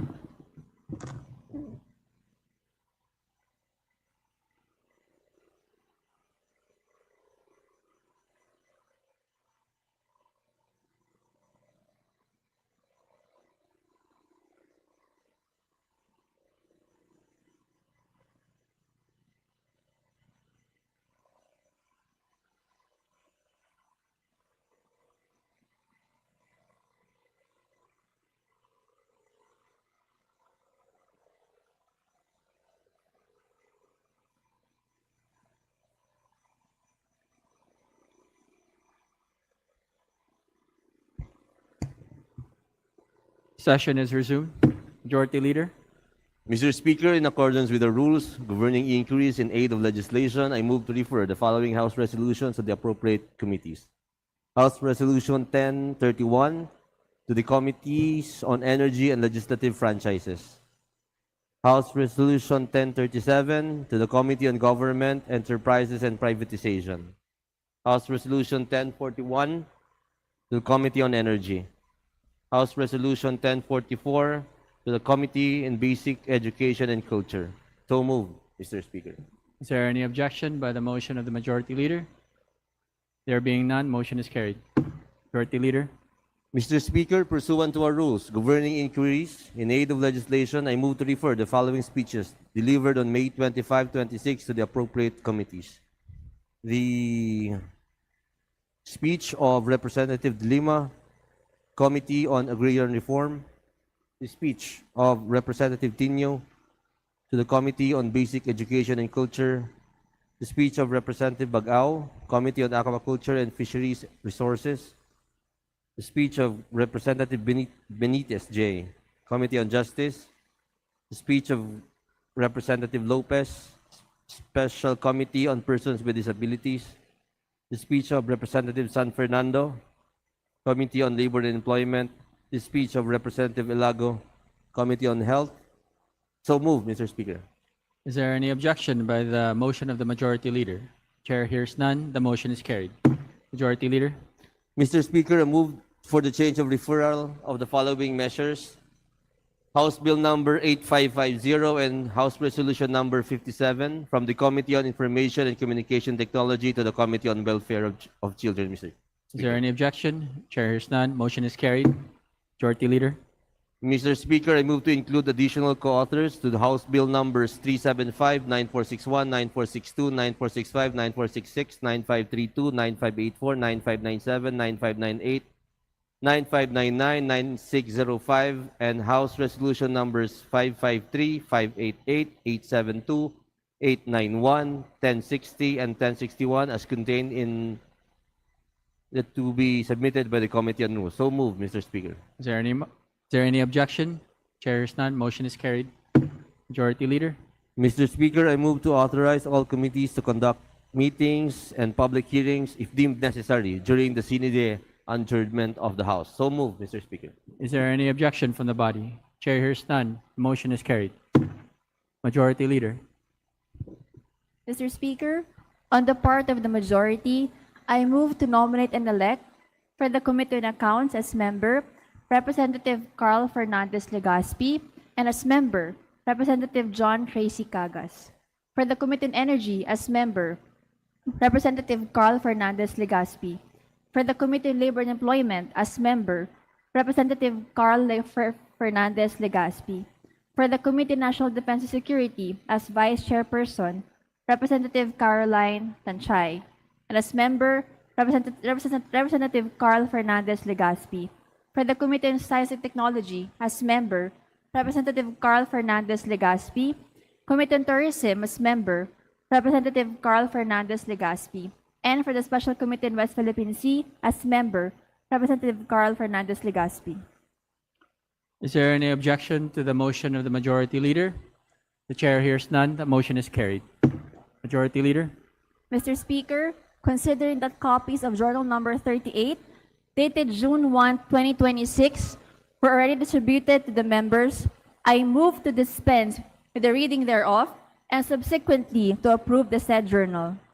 Is there any objection? The Chair hears none. The motion is approved.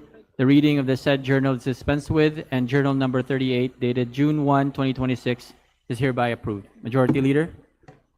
Mr. Speaker. Before we continue, Majority Leader, the Chair would like to manifest that I was informed by the Secretariat of a correction in the result of the nominal voting on Committee Report number 298 that the body adopted yesterday.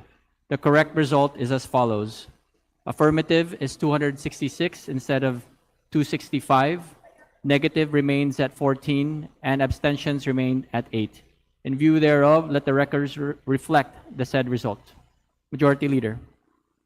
Mr. Speaker, I move to take up additional reference of business and request that the Secretary General be directed to read the titles of bills and resolutions on first reading, as well as communications and committee reports. Is there any objection? Chair hears none. The Secretary General is directed to read the titles of bills and resolutions on first reading, as well as communications and committee reports for referral to their appropriate committees. Additional reference of business. Resolutions.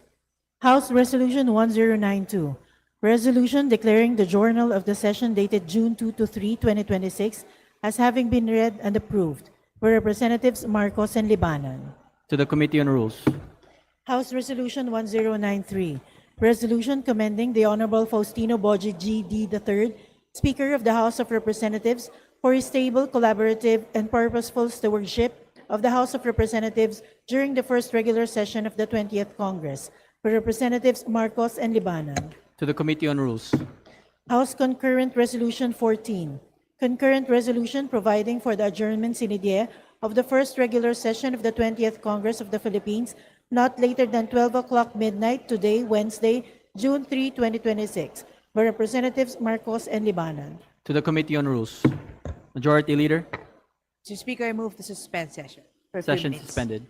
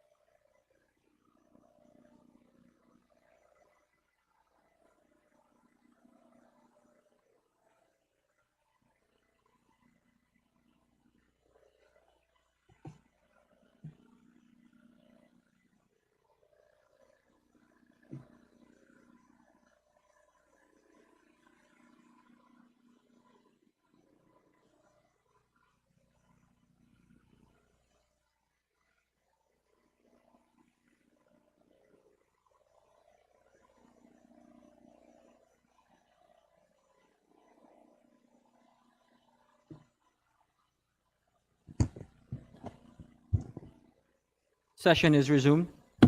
Majority Leader. Mr. Speaker, we are in receipt of the proclamation issued by the Commission on Elections declaring one Tahanan party list as winner under the party list system in the national and local elections of May 12, 2025, and to entitle its nominee, Elmer V. Catulpos, to sit as its representative in the House of Representatives of the Congress of the Philippines. Mr. Speaker, pursuant to the aforementioned proclamation, I move to allow Elmer V. Catulpos, representative of one Tahanan party list, to take oath in open session. Is there any objection to the motion? The chair hears none. The motion is approved. the Secretary General is directed to call the representative of one Tahanan party list to take oath of office before this body. May I request all the members of the House of Representatives and all our guests in the galleries to please rise to witness the oath-taking of our new member. May we invite Speaker Faustino Boji D. III to the rostrum to administer the oath of office to Representative Elmer Catulpos.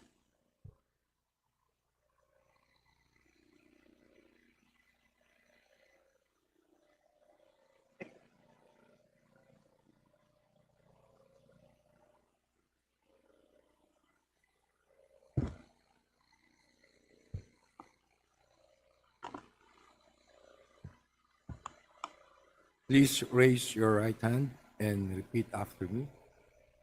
I, please state your name. I, Elmer V. Catulpos, Of of One Tahanan Party List, having been elected as representative, having been elected as representative please state your party list. of One Tahanan Party List, Hereby solemnly swear hereby solemnly swear that I will well and faithfully discharge that I will well and faithfully discharge to the best of my ability to the best of my ability the duties of my present position the duties of my present position and all of others and of all others I may hereafter hold under the Republic of the Philippines, under the Republic of the Philippines, that I will support and defend the Constitution that I will support and defend the Constitution of the Philippines, of the Philippines, that I will bear true faith and allegiance that I will bear true faith and allegiance to the same, to the same, that I will obey the laws, and that I will obey the laws, legal orders, and decrees promulgated and decrees promulgated by the duly constituted authorities by the duly constituted of authorities the Republic of the Philippines. of the Republic of the Philippines, That I impose this obligation and that I impose this obligation upon myself voluntarily, without mental reservation without mental reservation or purpose of evasion. or purpose of evasion. So help me God. So help me God. Congratulations.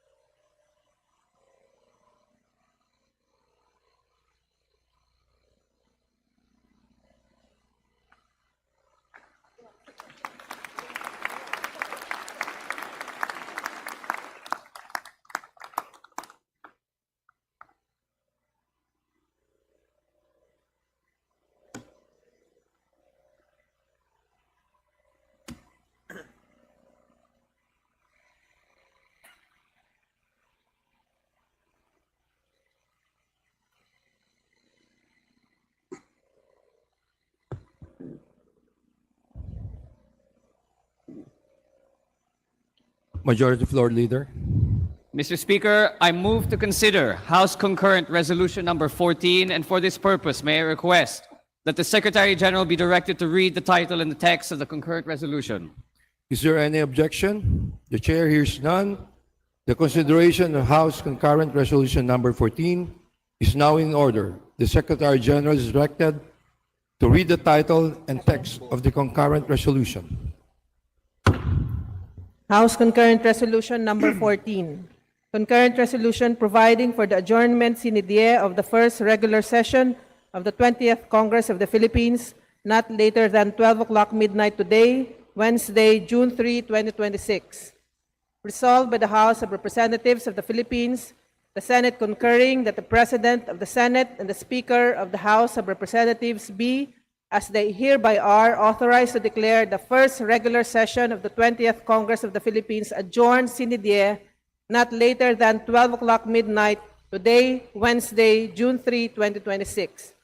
Resolved further that the committee composed of all deputy speakers of the House of Representatives be appointed to join a committee of the Senate to inform His Excellency Ferdinand Romualdez Marcos Jr., President of the Republic of the Philippines, that the first regular session of the 20th Congress of the Philippines is about to close and that the two houses are ready to adjourn unless the President has some message or communication to transmit to them. Adopted, signed, Ferdinand Alexander A. Marcos, Marcelino C. Libanon. Majority Floor Leader. Mr. Speaker, I move to adopt House Concurrent Resolution number 14. There's a motion to adopt House Concurrent Resolution number 14. All those in favor say aye. Aye. All those against say nay. The ayes have it. House Concurrent Resolution number 14 is hereby adopted. Majority Leader. Mr. Speaker, in view of the adoption of House Concurrent Resolution number 14, which likewise authorizes the appointment of a joint committee to both houses to inform the President of the Philippines of the adjournment of the first regular session of the 20th Congress, I move to elect all the deputy speakers of the House to the said joint committee. Is there any objection? The chair hears none.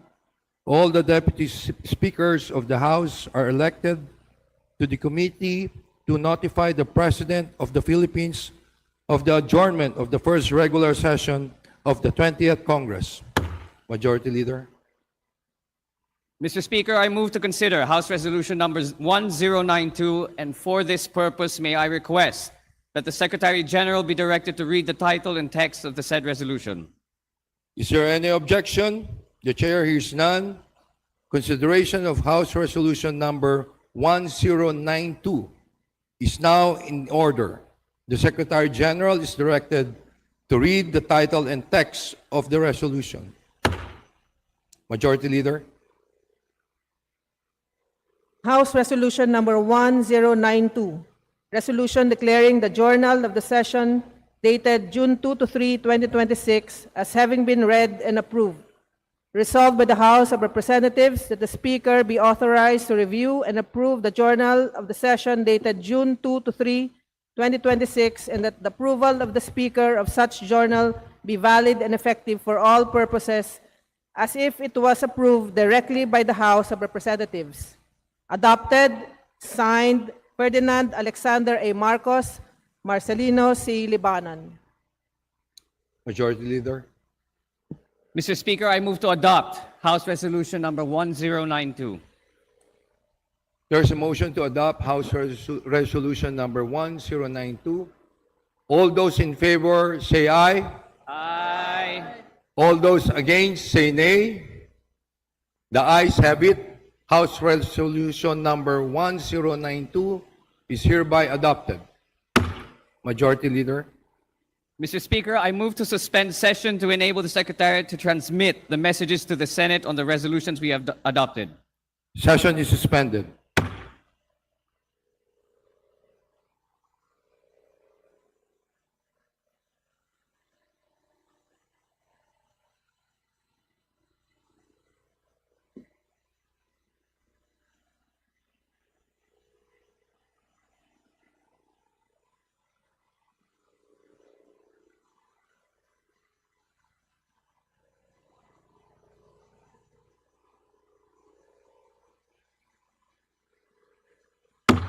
Session is resumed. The Honorable Majority Leader is recognized. Mr. Speaker, for the information of our colleagues, we have received word of the adoption in the Senate of Senate Concurrent Resolution number 10, entitled Concurrent Resolution Providing for the Adjournment sine die of the first regular session of the 20th Congress of the Philippines, not later than 12 o'clock midnight today, June 3rd, 2026, authored by Senate Majority Leader Juan Miguel F. Zubiri, before they adjourned sine die today.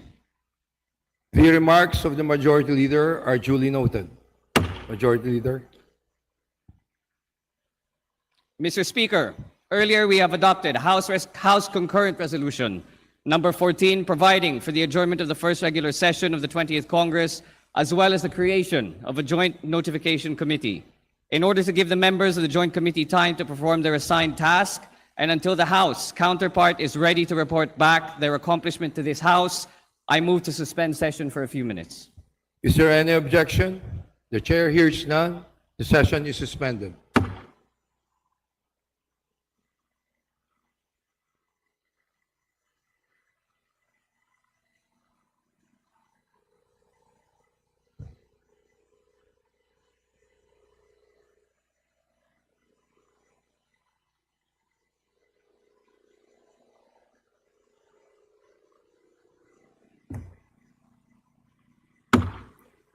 Session is resumed. The Honorable Majority Leader is recognized. Mr. Speaker, we have received a report from the Joint Committee that the President has been informed that the first regular session of the 20th Congress will adjourn tonight. The remarks of the Majority Leader are duly noted. Majority Leader. Mr. Speaker, the House will now consider a resolution concerning the Honorable Speaker of the House. I now ask that pursuant to parliamentary tradition, the Minority Leader be requested to proceed to the rostrum and preside over the session. The Minority Leader, Marcelino C. Libanan, is requested to proceed to the rostrum to preside over the session. Session is suspended.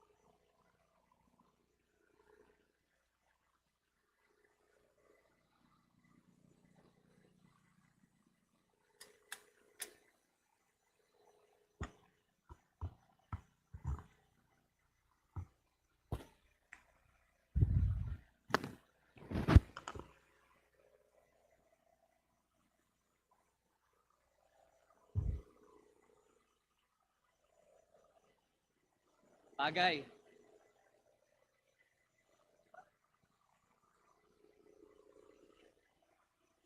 Okay na?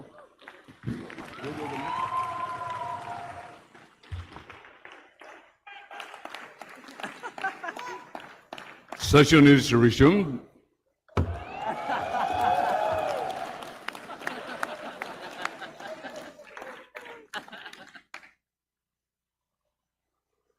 The Majority Leader is hereby recognized. Mr. Speaker, I move to consider House Resolution number 1093 and request that the Secretary General be directed to read the title of the resolution.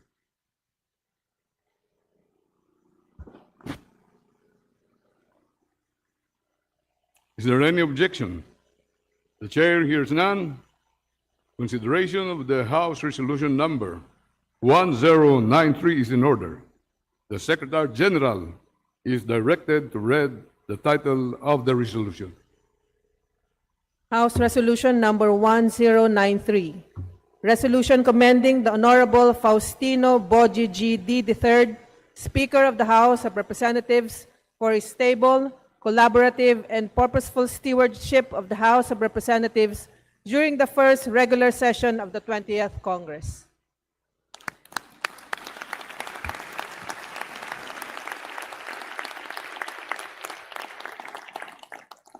Majority Leader. Mr. Speaker, I move to adopt House Resolution number 1093. There's a motion to adopt House Resolution number 1093. All those in favor, say aye. Aye. All those against, say nay. The ayes have it.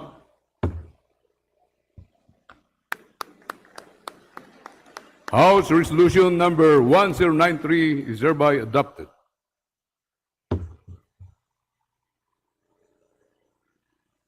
The presiding officer would like to address the body.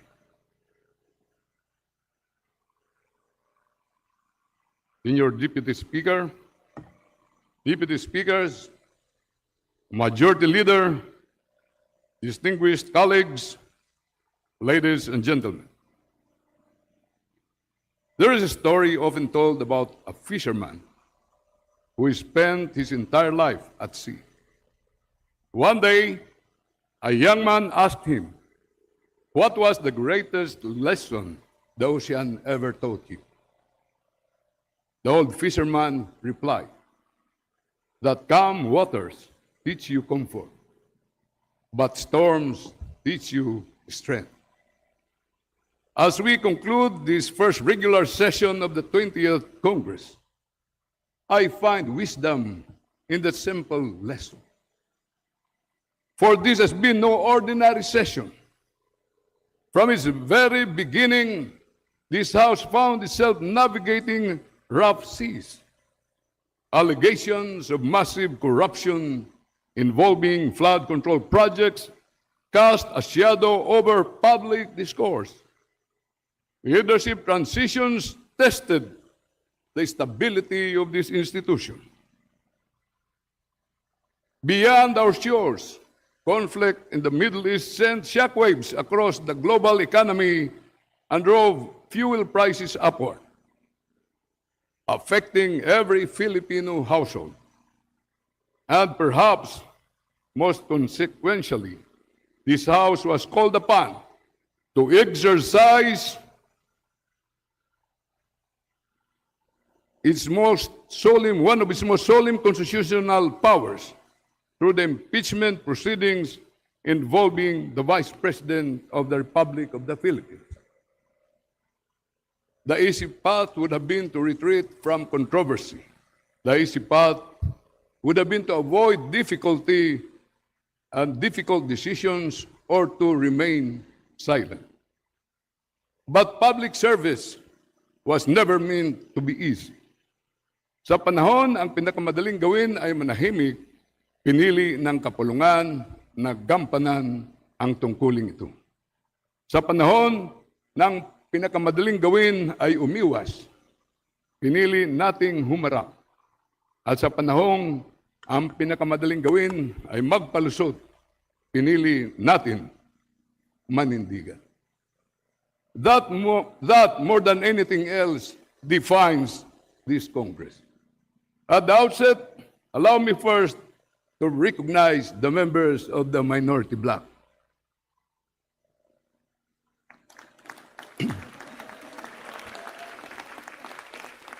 We are few in number, but throughout this session, we proved that effective leadership is not measured by the size of one's ranks. We fulfilled our roles as fiscalizers. We asked difficult questions. We demanded accountability where accountability was necessary. We examined legislation with diligence and independence. Yet, we also understood that democracy works best when principled opposition is matched with responsible cooperation. Sa pagkakataong ito, nais ko rin pong bigyang pagkilala si Representative J.C. Abalos ng 4-Piece Party List. Chairperson ng Committee on Ethics and Privileges na kasapi ng Minority Bloc. Hindi po madaling tungkulin ang magsiyasat sa mga algasyon laban sa kapwa mambabatas. Ngunit sa kabila ng pagiging sensitibo ng mga usaping ito, hindi nag-atubili ang komite na gampanan ang kanilang mandato. Sa kanyang pangungumuno, ipinakita ng Committee on Ethics and Privileges na ang pananagutan ay nagsisimula sa ating sariling hanay. Kung hinihingi po natin ng accountability mula sa iba, dapat handari po tayong kairalin ito sa ating sarili. Maraming salamat, Chairman Abalos, sa mga kasapi ng komite sa inyong katapangan, pagiging patas, at katapatan sa tungkulin. Ang minority bloc po ay hindi naging hadlang sa pag-unlad. Hindi po kami naging oposisyon para lamang sumalungat. Ang amin pong layunin ay tiyakin Bawat batas ay mas magiging makatarungan, mas magiging epektibo, at mas magiging kapaki-pakinabang sa taong bayan. The minority did not merely criticize. We contributed. We worked constructively with our colleagues in crafting legislation, particularly the national budget, because we understood that the Filipino people deserve solutions, not endless political conflict. Maaring kakaunti po kami sa bilang, ngunit hindi po kailanman naging sukatan ng katotohanan ang dami. Ang mahalaga po ay may mga tinig na nagtatanong, may mga matang nagbabantay, at may mga pusong handang magsabi ng tama kahit hindi ito popular. To every member of the minority bloc, I offer my sincere gratitude and respect. Nais ko din pong pasalamatan ang ating majority leader, Representative Ferdinand Alexander Sandro Marcos III, na mahusay na gumabay sa daloy ng ating mga deliberasyon. The work of a majority leader often goes unnoticed by the public, but every member of this House understands the immense responsibility that accompanies the position. With intelligence, patience, and political maturity beyond his years, he skillfully shepherded numerous measures through the legislative process, built consensus among different viewpoints, and ensured that the work of this chamber moved steadily forward. Time and again, he demonstrated that leadership is not merely about counting votes, but about earning trust. For your dedication and commitment to this institution, we thank you, Majority Leader. I also thank our senior deputy speakers, senior deputy speaker, deputy speakers, and the members of the majority bloc. Though we did not always agree on some issues, we share the common duty to uphold the integrity of this House and faithfully serve the Filipino people. To Speaker Faustino Bujidi III, I offer my deepest appreciation.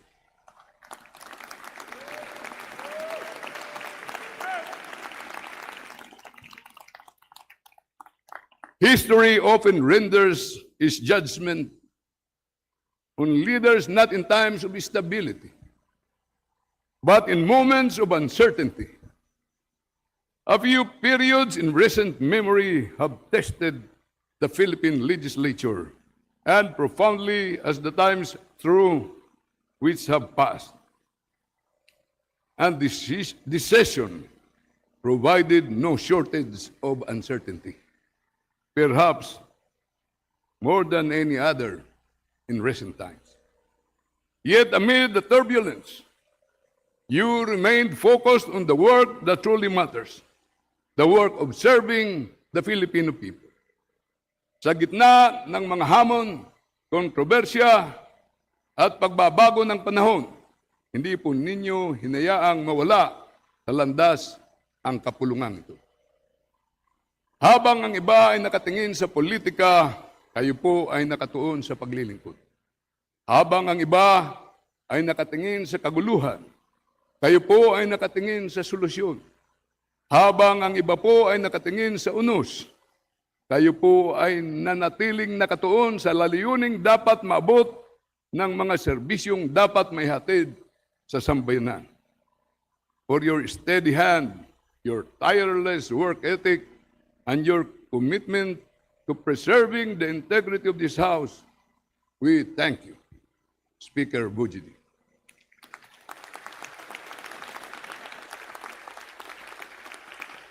Ngunit hindi po lamang mga mambabatas ang dahilan kung bakit naging matagumpay ang sesyong ito.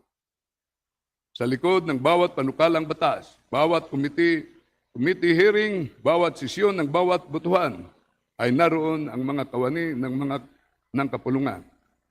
Sa ating pong secretariat, legislative staff, technical personnel, security personnel, at lahat po ng lingkod bayan na bihirang mabanggit, ngunit mahalaga sa bawat tagumpay ng institusyong ito.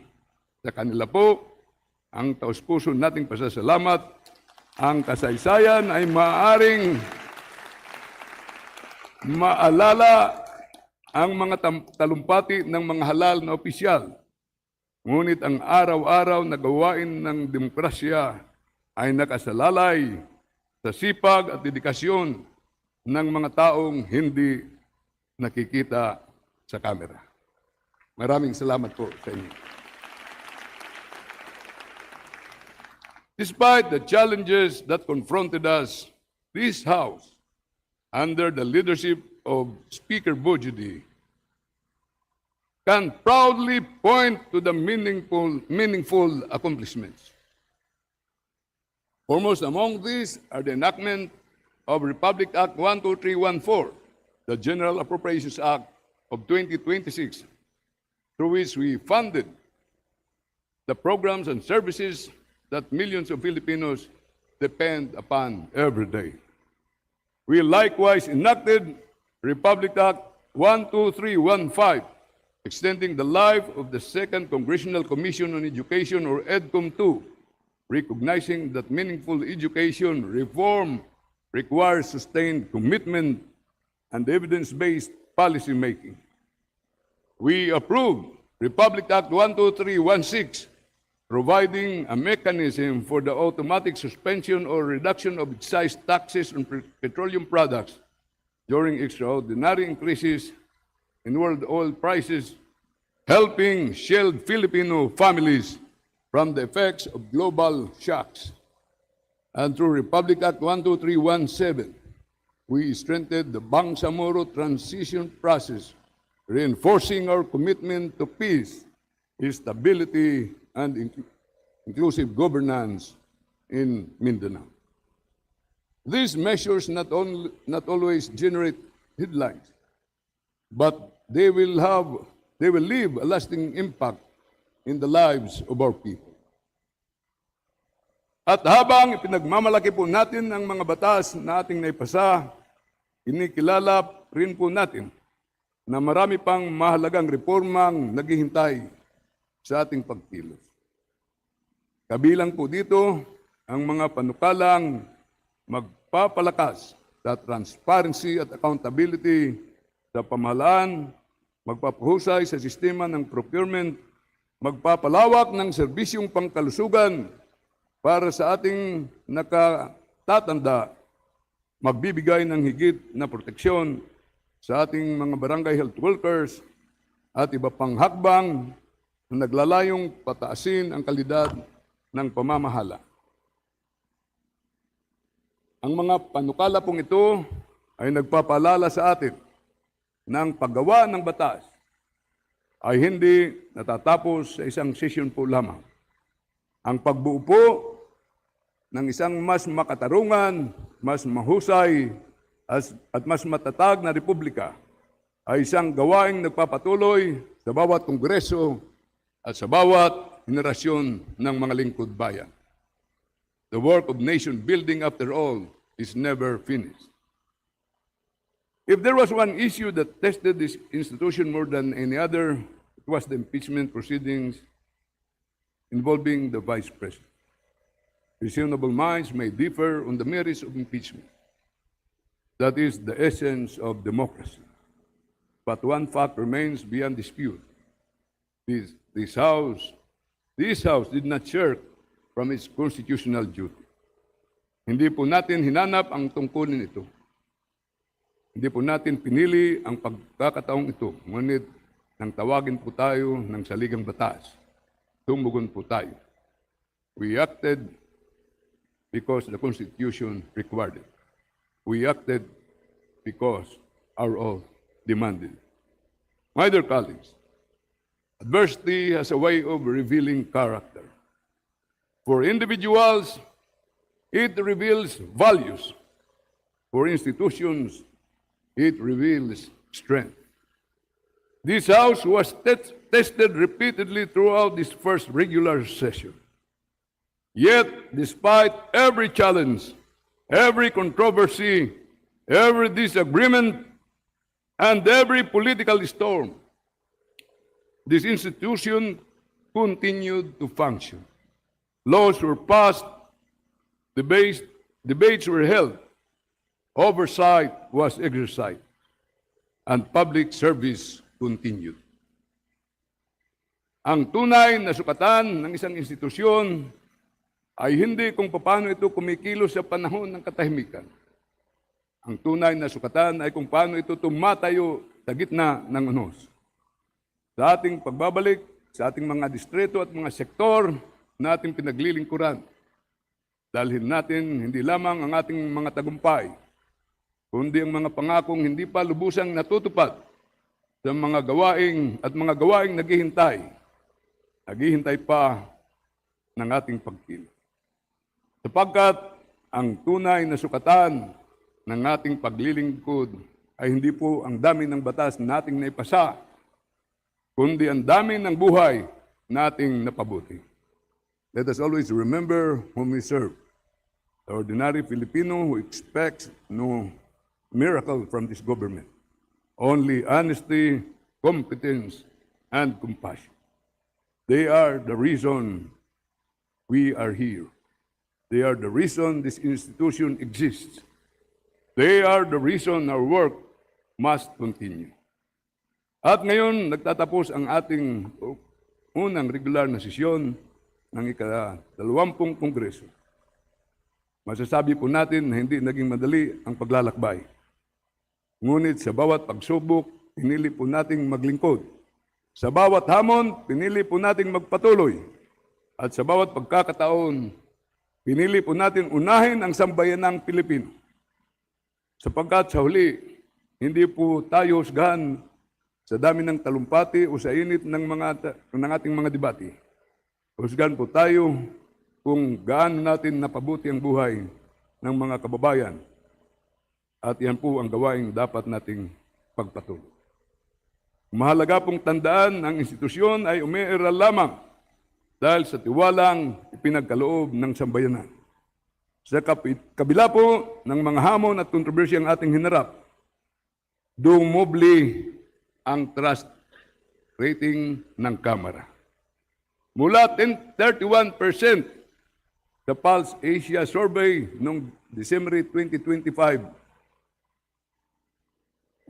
ngayon po, 62% sa survey ng RP Mission Development Foundation Incorporated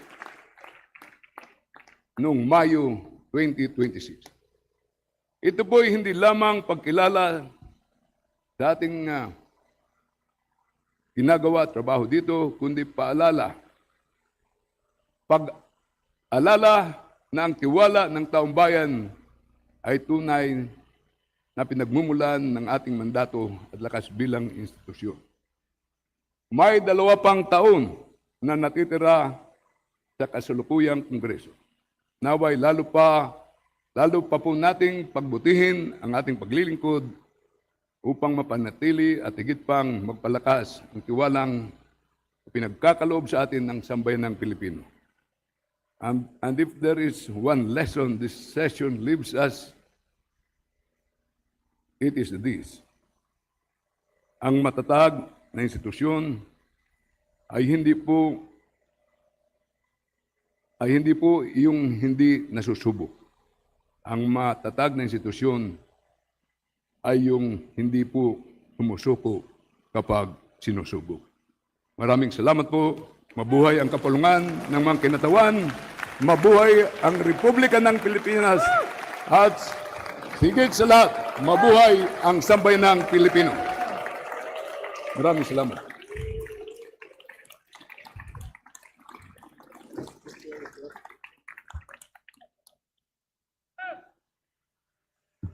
The chair requests all deputy speakers to escort Speaker Speaker Bujidi to the session hall to address the body. Session is suspended.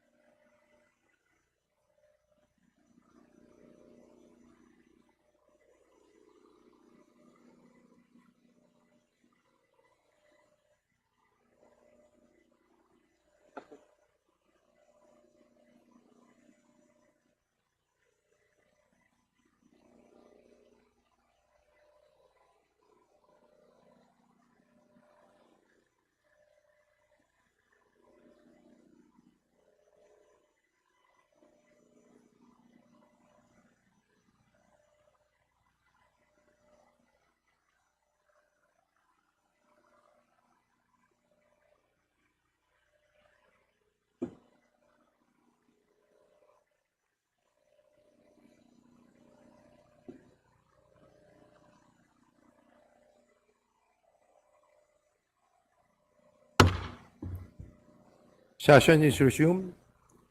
The chair now address the body.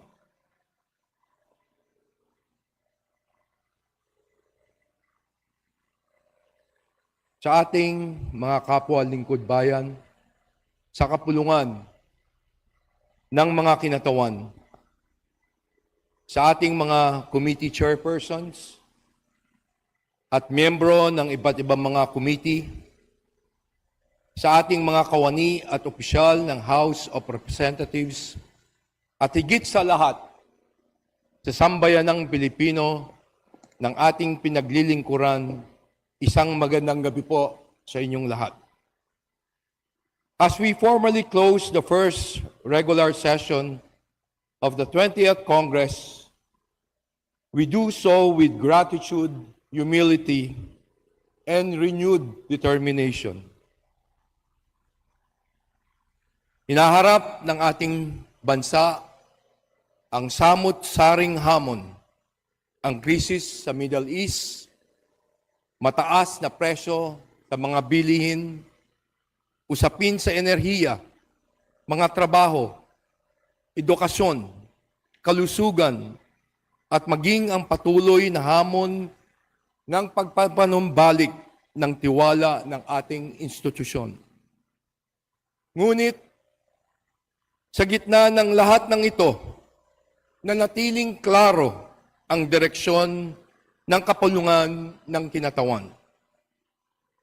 Mula sa unang araw ng sesyon, isang ating naging direksyon. Unahin ang interes ng sambayanang Pilipino. Pinili nating magtrabaho, magkaisa, at sama-sama nating isinulong ang kapakanan ng sambayanang Pilipino, ang pangunahing layunin ng kapulungang ito. Ang mga sumusunod na numero ay sumasalamin sa ating matibay na direksyon. Mahigit 160 na panukalang batas na ang naipasa na ng Kamara at naipadala na sa Senado. Kalahati o 26 sa 52 LEDAC priority measures ang naaprobahan na on third reading. Marami pa pong mahalagang panukala ang nakapila na para sa final approval at bicameral deliberations.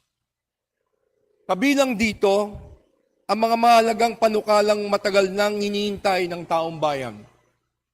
Ang National Land Use Act na magsisilbing blueprint para sa balanseng pag-unlad ng ating bansa. Ang Digital Payments Act para sa mas mabilis at mas transparent na serbisyo ng ating pamahalaan. Ang Department of Water Resource Bill, ang pagpapalakas ng 4Ps at mga reforma sa energy sector at education system. Kasama rin dito ang Kalinga Act, Right to Information Act, Anti-Political Dynasty Act, Anti-Fake News and Disinformation Act, at mga panukalang naglalayong protektahan ang ating mga kabataan laban sa online abuse and exploitation. Patuloy din nating tinutugunan ang mahalagang usapin kaugnay ng universal healthcare, cybersecurity, anti-corruption measures, rice tariffication reforms, at party list reforms. Sa likod ng bawat panukalang batas na naipasa ng Kamara, ay maraming Pilipinong umaasang gagaan ang kanilang buhay. Sa hanay ng mga manggagawa na bumubuhay sa kanilang mga pamilya, ang ating mga masisipag na magsasaka at mangingisda, ang mga walang kapagurang mga guro, mga negosyanteng binubuhay ang ating ekonomiya, mga kabataan na nagbibigay sa atin ng sigla, at ang mga minamahal nating senior citizens na hinahangad na mas maayos na kinabukasan. Because of the measures we have advanced, government services can become faster and more transparent. Long-delayed political reforms will finally move forward. The internet will be safer for our countrymen, especially our children. Our institutions will become more responsive to the needs of our people. Quality, accessible education will become a reality for our youth, and positive strides will be made toward building an economy that is not only dynamic and future-ready, but one that genuinely improves the lives of ordinary Filipinos. Ginagampanan din natin ang kapulungan, ang mga tungkuling ipinag-uutos ng saligang batas, kabila ang masusing pagtalakay at pagdesisyon sa impeachment complaint na inaharap sa Kamara alinsunod sa constitutional duty at sa proseso ng batas. Kasabay nito, nilatag din natin ang pundasyon para sa pagmatagalang reforma ng edukasyon sa pamamagitan ng EDCOM 2 sa tulong ng mas malalim na pag-aaral at mga rekomendasyon na kabatay sa mga datos. Mas malinaw na ngayon ang landas ng reformang pang-edukasyon na kailangan upang may handa ang susunod na henerasyon ng kabataang Pilipino. Ito po ang produkto ng ating masiglang diskusyon, deliberasyon, at pagtutulungan na naghatid ng mabuting makabuluhang resulta. Lahat po ng ito ay ginawa natin sa ngalan ng transparency and accountability sa ating mga kababayan. We have shown that our work does not end when we bang the gavel at the end of each plenary session. Ang trabaho ng House of Representatives ay nagpapatuloy sa ating mga committee hearings, consultations, technical working groups, deliberation, at ganun din sa ating mga distrito. Bagkos, may mga kababayan tayong naghahangad pa rin ng konkretong patunay na seryoso tayo sa pagsusulong ng mga pagbabago. Hinihiling po namin ang inyong patuloy na pangunawa. Hindi man po kami perpektong institusyon, subalit araw-araw po naming pinagsisikapan pagbutihin ang aming mga tungkulin sapagkat gaya ng sinabi ko noon, trust is not demanded, it is earned. Hindi sapat ang mga pahayag, press conference o mga pangakong walang laman. We need to show concrete solutions in form of laws that generate economic opportunities, strengthen our institution, protect our most vulnerable sectors, and ultimately raise the quality of life of every Filipino family. Bago po ako magtapos, nais kong bigyan ng pinakamataas na pagpugay ang mga taong naging bahagi ng tagumpay ng institusyong ito. To our Majority Leader, Sandro Marcos, our Minority Leader, Marcelino Libanan, and our Deputy Speakers, lahat ng ating mga committee chairs and members of the House of People, thank you for your commitment and hard work. Maraming salamat po sa inyong lahat. At sa ating mga secretariat, committee staff, mga technical staff, ang ating mga legislative staff, security personnels, maintenance utility personnels, protocol officers, ang ating mga driver, of course, our medical teams, at sa lahat ng kawani ng House of Representatives. My fellow lawmakers, please join me in giving each and every one of them a heartfelt and resounding round of applause.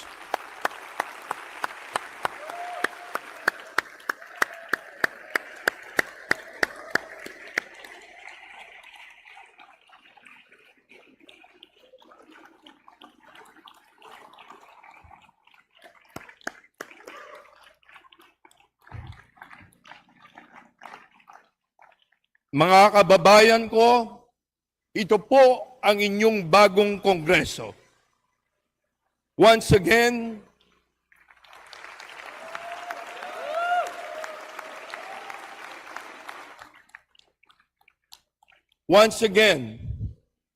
maraming salamat po sa inyong serbisyo. Maraming salamat po sa inyong dedikasyon, ang inyong mga sakripisyo, at ang inyong pagmamahal sa institusyong ito. The challenges before us remain formidable, but our resolve to serve the Filipino people remains even stronger. Ilang araw bago natin gunitain ang araw ng kalayaan, nararapat lamang na alalahanin natin na ang kalayaan ay hindi lamang pinaglalaban at pinagtatanggol. Ito rin ay ipinagtitibay sa pamamagitan ng mabuting pamamahala, matatag na mga institusyon, at mga polisiyang nagbibigay ng mas magandang buhay para sa ating mga kababayan. Alam po namin na hindi pa sapat ang aming pong pagsisikap upang maibalik ang tiwala ng taong bayan. Pero gagawin po namin itong inspirasyon upang lalo po kaming maging masipag, masigasig, at determinado para sa huli. Kada desisyon na takbang ng ating ginagawa ay nakatuon sa aming mga pinakamataas na mithiin ang magdulot ng pagbabago at kaginawaan sa buhay ng nakakaraming Pilipino. Mga kasama, kapag malinaw ang direksyon ng pamumuno, kapag nagkakaisa ang institusyon at kapag trabaho ang inuuna kaysa ano paman, kahit magkaiba ang ating mga pananaw at ang ating mga paninindigan, alam ko po, ang tanging hangaring nating lahat ay mabigyan ng pag-asa, oportunidad at mas maayos na kinabukasan ang bawat Pilipino. Marami pong salamat sa inyong patuloy na kooperasyon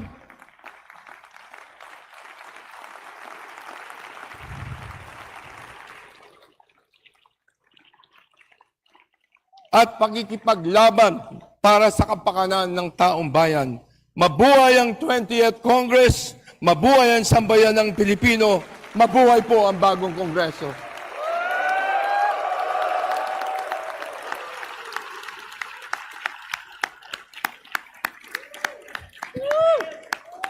Yes!